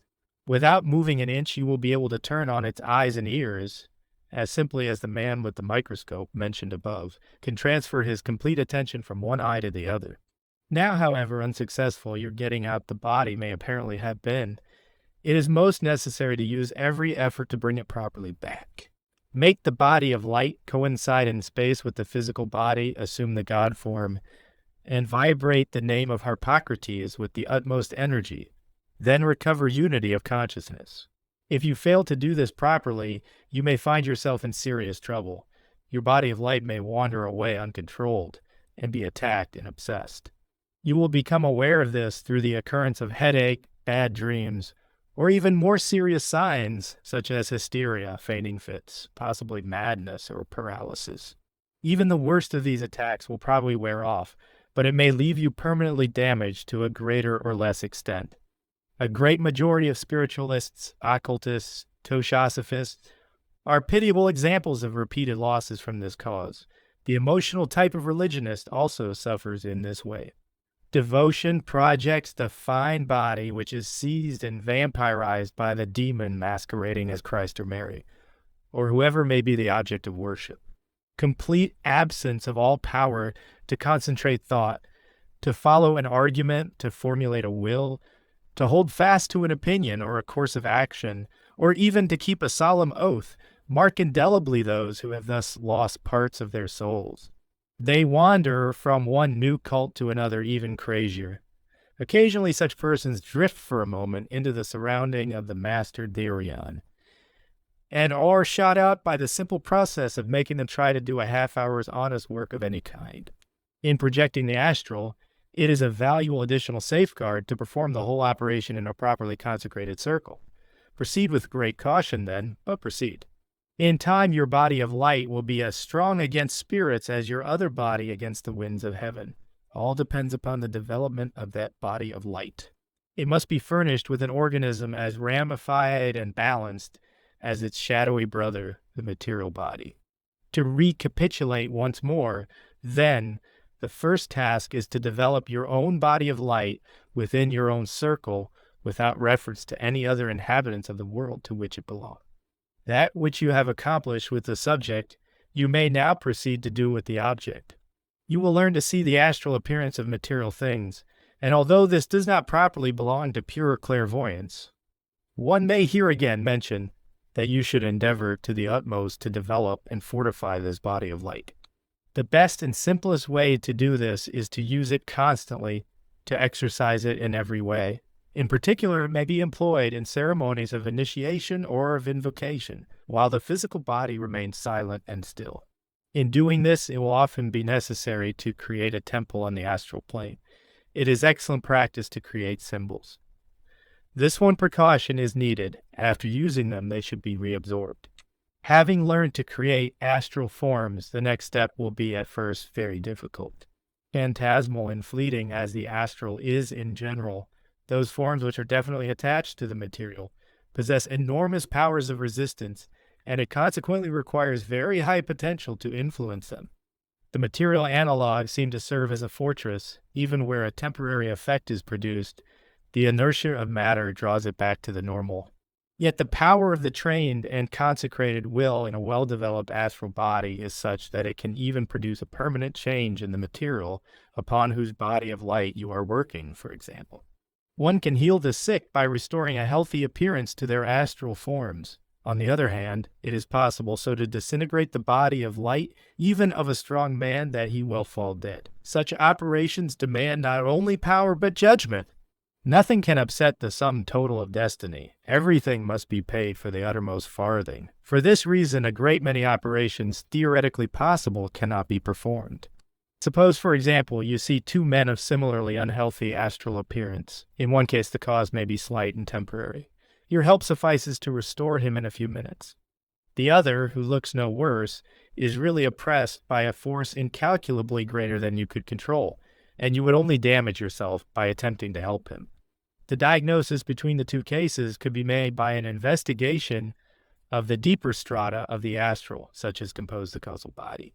A body of black magicians under Anna Kingsford once attempted to kill a vivisector who was not particularly well known, and they succeeded in making him seriously ill. But in attempting the same thing with Pasteur, they produced no effect whatever, because Pasteur was a great genius, an adept in his own line far greater than she in hers, and because millions of people were daily blessing him. It cannot be too clearly understood that magical force is subject to the same laws of proportion as any other kind of force. It is useless for a mere millionaire to try to bankrupt a man who has the Bank of England behind him. To sum up, the first task is to separate the astral form from the physical body, the second to develop the powers of the astral body, in particular those of sight, travel, and interpretation. Third, to unify the two bodies without muddling them. This being accomplished, the magician is fitted to deal with the invisible. It is now useful to contend with considerations of other planes, which have commonly been classed under the astral. There is some reason for this, as the delimitations are somewhat vague. Just as the vegetable kingdom merges into the animal, and as the material plane has beings which encroach upon the boundaries of the astral, so do we find it in the higher planes. The mental images which appear during meditation are subjective and pertain not at all to the astral plane. Only very rarely do astral images occur during meditation. It is a bad break in the circle, as a rule, when they do. There is also a magical plane. This touches the material and even includes a portion of it. It includes the astral, chiefly a full-blooded type of the astral. It reaches to and includes most, if not all, of the spiritual planes. The magical plane is thus the most comprehensive of all. Egyptian gods are typical inhabitants of this plane, and it is the home of every adept. The spiritual planes are of several types, but are all distinguished by a reality and intensity to be found nowhere else. Their inhabitants are formless, free of space and time, and distinguished by incomparable brilliance. There are also a number of subplanes, as, for example, the alchemical. This plane will often appear in the practice of rising on the plains. Its images are usually those of gardens, curiously kept, mountains furnished with peculiar symbols. Hieroglyphic animals are such figures as that of the Hermetic Arcanum, and pictures like the Gold Seekers and the Massacre of the Innocents of Basil Valentine. There is a unique quality about the alchemical plane which renders its images immediately recognizable. There are also planes corresponding to various religions past and present, all of which have their peculiar unity. It is of the utmost importance to the clairvoyant or traveler in the fine body to be able to find his way to any desired plane and operate therein as its ruler. The neophyte of APOC is examined most strictly in this practice before he is passed to the degree of zealoter. In rising on the planes, one must usually pass clear through the astral to the spiritual. Some will be unable to do this. The fine body, which is good enough to subsist on lower planes, a shadow among shadows, will fail to penetrate the higher strata. It requires a great development of this body and an intense infusion of the highest spiritual constituents of man before he can pierce the veils. The constant practice of magic is the best preparation possible. Even though the human consciousness failed to reach the goal, the consciousness of the fine body itself may do so. Wherefore whoso travels in that body on a subsequent occasion may be found worthy. And its success will react favorably on the human consciousness and increase its likelihood of success in its next magical operation. Similarly, the powers gained in this way will strengthen the magician in his mediation practices. His will becomes better able to assist the concentration, to destroy the mental images which disturb it, and to reject the lesser rewards of that practice which tempt, and to often stop the progress of the mystic. Although it is said that the spiritual lies beyond the astral, this is theoretical. The advanced magician will not find it to be so in practice. He will be able by suitable invocation to travel directly to any place desired. In Liber 41.8, an example of perfection is given. The adept who explored these aethyrs did not have to pass through and beyond the universe, the whole of which yet lies within even the inmost 30th aether.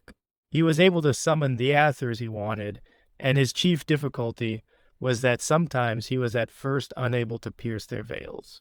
In fact, as the book shows, it was only by virtue of successive and most exalted initiations undergone in the aethers themselves that he was able to penetrate beyond the 15th.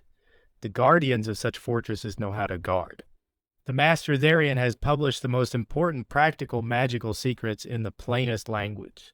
No one, by virtue of being clever or learned, has understood one word, and those unworthy who have profaned the sacrament have but eaten and drunken damnation to themselves.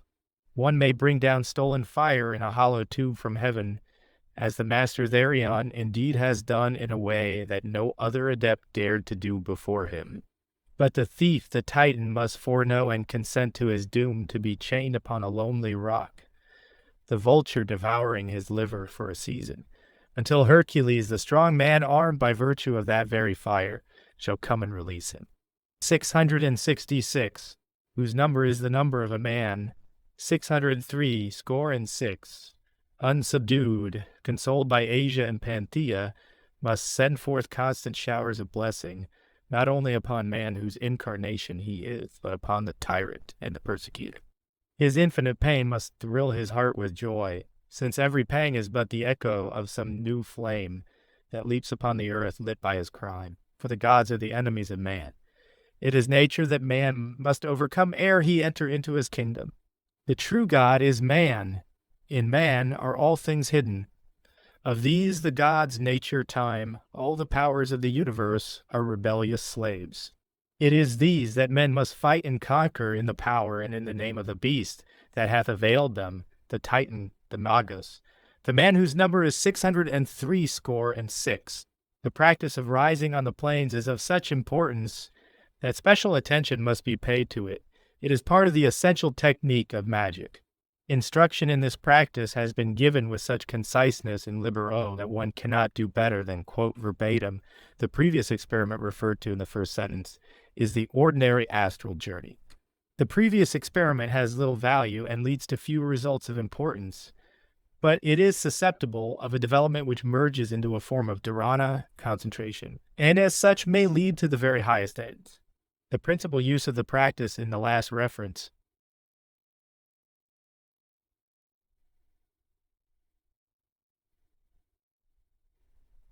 to transmute it, to cause it instantly to obey his will. 2.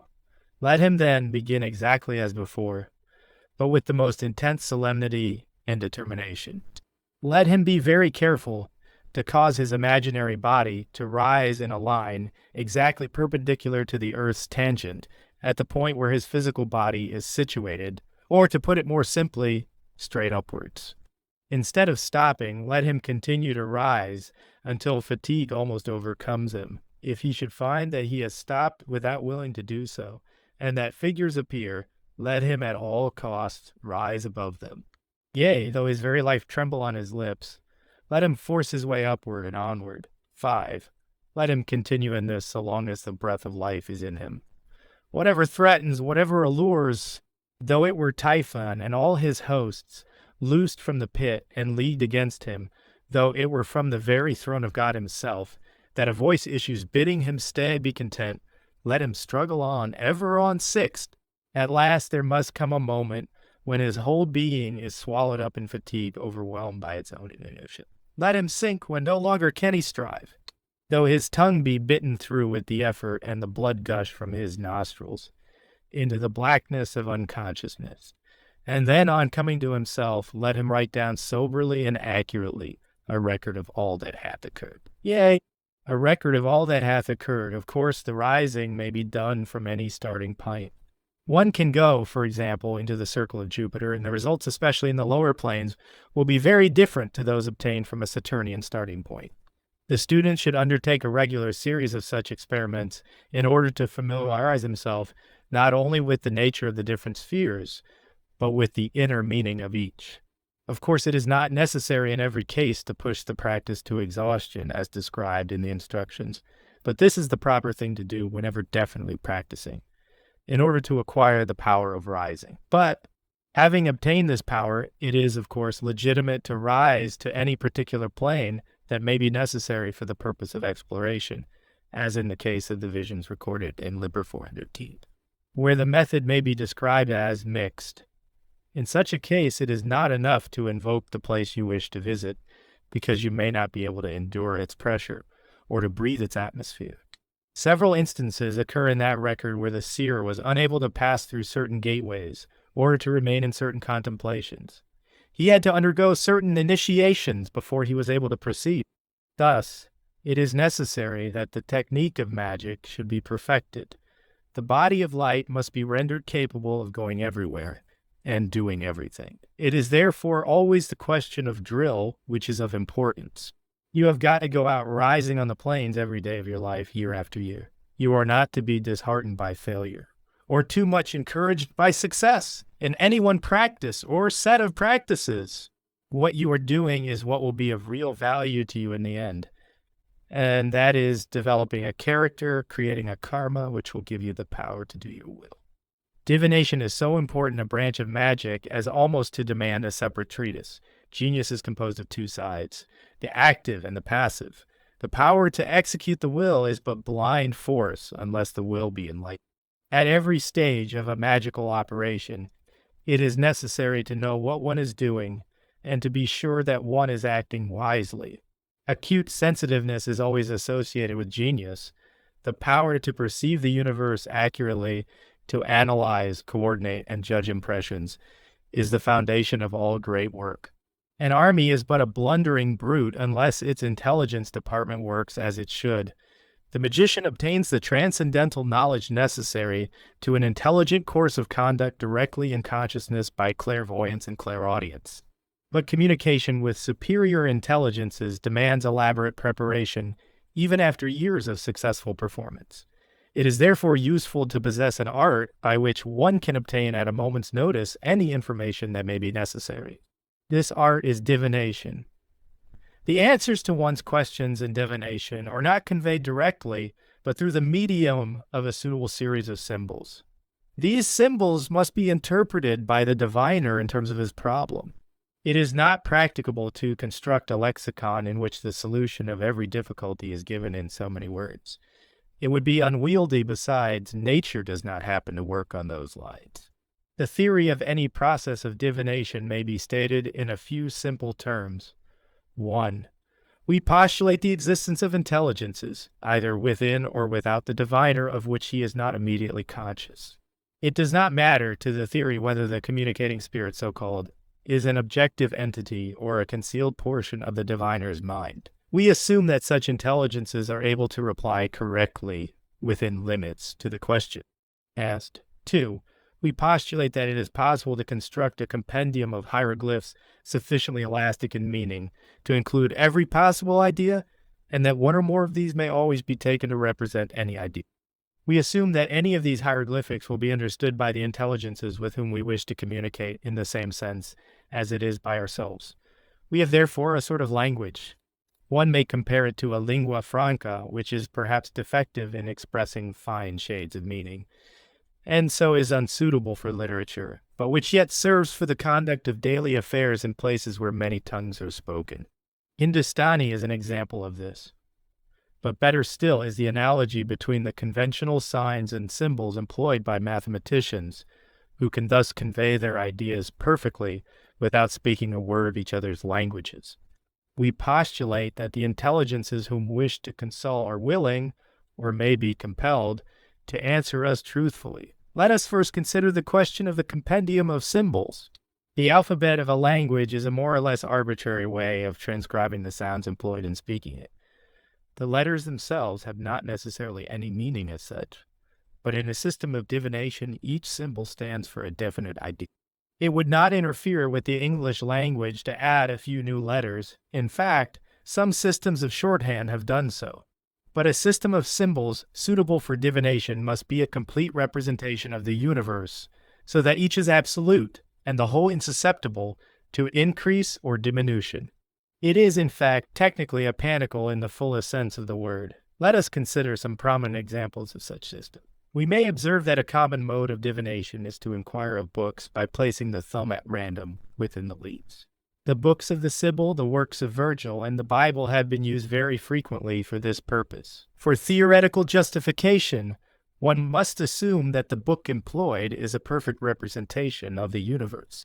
But even if this were the case, it is an inferior form of construction, because the only reasonable conception of the cosmos is mathematical and hieroglyphic rather than literary. In the case of a book, such as the Book of the Law, which is the supreme truth, and the perfect rule of life, it is not repugnant to good sense to derive an oracle from its pages. It will of course be remarked that the Book of the Law is not merely a literary compilation, but a complex mathematical structure. It therefore fulfills the required conditions. The principal means of divination in history are astrology, geomancy, the tarot, the Holy Kabbalah, and the Yi Kingdom. There are hundreds of others, from pyromancy, oneromancy, auguries from sacrifices, and the spinning top of some ancient oracles to the omens drawn from the flight of birds and the prophesying of tea leaves. It will be sufficient for our present purpose to discuss only the 5 systems first enumerated.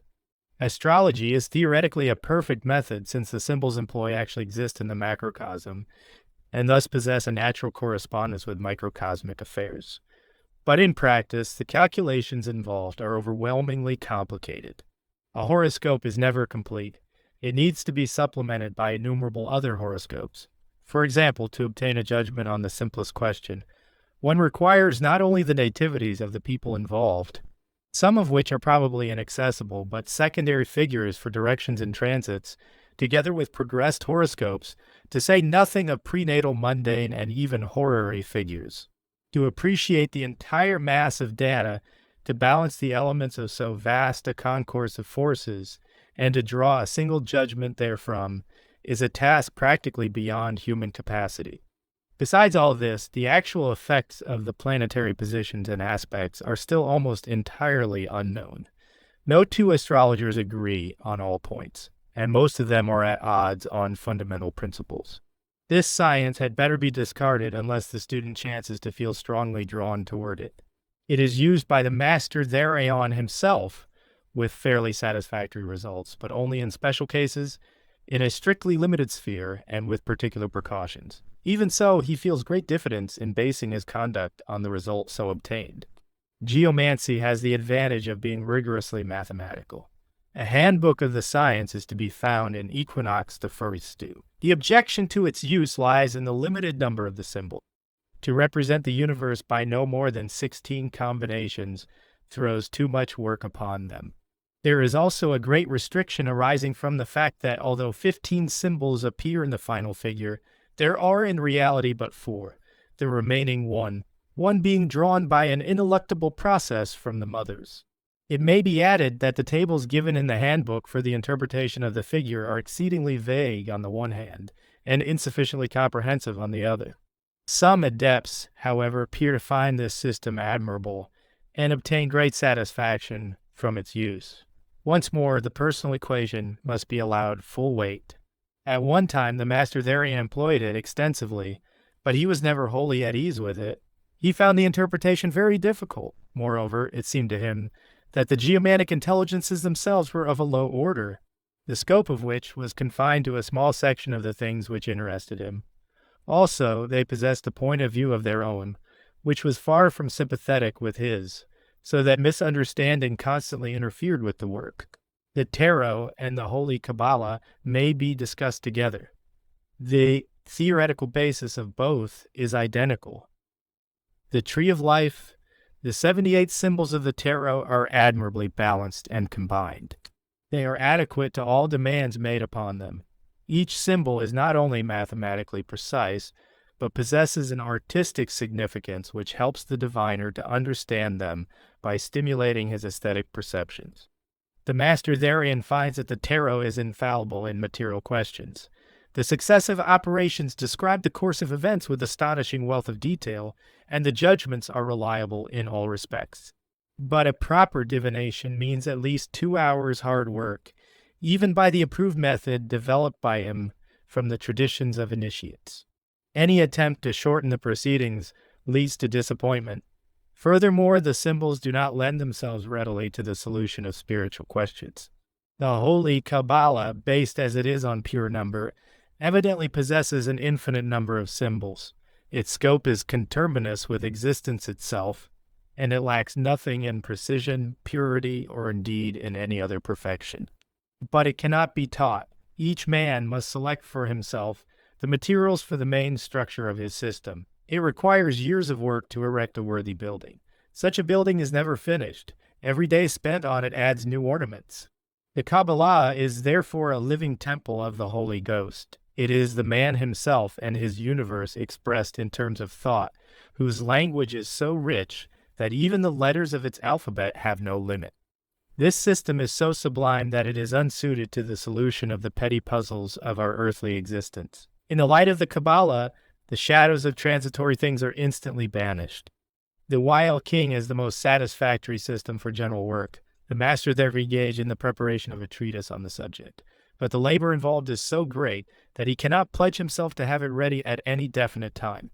The student must therefore make his own investigations into the meaning of the 64 hexagrams as best he can. The Yi King is mathematical and philosophical in form. Its structure is cognate with that of the Kabbalah.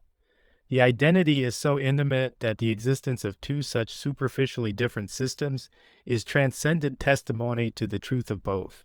It is in some ways the most perfect hieroglyph ever constructed.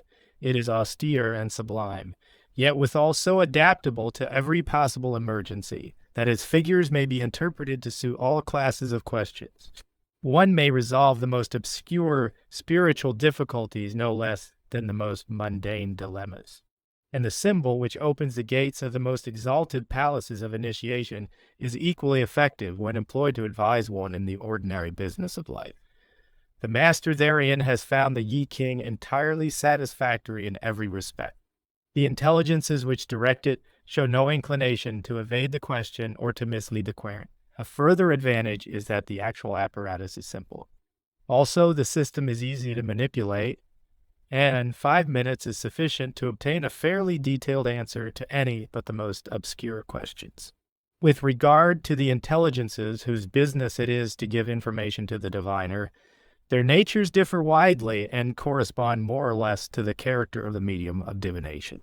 Thus, the geomantic intelligences are gnomes, spirits of an earthy nature, distinguished from each other by the modifications due to the various planetary and zodiacal influences which pertain to the several symbols. The intelligence governing Twala is not to be confused with that of Venus or of Libra. It is simply a particular terrestrial daemon which partakes of those natures. The tarot, on the other hand, being a book, is under Mercury, and the intelligence of each card is fundamentally mercurial. Such symbols are therefore peculiarly proper to communicate thought. They are not gross, like the geomantic demons, but as against this, they are unscrupulous in deceiving the diviner. The Yi King is served by beings free from these defects. The intense purity of the symbols prevent them from being usurped by intelligences with an axe of their own to grind. It is always essential for the diviner to obtain absolute magical control over the intelligences of the system which he adopts. He must not leave the smallest loophole for being tricked, befogged, or mocked. He must not allow them to use casuistry in the interpretation of his questions. It is a common knavery, especially in geomancy, to render an answer which is literally true and yet deceives. For instance, one might ask whether some business transaction would be profitable and find, after getting an affirmative answer, that it really referred to the other party to the affair. There is, on the surface, no difficulty at all in getting replies. In fact, the process is mechanical. Success is therefore assured, bar a stroke of apoplexy. But even suppose we are safe from deceit, how can we know that the question has really been put to another mind, understood rightly, and answered from knowledge? It is obviously possible to check one's operations by clairvoyance, but this is rather like buying a safe to keep a brick in. Experience is the only teacher. One acquires what one may almost call a new sense. One feels in oneself whether one is right or not. The diviner must develop this sense. It resembles the exquisite sensibility of touch which is found in the great billiard player, whose fingers can estimate infinitesimal degrees of force, or the similar phenomenon in the professional taster of tea or wine who can distinguish fantastically subtle differences of flavor. It is a hard saying, but in the order to divine without error, one ought to be a master of the temple. Divination affords excellent practice for those who aspire to that exalted eminence, for the faintest breath of personal preference will deflect the needle from the pole of truth in the answer. Unless the diviner have banished utterly from his mind the minutest atom of interest in the answer to his question, he is almost certain to influence that answer in favor of his personal inclination. The psychoanalyst will recall the fact that dreams are phantasmal representations of the unconscious will of the sleeper, and that not only are they images of that will instead of representations of objective truth, but the image itself is confused by 1,000 cross-currents set in motion by the various complexes and inhibitions of his character. If therefore one consults the oracle, one must take sure that one is not consciously or unconsciously bringing pressure to bear upon it. It is just as when an Englishman cross-examines a Hindu. The ultimate answer will be what the Hindu imagines will best please the inquirer. The same difficulty appears in a grosser form when one receives a perfectly true reply, but insists on interpreting it so as to suit one's desires. The vast majority of people who go to fortune tellers have nothing else in mind but the wish to obtain supernatural sanction for their follies. Apart from occultism altogether, everyone knows that when people ask for advice, they only want to be told how wise they are. Hardly anyone acts on the most obviously common sense counsel if it happens to clash with his previous intentions. Indeed, who would take counsel unless he were warned by some little whisper in his heart that he was about to make a fool of himself, which he is determined to do, and only wants to be able to blame his best friend, or the oracle, when he is overtaken by the disaster which his own interior mentor foresees? Those who embark on divination will be wise to consider the foregoing remarks very deeply. They will know when they are getting deep enough by the fact of the thought beginning to hurt them. It is essential to explore oneself to the utmost, to analyze one's mind until one can be positive, beyond the possibility of error, that one is able to detach oneself entirely from the question. The oracle is a judge. It must be beyond bribery and prejudice. It is impossible in practice to lay down rules for the interpretation of symbols. Their nature must be investigated by intellectual methods such as the Kabbalah. But the precise shape of meaning in any one case, and the sphere and tendency of its application, must be acquired by experience, that is, by induction, by recording and classifying one's experiments over a long period. And this is the better part, by refining one's ratiocination to the point where it becomes instinct or intuition, whichever one likes to call it. It is proper in cases where the sphere of the question is well marked to begin the divination by invocations of the forces thereto appropriate. An error of judgment as to the true character of the question would entail penalties proportionate to the extent of that error, and the delusions resulting from a divination fortified by invocation would be more serious than if one had not employed such heavy artillery.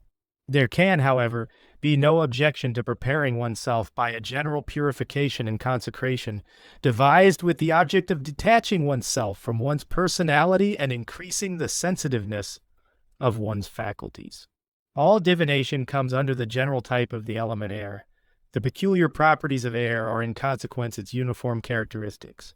Divination is subtle and intangible. It moves with mysterious ease, expanding, contracting, flowing, responsive to the slightest stress. It receives and transmits every vibration without retaining any. It becomes poisonous when its oxygen is defiled by passing through human lungs. There is a peculiar frame of mind necessary to successful divination. The conditions of the problem are difficult. It is obviously necessary for the mind of the diviner to be concentrated absolutely upon his question. Any intrusive thought will confuse the oracle as certainly as the reader of a newspaper is confused. 163, when he reads a paragraph into which a few lines have strayed from another column. It is equally necessary that the muscles with which he manipulates the apparatus of divination must be entirely independent of any volition of his. He must lend them for the moment to the intelligence whom he is consulting, to be guided in their movement to make the necessary mechanical actions which determine the physical factor of the operation. It will be obvious that this is somewhat awkward for the diviner who is also a magician, for as a magician he has been constantly at work to keep all his forces under his own control, and to prevent the slightest interference with them by any alien will. It is, in fact, commonly the case, or so says the experience of the master therein, that the most promising magicians are the most deplorable diviners, and vice versa. It is only when the aspirant approaches perfection that he becomes able to reconcile these two apparently opposing faculties. Indeed, there is no surer sign of all-round success than this ability to put the whole of one's powers at the service of any type of task. With regard to the mind, again, it would seem that concentration on the question makes more difficult the necessary detachment from it. Once again, the diviner stands in need of a considerable degree of attainment in the practices of meditation. He must have succeeded in destroying the tendency of the ego to interfere with the object of thought. He must be able to conceive of a thing out of all relation with anything else.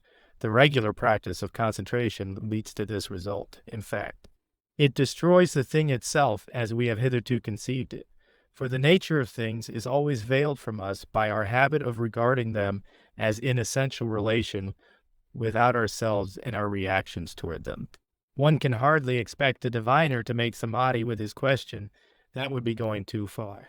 And destroy the character of the operation by removing the question from the class of concatenated ideas.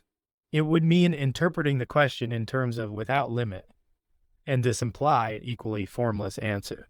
But he should approximate to this extreme sufficiently to allow the question entire freedom to make for itself its own proper links with the intelligence directing the answer, preserving its position on its own plane, and evoking the necessary counterpoise to its own deviation from the norm of nothingness. We may recapitulate the above reflections in a practical form. We will suppose that one wishes to divine by geomancy whether or no one should marry, it being assumed that one's emotional impulses suggest so rash a course.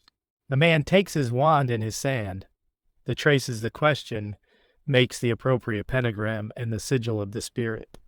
Before tracing the dashes which are to determine the four mothers, he must strictly examine himself. He must banish from his mind every thought which can possibly act as an attachment to his proposed partner. He must banish all thoughts which concern himself, those of apprehension no less than those of art. He must carry his introspection as far as possible. He must observe with all the subtlety at his command whether it pains him to abandon any of these thoughts.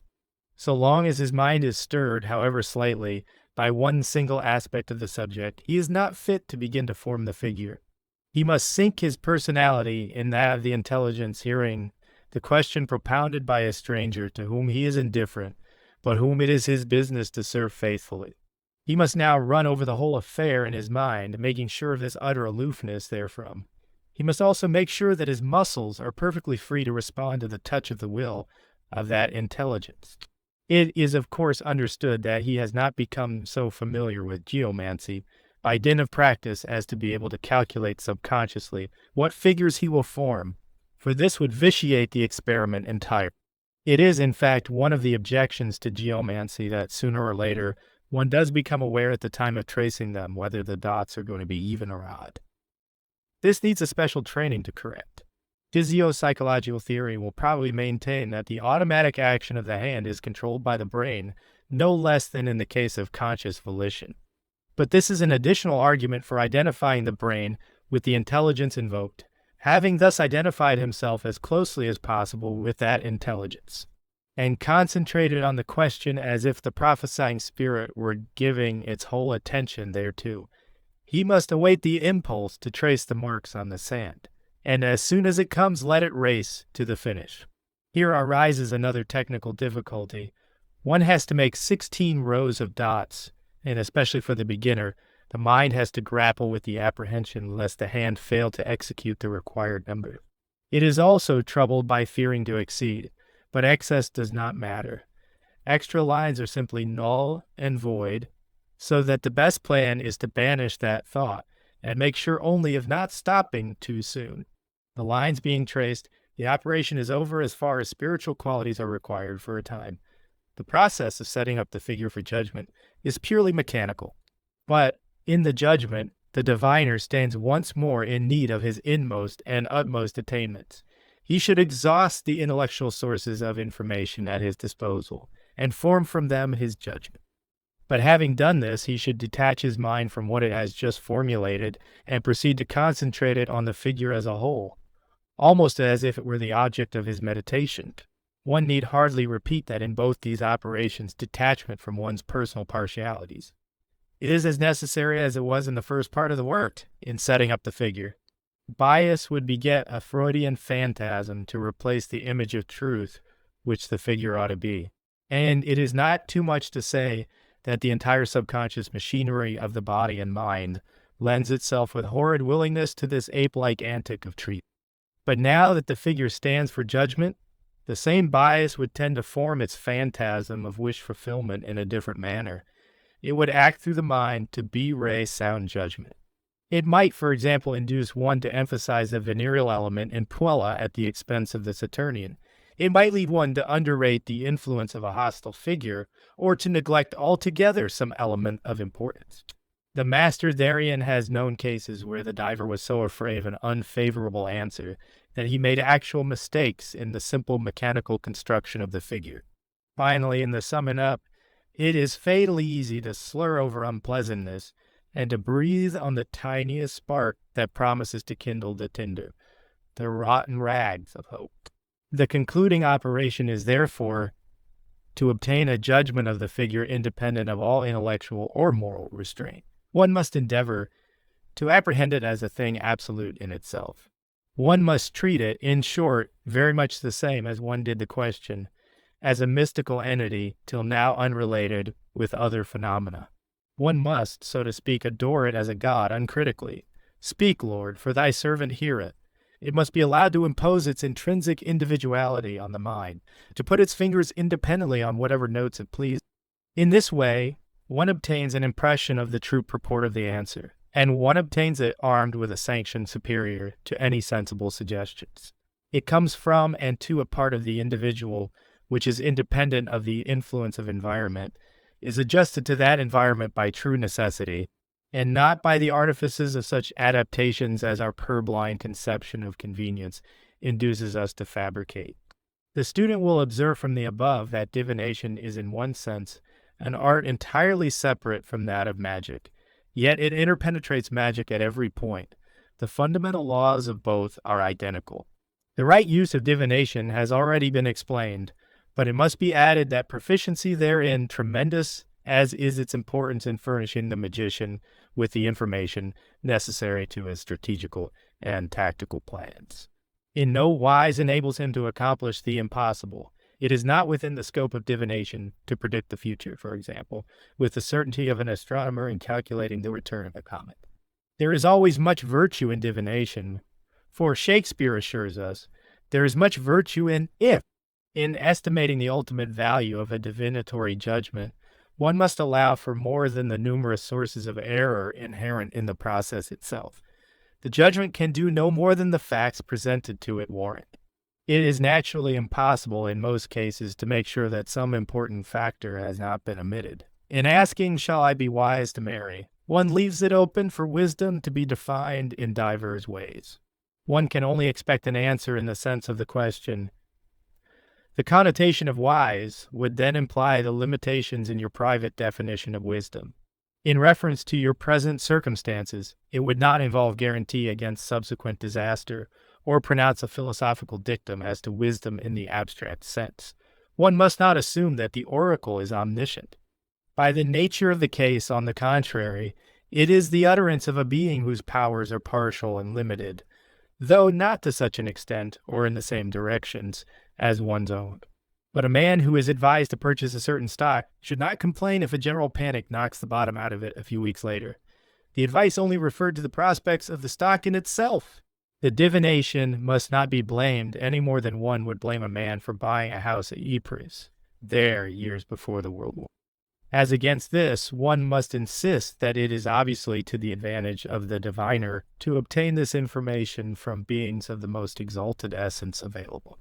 An old witch who has a familiar spirit of merely local celebrity, such as the toad in her tree, can hardly expect him to tell her much more of private matters than her parish magazine does of public. It depends entirely on the magician how he is served. The greater the man, the greater must be his teacher. It follows that the highest forms of communicating demons, those who know, so to speak, the court secrets, disdain to concern themselves with matters which they regard as beneath them. One must not make the mistake of calling in a famous physician to one's sick Pekingese. One must also beware of asking even the cleverest angel a question outside his ambit. A heart specialist should not prescribe for throat trouble. The magician ought therefore to make himself master of several methods of divination, using one or the other as the purpose of the moment dictates. He should make a point of organizing a staff of such spirits to suit various occasions. These should be familiar spirits in the strict sense, members of his family. He should deal with them constantly, avoiding whimsical or capricious changes. He should choose them so that their capacities cover the whole ground of his work. But he should not multiply them unnecessarily, for he makes himself responsible for each one that he employs. Such spirits should be ceremonially evoked to visible or semi-visible appearance. A strict arrangement should be made and sworn. This must be kept punctiliously by the magician, and its infringement by the spirit severely punished. Relations with these spirits should be confirmed and encouraged by frequent intercourse. They should be treated with courtesy, consideration, and even affection. They should be taught to love and respect their master, and to take pride in being trusted by him.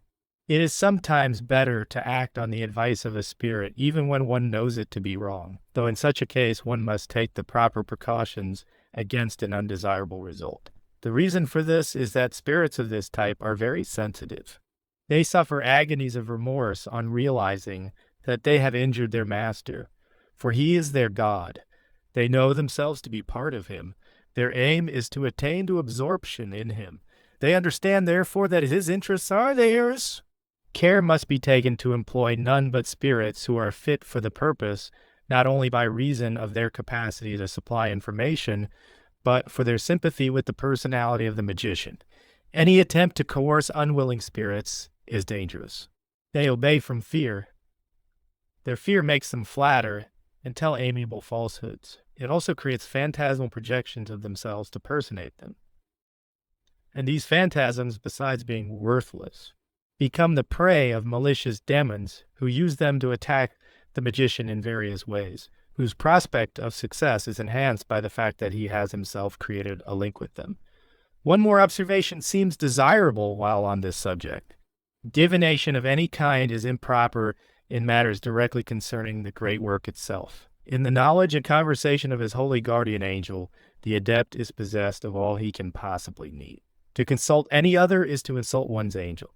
Moreover, it is to abandon the only person who really knows and really cares in favor of one who, by the nature of the case, must be ignorant of the essence of the matter, one whose interest in it is no more at the best than that of a well-meaning stranger. It should go without saying that, until the magician has attained to the knowledge and conversation of his holy guardian angel, he is liable to endless deceptions. He does not know himself. How can he explain his business to others? How can those others, though they do their best for him, aid in anything but trifles? One must therefore be prepared for disappointment at every stage until one attains to adeptship. This is especially true of divination, because the essence of the horror of not knowing one's angel is the utter bewilderment and anguish of the mind, complicated by the persecution of the body and envenomed by the ache of the soul. One puts the wrong questions and puts them wrong, gets the wrong answers, judges them wrong, and acts wrongly upon them. One must nevertheless persist aspiring with ardor towards one's angel, and comforted by the assurance that he is guiding one secretly towards himself, and that all one's mistakes are necessary preparations for the appointed hour of meeting him. Each mistake is the combing out of some tangle in the hair of the bride as she is being coiffed for marriage. But on the other hand, although the adept is in daily communication with his angel, he ought to be careful to consult him only on questions proper to the dignity of the relation.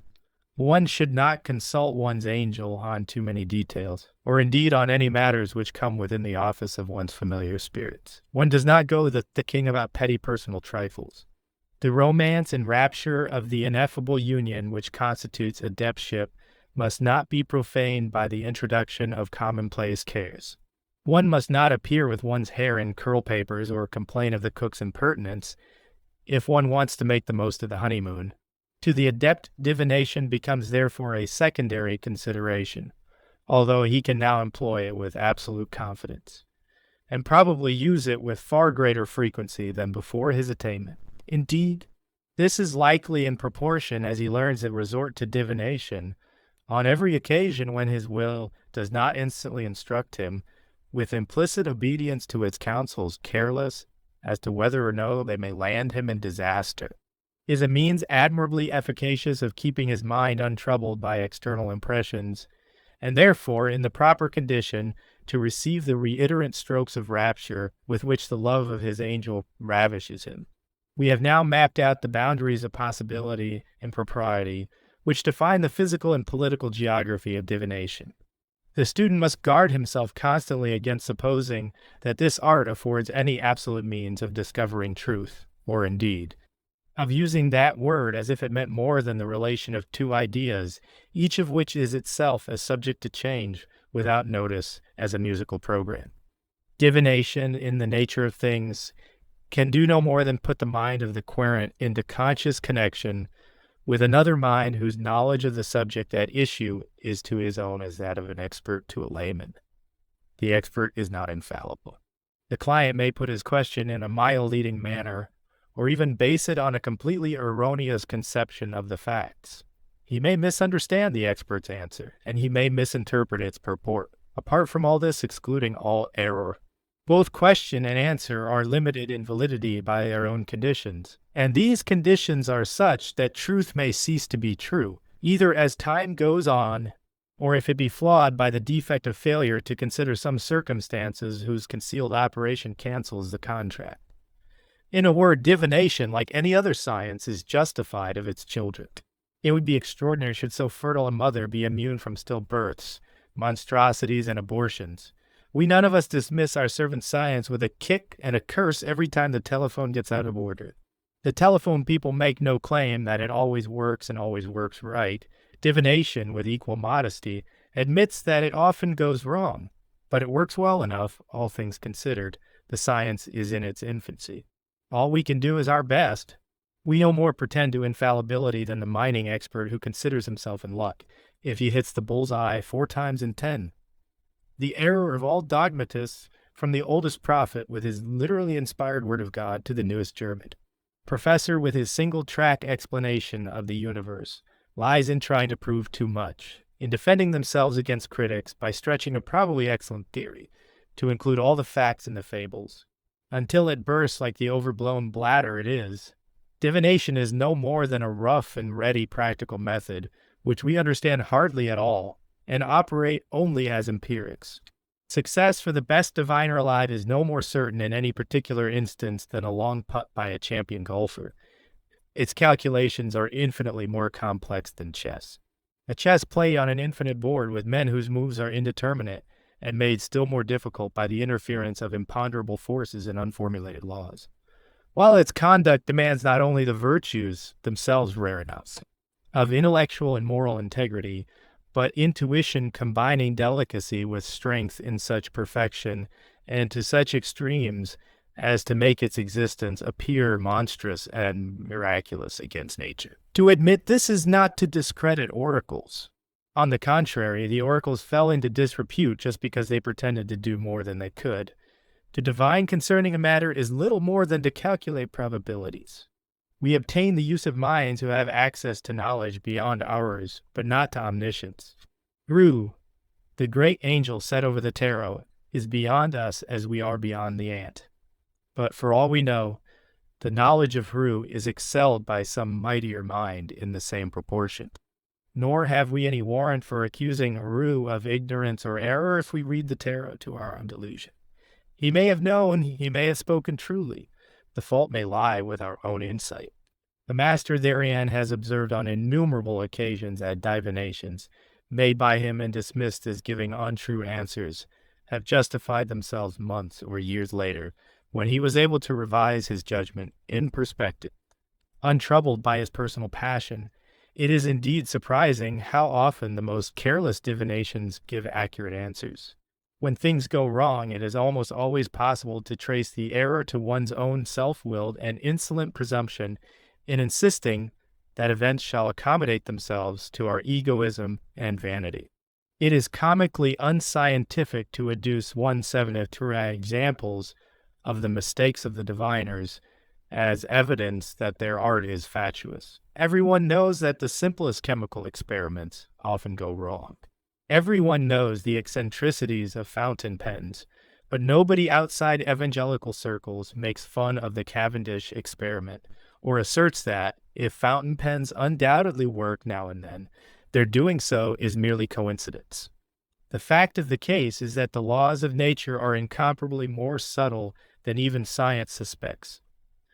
The phenomena of every plane are intimately interwoven. The arguments of Aristotle were dependent on the atmospheric pressure which prevented his blood from boiling away. There is nothing in the universe which does not influence every other thing in one way or another. There is no reason in nature why the apparently chance combination of half a dozen sticks of tortoise shell should not be so linked both with the human mind and with the entire structure of the universe that the observation of their fall should not enable us to measure all things in heaven and earth. With one piece of curved glass we have discovered uncounted galaxies of suns, with another endless orders of existence in the infinitesimal. With the prism we have analyzed light so that matter and force have become intelligible only as forms of light. With a rod we have summoned the invisible energies of electricity to be our familiar spirits serving us to do our will, whether it be to outsoar the condor or to dive deeper into the demon world of disease than any of our dreamers dared to dream. Since with 4 bits of common glass mankind has learnt to know so much, achieved so much, who dare deny that the Book of Thoth, the quintessentialized wisdom of our ancestors, whose civilizations, perished though they be, have left monuments which dwarf ours until we wonder whether we are degenerate from them or evolved from simians, who dare deny that such a book may be possessed of unimaginable powers. It is not so long since the methods of modern science were scoffed at by the whole cultured world. In the sacred halls themselves, the roofs rang loud with the scornful laughter of the high priests, as each new postulant approached with his unorthodox offering. There is hardly a scientific discovery in history which was not decried as quackery by the very men whose own achievements were scarce, yet recognized by the world at large. Within the memory of the present generation, the possibility of airplanes was derisively denied by those very engineers accounted most expert to give their opinions. The method of divination, the ratio of it, is as obscure today as was that of spectrum analysis a generation ago. That the chemical composition of the fixed stars should become known to man seemed an insane imagining too ridiculous to discuss. Today it seems equally irrational to inquire of the desert sand concerning the fate of empires. Yet surely if anyone knows, should know, today it may sound impossible for inanimate objects to reveal the inmost secrets of mankind and nature. We cannot say why divination is valid. We cannot trace the process by which it performs its marvels. But the same objections apply equally well to the telephone. No man knows what electricity is or the nature of the forces which determine its action. We know only that by doing certain things we get certain results, and that the least error on our part will bring our work to naught. The same is exactly true of divination. The difference between the two sciences is not more than this, that, more minds having been at work on the former, we have learnt to master its tricks with greater success than in the case of the latter. Chapter 23. Chapter 19 of Dramatic Rituals. Them is almost invariably the invocation of a god, that God conceived in a more or less material and personal fashion. These rituals are therefore well suited for such persons as are capable of understanding the spirit of magic as opposed to the letter. One of the great advantages of them is that a large number of persons may take part, so that there is consequently more force available. But it is important that they should all be initiates of the same mysteries, bound by the same oaths, and filled with the same aspirations. They should be associated only for this one purpose. Such a company being prepared, the story of the god should be dramatized by a well-skilled poet, accustomed to this form of composition. Lengthy speeches and invocations should be avoided, but action should be very full. Such ceremonies should be carefully rehearsed, but in rehearsals care should be taken to omit the climax, which should be studied by the principal character in private. The play should be so arranged that this climax depends on him alone. By this means one prevents the ceremony from becoming mechanical or hackneyed, and the element of surprise. 177 assists the lesser characters to get out of themselves at the supreme moment. Following the climax, there should always be an unrehearsed ceremony, an impromptu. The most satisfactory form of this is the dance. In such ceremonies, appropriate libations may be freely used. The rite of Luna equinox thirst. XX is a good example of this use. Here the climax is the music of the goddess, the assistants remaining in silent ecstasy. In the rite of Jupiter, the impromptu is the dance, in that of Saturn, long periods of silence. It will be noticed that in these rites, poetry and music were largely employed, mostly published pieces by well-known authors and composers.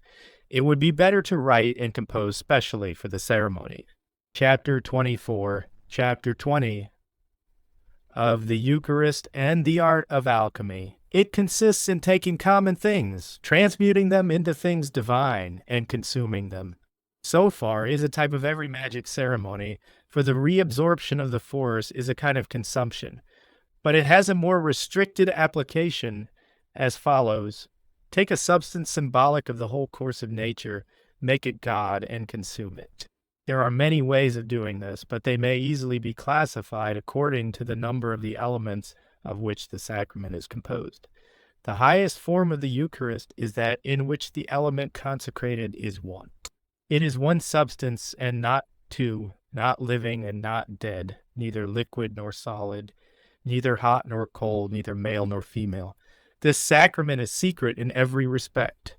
For those who may be worthy, although not officially recognized as such, this Eucharist has been described in detail, and without concealment, somewhere in the published writings of the Master therein. But he has told no one where.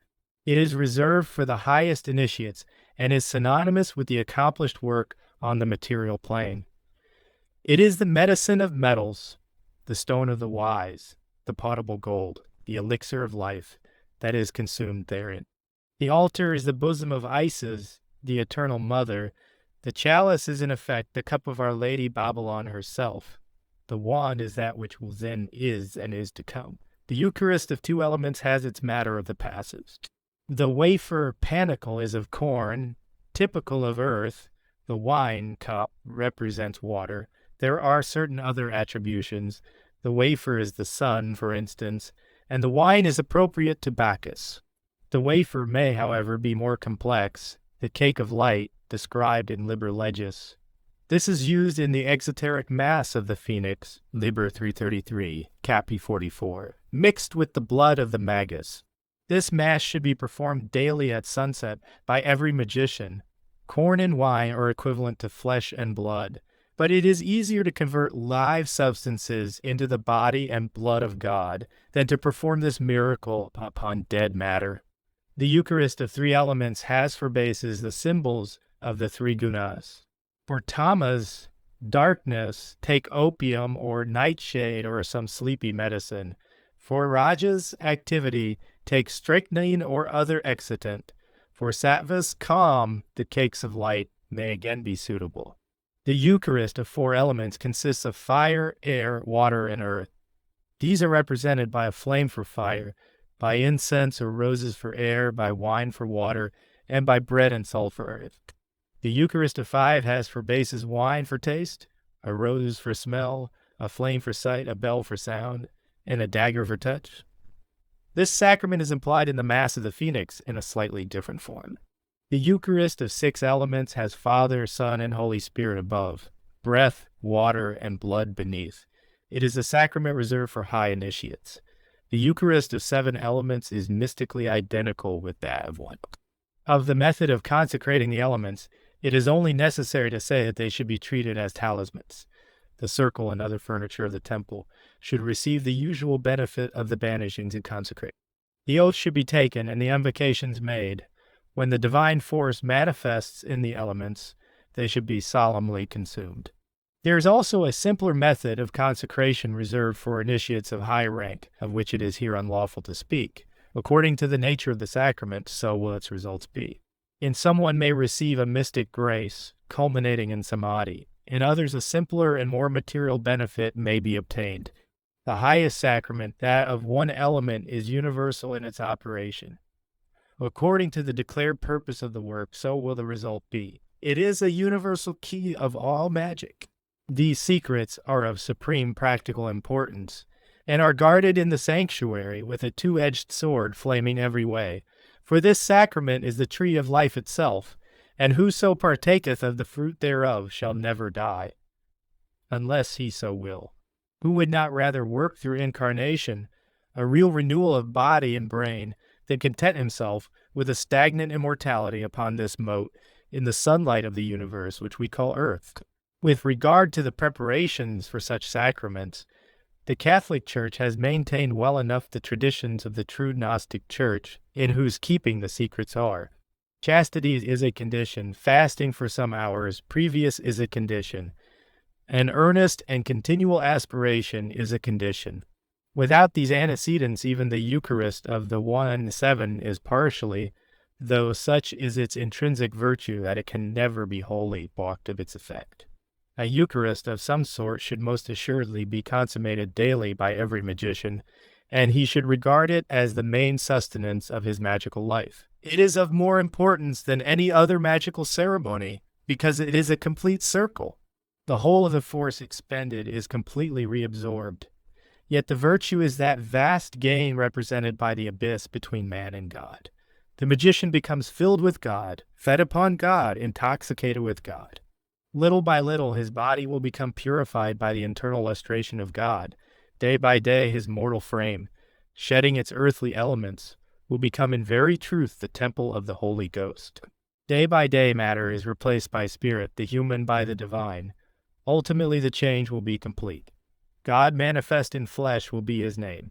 This is the most important of all magical secrets that ever were or can be. To a magician, thus renewed, the attainment of the knowledge and conversation of the holy guardian angel becomes an inevitable task. Every force of his nature, unhindered, tends to that aim and goal, of whose nature neither man nor God may speak. For that it is infinitely beyond speech, or thought, or ecstasy, or silence. Samadhi and Nibbana are but its shadows cast upon the universe. If the master therein affects by this book nothing else but to demonstrate the continuity of nature and the uniformity of law, he will feel that his work has not been wasted. In his original design of Part 3, he did not contemplate any allusion to alchemy. It has somehow been taken for granted that this subject is entirely foreign to regular magic, both in scope and method. It will be the main object of the following description to establish it as essentially a branch of the subject, and to show that it may be considered simply as a particular case of the general proposition, differing from evocatory and talismanic magic only in the values which are represented by the unknown quantities in the pantomorphous equations. There is no need to make any systematized attempt to decipher the jargon of Hermetic treatises. We need not enter upon an historical discussion. Let it suffice to say that the word alchemy is an Arabic term consisting of the article al and the adjective chemi, which means that which pertains to Egypt. A rough translation would be the Egyptian matter. The assumption is that the Mohammedan grammarians held traditionally that the art was derived from that wisdom of the Egyptians which was the boast of Moses, Plato, and Pythagoras, and the source of their illumination. Modern research by profane scholars leaves it still doubtful as to whether alchemical treatises should be classified as mystical, magical, medical, or chemical.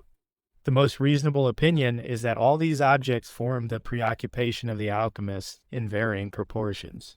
Hermes is alike the god of wisdom, thaumaturgy, therapeutics, and physical science. All these may consequently claim the title Hermetic. It cannot be doubted that such writers as Flood aspired to spiritual perfection. It is equally sure that Edward Kelly wrote primarily from the point of view of a magician. That Paracelsus applied himself to the cure of disease and the prolongation of life as the first consideration, although his greatest achievements seem to modern thinkers to have been rather his discoveries of opium, zinc, and hydrogen. So that we tend to think of him as a chemist no less than we do of Van Helmont, whose conception of gas ranks him as one of those rare geniuses who have increased human knowledge by a fundamentally important idea. The literature of alchemy is immense. Practically all of it is wholly or partially unintelligible. Its treatises from the Metzareth of the Hebrews to the Chariot of Antimony are deliberately couched in hieratic riddles. Ecclesiastical persecution and the profanation of the secrets of power were equally dreaded. Worse still, from our point of view, this motive induced writers to insert intentionally misleading statements, the more deeply to bedevil unworthy pretenders to their mysteries. We do not propose to discuss any of the actual processes. Most readers will be already aware that the main objects of alchemy were the philosopher's stone, the medicine of metals, and various tinctures and elixirs possessing diverse virtues, in particular those of healing disease, extending the span of life, increasing human abilities, perfecting the nature of man in every respect, conferring magical powers, and transmuting material substances, especially metals, into more valuable forms. The subject is further complicated by the fact that many authors were unscrupulous quacks.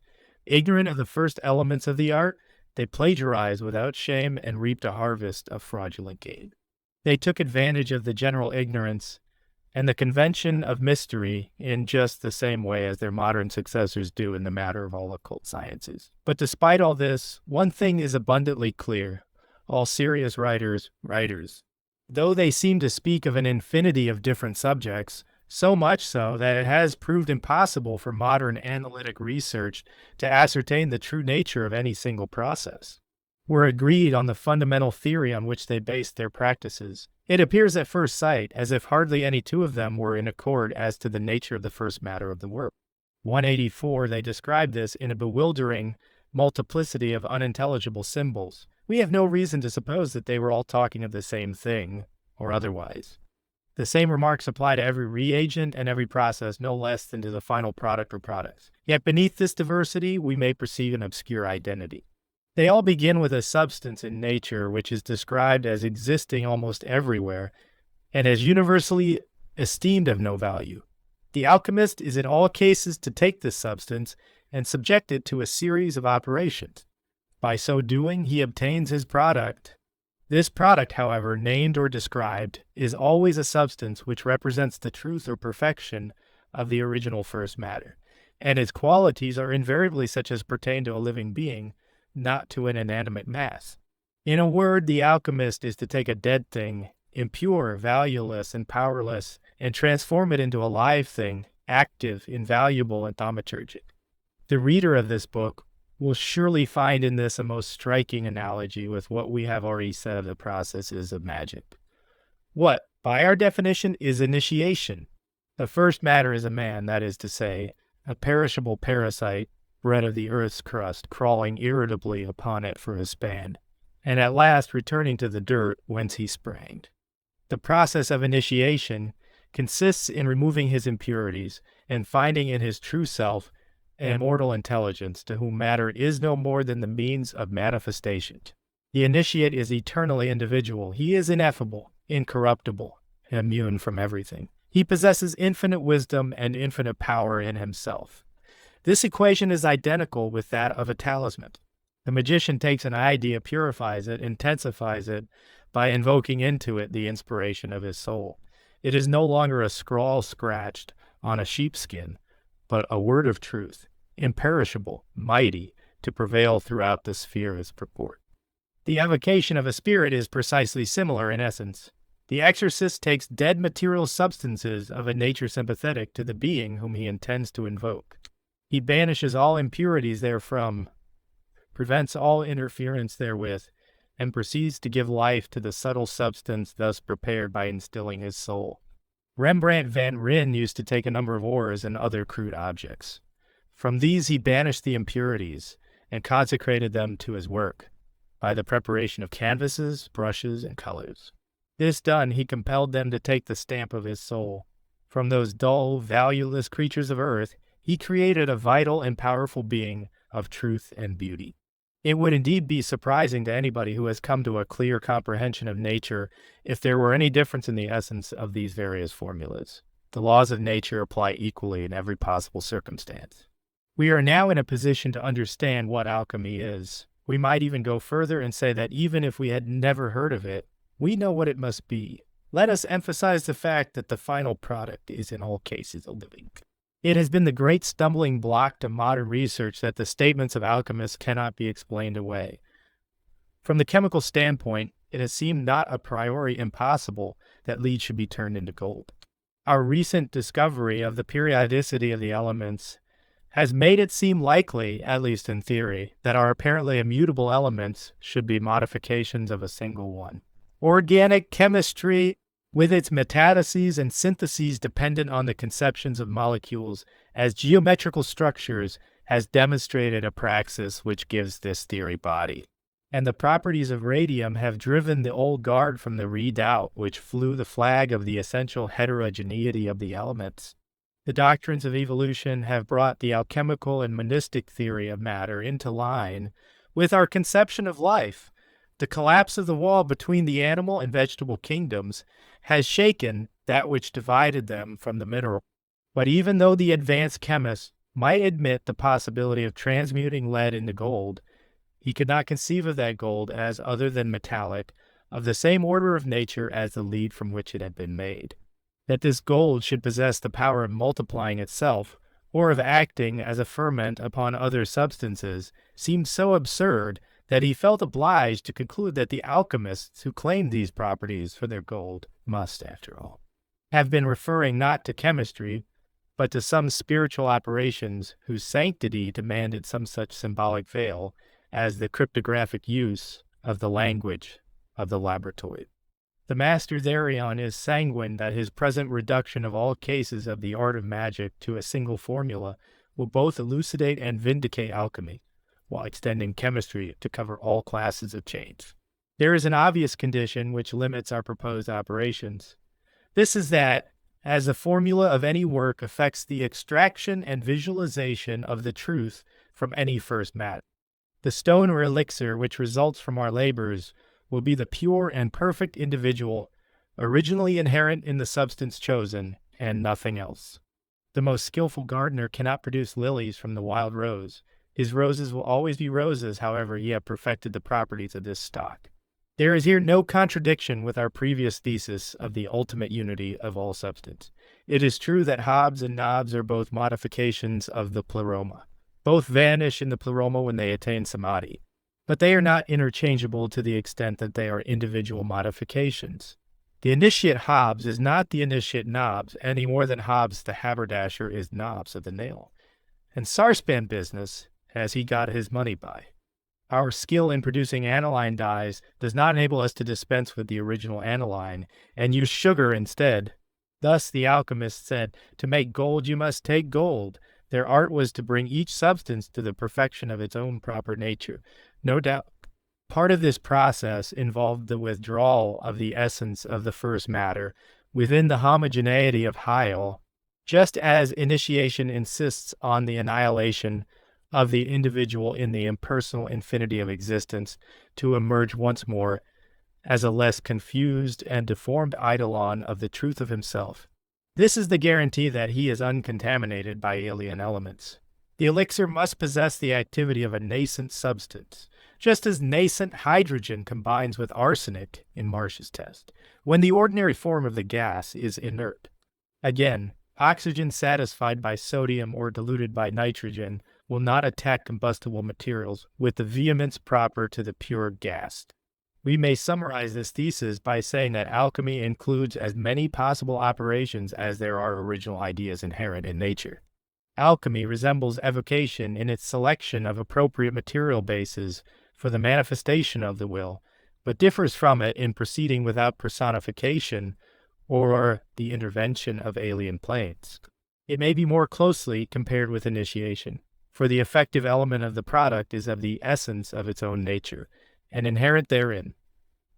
The work similarly consists in isolating it from its accretions. Now, just as the aspirant, on the threshold of initiation, finds himself assailed by the complexes which have corrupted him, their externalization excruciating him, and his agonized reluctance to their elimination plunging him into such ordeals that he seems both to himself and to others to have turned from a noble and upright man into an unutterable scoundrel. So does the first matter blacken and putrefy as the alchemist breaks up its coagulations of impurity. The student may work out for himself the various analogies involved and discover the black dragon, the green lion, the lunar water, the raven's head, and so forth. The indications above given should suffice all who possess aptitude for alchemical research.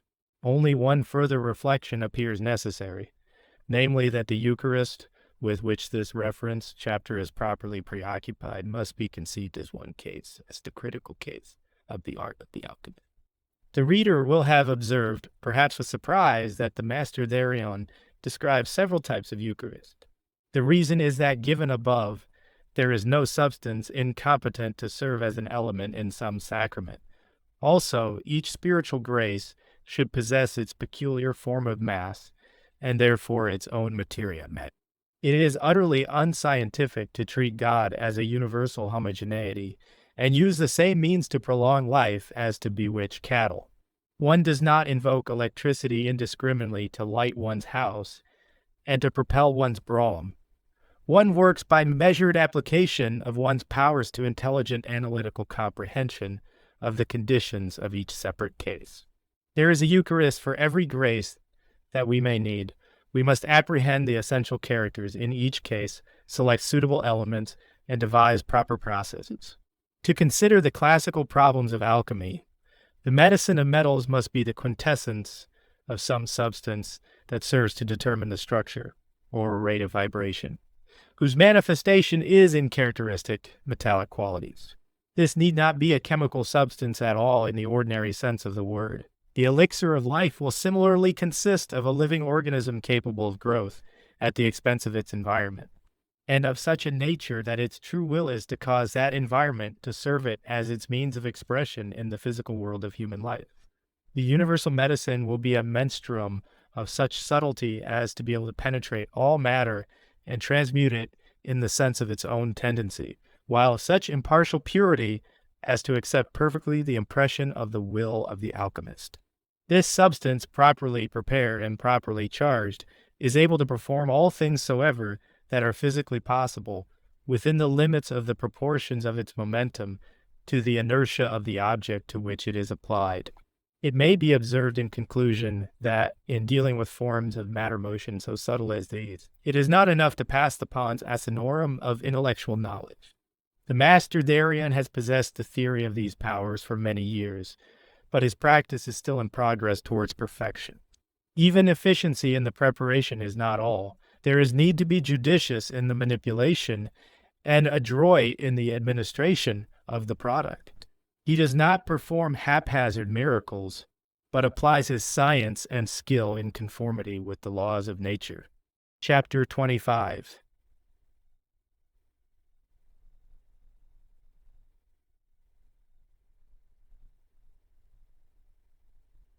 Chapter 21 of Black Magick. As was said at the opening of the second chapter, the single supreme ritual is the attainment of the knowledge and conversation of the holy guardian angel. It is the raising of the complete man in a vertical straight line. Any deviation from this line tends to become black magic. Any other operation is black magic. In the true operation, the exaltation is equilibrated by an expansion in the other three arms of the cross.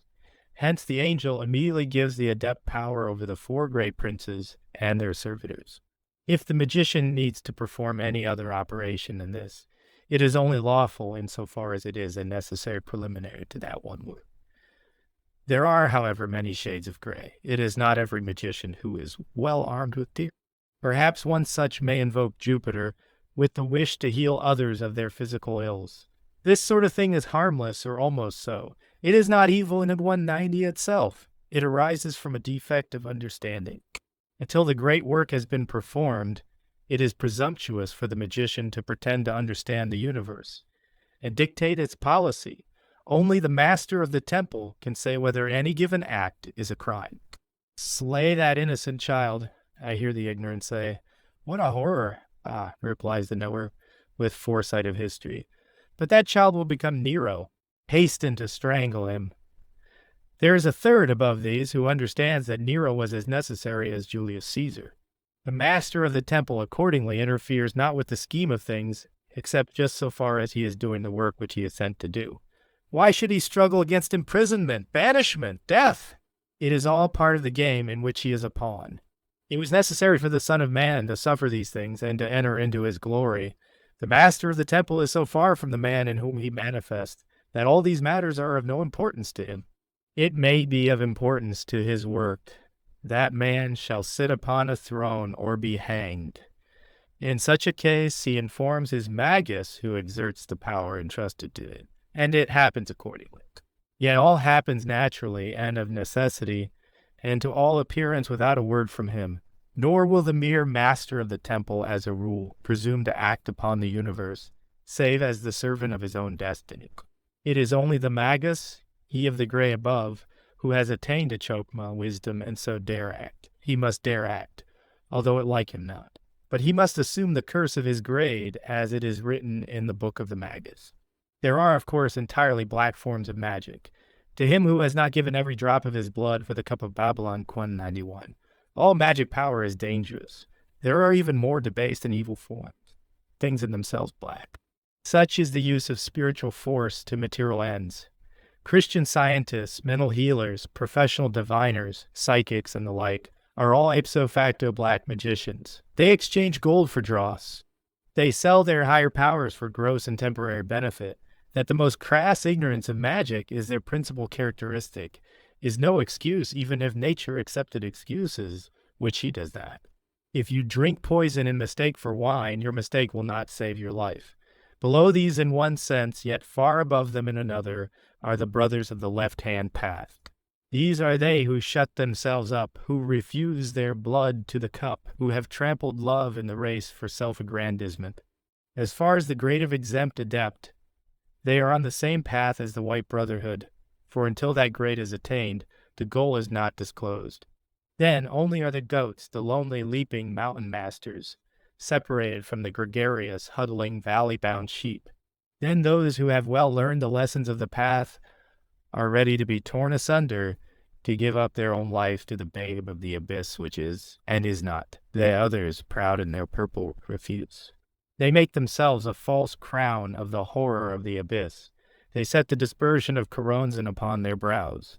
They clothe themselves in the poisoned robes of form. They shut themselves up. And when the force that made them what they are is exhausted, their strong towers fall. They become the eaters of dung in the day of be with us, and their shreds strewn in the abyss are lost. Not so the masters of the temple that sit as piles of dust in the city of the pyramids, awaiting the great flame that shall consume that dust to ashes. For the blood that they have surrendered is treasured in the cup of our Lady Babylon, a mighty medicine to awake the eld of the All-Father, and redeem the Virgin of the world from her virginity. Before leaving the subject of black magic, one may touch lightly on the question of pacts with the devil. The devil does not exist. It is a false name invented by the Black Brothers to imply a unity in their ignorant muddle of dispersion. A devil who had unity would be a god. It was said by the sorcerer of the Jura that in order to invoke the devil, it is only necessary to call him with your whole will. This is an universal magical truth, and applies to every other being as much as to the devil. For the whole will of every man is in reality the whole will of the universe. It is, however, always easy to call up the demons, for they are always calling you, and you have only to step down to their level, to 193, and fraternize with them. They will tear you in pieces at their leisure. Not at once. They will wait until you have wholly broken the link between you and your holy guardian angel before they pounce, lest at the last moment you escape. Anthony of Padua and, in our own times, MacGregor Mathers are examples of such victims. Nevertheless, every magician must firmly extend his empire to the depth of hell. My adepts stand upright, their heads above the heavens, their feet below the hells. This is the reason why the magician who performs the operation of the sacred magic of Abramelin the mage, immediately after attaining to the knowledge and conversation of the holy guardian angel, must evoke the four great princes of the evil of the world. Obedience and faith to him that liveth and triumpheth, that reigneth above you in your palaces as the balance of righteousness and truth, is your duty to your holy guardian angel, and the duty of the demon world to you. These powers of evil nature are wild beasts. They must be tamed, trained to the saddle and the bridle. They will bear you well. There is nothing useless in the universe. Do not wrap up your talent in a napkin, because it is only dirty money. With regard to pacts, they are rarely lawful. There should be no bargain struck. Magic is not a trade, and no hucksters need apply. Master everything, but give generously to your servants, once they have unconditionally submitted. There is also the questions of alliances with various powers. These again are hardly ever allowable. No power which is not a microcosm in itself, and even archangels reach rarely to this center of balance, is fit to treat on an equality with man. The proper study of mankind is God. With him is his business, and with him alone. Some magicians have hired legions of spirits for some special purpose, but it has always proved a serious mistake. The whole idea of exchange is foreign to magic. The dignity of the magician forbids compacts. The earth is the Lord's and the fullness thereof. The operations of magic art are difficult to classify as they merge into each other, owing to the essential. We may mention one operation, such as evocation, in which a live spirit is brought from dead matter, two consecrations of talismans, in which a live spirit is bound into dead matter, and vivifies the same. 3. Works of divination, in which a live spirit is made to control operations of the hand or brain of the magician. Such works are accordingly most dangerous to be used only by advanced magicians, and then with great care. 4. Works of fascination, such as operations of invisibility and transformations of the apparent form of the person or thing concerned. This consists almost altogether in distracting the attention, or disturbing the judgment, of the person whom it is wished to deceive. There are, however, real transformations of the adept himself, which are very useful. See the Book of the Dead for methods. The assumption of God forms can be carried to the point of actual transformation. 5. Works of love and hate, which are also performed, as a rule, by fascination. These works are too easy and rarely useful. They have a nasty trick of recoiling on the magician. 6. Works of destruction, which may be done in many different ways. One may fascinate and bend to one's will a person who has of his own right the power to destroy. One may employ spirits or talismans. The more powerful magicians of the last few centuries have employed books. In private matters, these works are very easy, if they be necessary. An adept known to the master Therion once found it necessary to slay a Circe who was bewitching brethren. He merely walked to the door of her room and drew an astral T, Traditor, and the symbol of Saturn with an astral dagger. Within 48 hours, she shot herself. 7 works of creation and dissolution and the higher invocations. There are also hundreds of other operations to bring wanted objects, gold books, women, and the like, to open locked doors, to discover treasure, to swim underwater, to have armed men at command, etc., etc. All these are really matters of detail. The Adeptus Major will easily understand how to perform them if necessary. It should be added that all these things happen naturally. Perform an operation to bring gold. Your rich uncle dies and leaves you his money. Books, you see the book wanted in the catalog that very day, although you have advertised in vain for a year, woman. But if you have made the spirits bring you enough gold, this operation will become unnecessary. It must further be remarked that it is absolute black magic to use any of these powers if the object can possibly be otherwise attained. If your child is drowning, you must jump and try to save him. It won't do to invoke the undines. Nor is it lawful in all circumstances to invoke those undines, even where the case is hopeless. Maybe it is necessary to you and to the child that it should die. An exempt adept on the right road will make no error here, and an adept major is only too likely to do so. A thorough apprehension of this book will arm adepts of every grade against all the more serious blunders incidental to their unfortunate positions. Necromancy is of sufficient importance to demand a section to itself. It is justifiable in some exceptional cases. Suppose the magician failed to obtain access to living teachers, or should he need some especial piece of knowledge, which he has reason to believe died with some teacher of the past. It may be useful to evoke the shade of such a one, or read the Akashic record of his mind. If this be done, it must be done properly, very much on the lines of the evocation of Apollonius of Tyana, which Eliphas Levi performed. The utmost care must be taken to prevent personation of the shade. It is of course easy, but can rarely be advisable to evoke the shade of a suicide or of one violently slain or suddenly dead. Of what use is such an operation, save to gratify curiosity or vanity? One must add a word on spiritism, which is a sort of indiscriminate necromancy. One might prefer the word necrophilia by amateurs. They make themselves perfectly passive, and so far from employing any methods of protection, deliberately invite all and sundry spirits, demons, shells of the dead, all the excrement and filth of earth and hell, to squirt their slime over them. This invitation is readily accepted, unless a clean man be present with an aura good enough to frighten these foul denizens of the pit. No spiritualistic manifestation has ever taken place in the presence even of Frater Perdurabo. How much less in that of the master therein.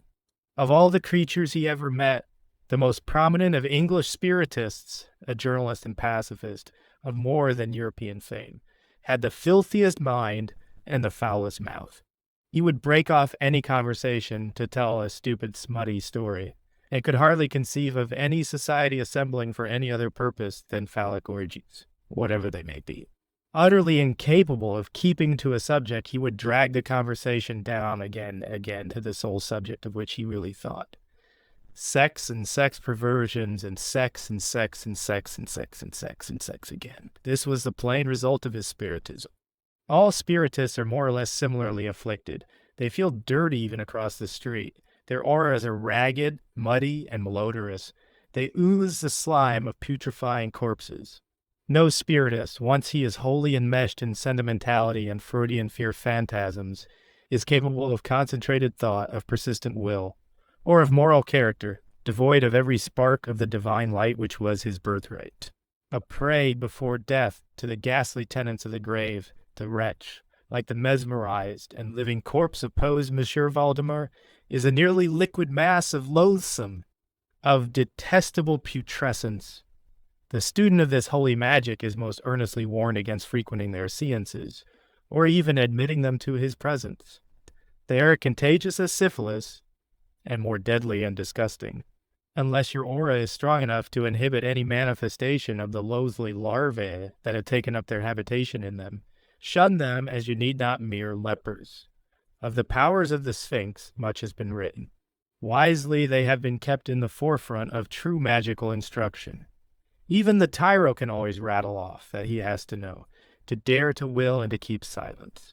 It is difficult to write on this subject, for these powers are indeed comprehensive, and the interplay of one with the other becomes increasingly evident as one goes more deeply to the subject. But there is one general principle which seems worthy of special emphasis in this place. These four powers are thus complex because they are the powers of the Sphinx. That is, they are functions of a single organism. Now, those who understand the growth of organisms are aware that evolution depends on adaptation to environment. If an animal which cannot swim is occasionally thrown into water, it may escape by some piece of good fortune, but if it is thrown into water continuously, it will drown sooner or later, unless it learns to swim. Organisms being to a certain extent elastic, they soon adapt themselves to a new environment, provided that the change is not so sudden as to destroy that elasticity. Now, a change in environment involves a repeated meeting of new conditions, and if you want to adapt yourself to any given set of conditions, the best thing you can do is to place yourself cautiously and persistently among them. That is the foundation of all education. The old-fashioned pedagogues were not all so stupid as some modern educators would have us think. The principle of the system was to strike the brain a series of constantly repeated blows until the proper reaction became normal to the organism. It is not desirable to use ideas which excite interest, or may come in handy later, as weapons in this fundamental training of the mind. It is much better to compel the mind to busy itself with rude ideas which do not mean very much to the child, because you are not trying to excite the brain, but to drill it. For this reason, all the best minds have been trained by preliminary study of classics and mathematics. The same principle applies to the training of the body. The original exercises should be of a character to train the muscles generally to perform any kind of work, rather than to train them for some special kind of work. concentration of which will unfit them for other tasks by depriving them of the elasticity which is the proper condition of life. In magic and meditation, this principle applies with tremendous force. It is quite useless to teach people how to perform magical operations when it may be that such operations, when they have learned to do them, are not in accordance with their wills.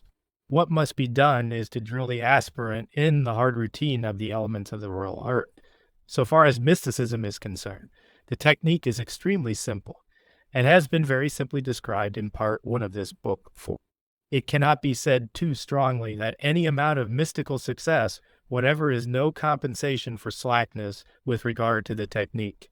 There may come a time when samadhi itself is no part of the business of the mystic, but the character developed by the original training remains an asset. In other words, the person who has made himself a first-class brain, capable of elasticity, is competent to attack any problem soever. When he who has merely specialized has got into a groove and can no longer adapt and adjust himself to new conditions, the principle is quite universal. You do not train a violinist to play the Beethoven concerto. You train him to play every conceivable consecution of notes with perfect ease. And you keep him at the most monotonous drill possible for years and years before you allow him to go on the platform. You make of him an instrument perfectly able to adjust itself to any musical problem that may be set before him. This technique of yoga is the most important detail of all our work. The master therein has been himself somewhat to blame in representing this technique as of value simply because it leads to the great rewards, such as samadhi. He would have been wiser to base his teaching solely on the ground of evolution. But probably he thought of the words of the poet, "You dangle a carrot in front of her nose and she goes wherever the carrot goes," for after all, one cannot explain the necessity of the study of Latin either to imbecile children or to stupid educationalists. For, not having learned Latin, they have not developed the brains to learn anything. The Hindus, understanding these difficulties, have taken the God Almighty attitude about the matter. If you go to a Hindu teacher, he treats you as less than an earthworm. You have to do this, and you have to do that, and you aren't allowed to know why you are doing it. After years of experience in teaching, the master therein is not altogether convinced that this is not the right attitude. When people begin to argue about things instead of doing them, they become absolutely impossible. Their minds begin to work about it and they come out by the same door as in they went. They remain brutish, voluble, and incomprehensible. The technique of magic is just as important as that of mysticism, but here we have a very much more difficult problem, because the original unit of magic, the body of light, is already something unfamiliar to the ordinary person. Nevertheless, this body must be developed and trained with exactly the same rigid discipline as the brain in the case of mysticism. The essence of the technique of magic is the development of the body of light, which must be extended to include all members of the organism, and indeed of the cosmos. The most important drill practices are the fortification of the body of light by the constant use of rituals, by the assumption of God forms, and by the right use of the Eucharist. 2. The purification and consecration and exaltation of that body by the use of rituals of invocation. 3. The education of that body by experience. It must learn to travel on every plane, to break down every obstacle which may confront it. This experience must be as systematic and regular as possible, for it is of no use merely to travel to the spheres of Jupiter and Venus, or even to explore the 30 Aethers, neglecting unattractive meridians. The object is to possess a body which is capable of doing easily any particular task that may lie before it. There must be no selection of special experience, which appeals to one's immediate desire. One must go steadily through all possible pilots. Brighter Pradrabo was very unfortunate in not having magical teachers to explain these things to him. He was rather encouraged in unsystematic working. Very fortunate, on the other hand, was he to have found a guru who instructed him in the proper principles of the technique of yoga, and he, having sufficient sense to recognize the universal application of those principles, was able to some extent to repair his original defects. But even to this day, despite the fact that his original inclination is much stronger towards magic than towards mysticism, he is much less competent in magic. A trace of this can be seen even in his method of combining the two divisions of our science. for in that method he makes concentration bear the cross of the work. This is possibly an error, probably a defect, certainly an impurity of thought, and the root of it is to be found in his original bad discipline with regard to magic. If the reader will turn to the account of his astral journeys in the second number of the first volume of the Equinox, he will find that these experiments were quite capricious. Even when, in Mexico, he got the idea of exploring the 30 aetheras systematically. He abandoned the vision after only 2 aetheras had been investigated. Very different is his record after the training in 1901 had put him in the way of discipline. At the conclusion of this part of this book, one may sum up the whole matter in these words. There is no object whatever worthy of attainment but the regular development of the being of the aspirant by steady scientific work. He should not attempt to run before he can walk. He should not wish to go somewhere until he knows for certain whither he wills to go.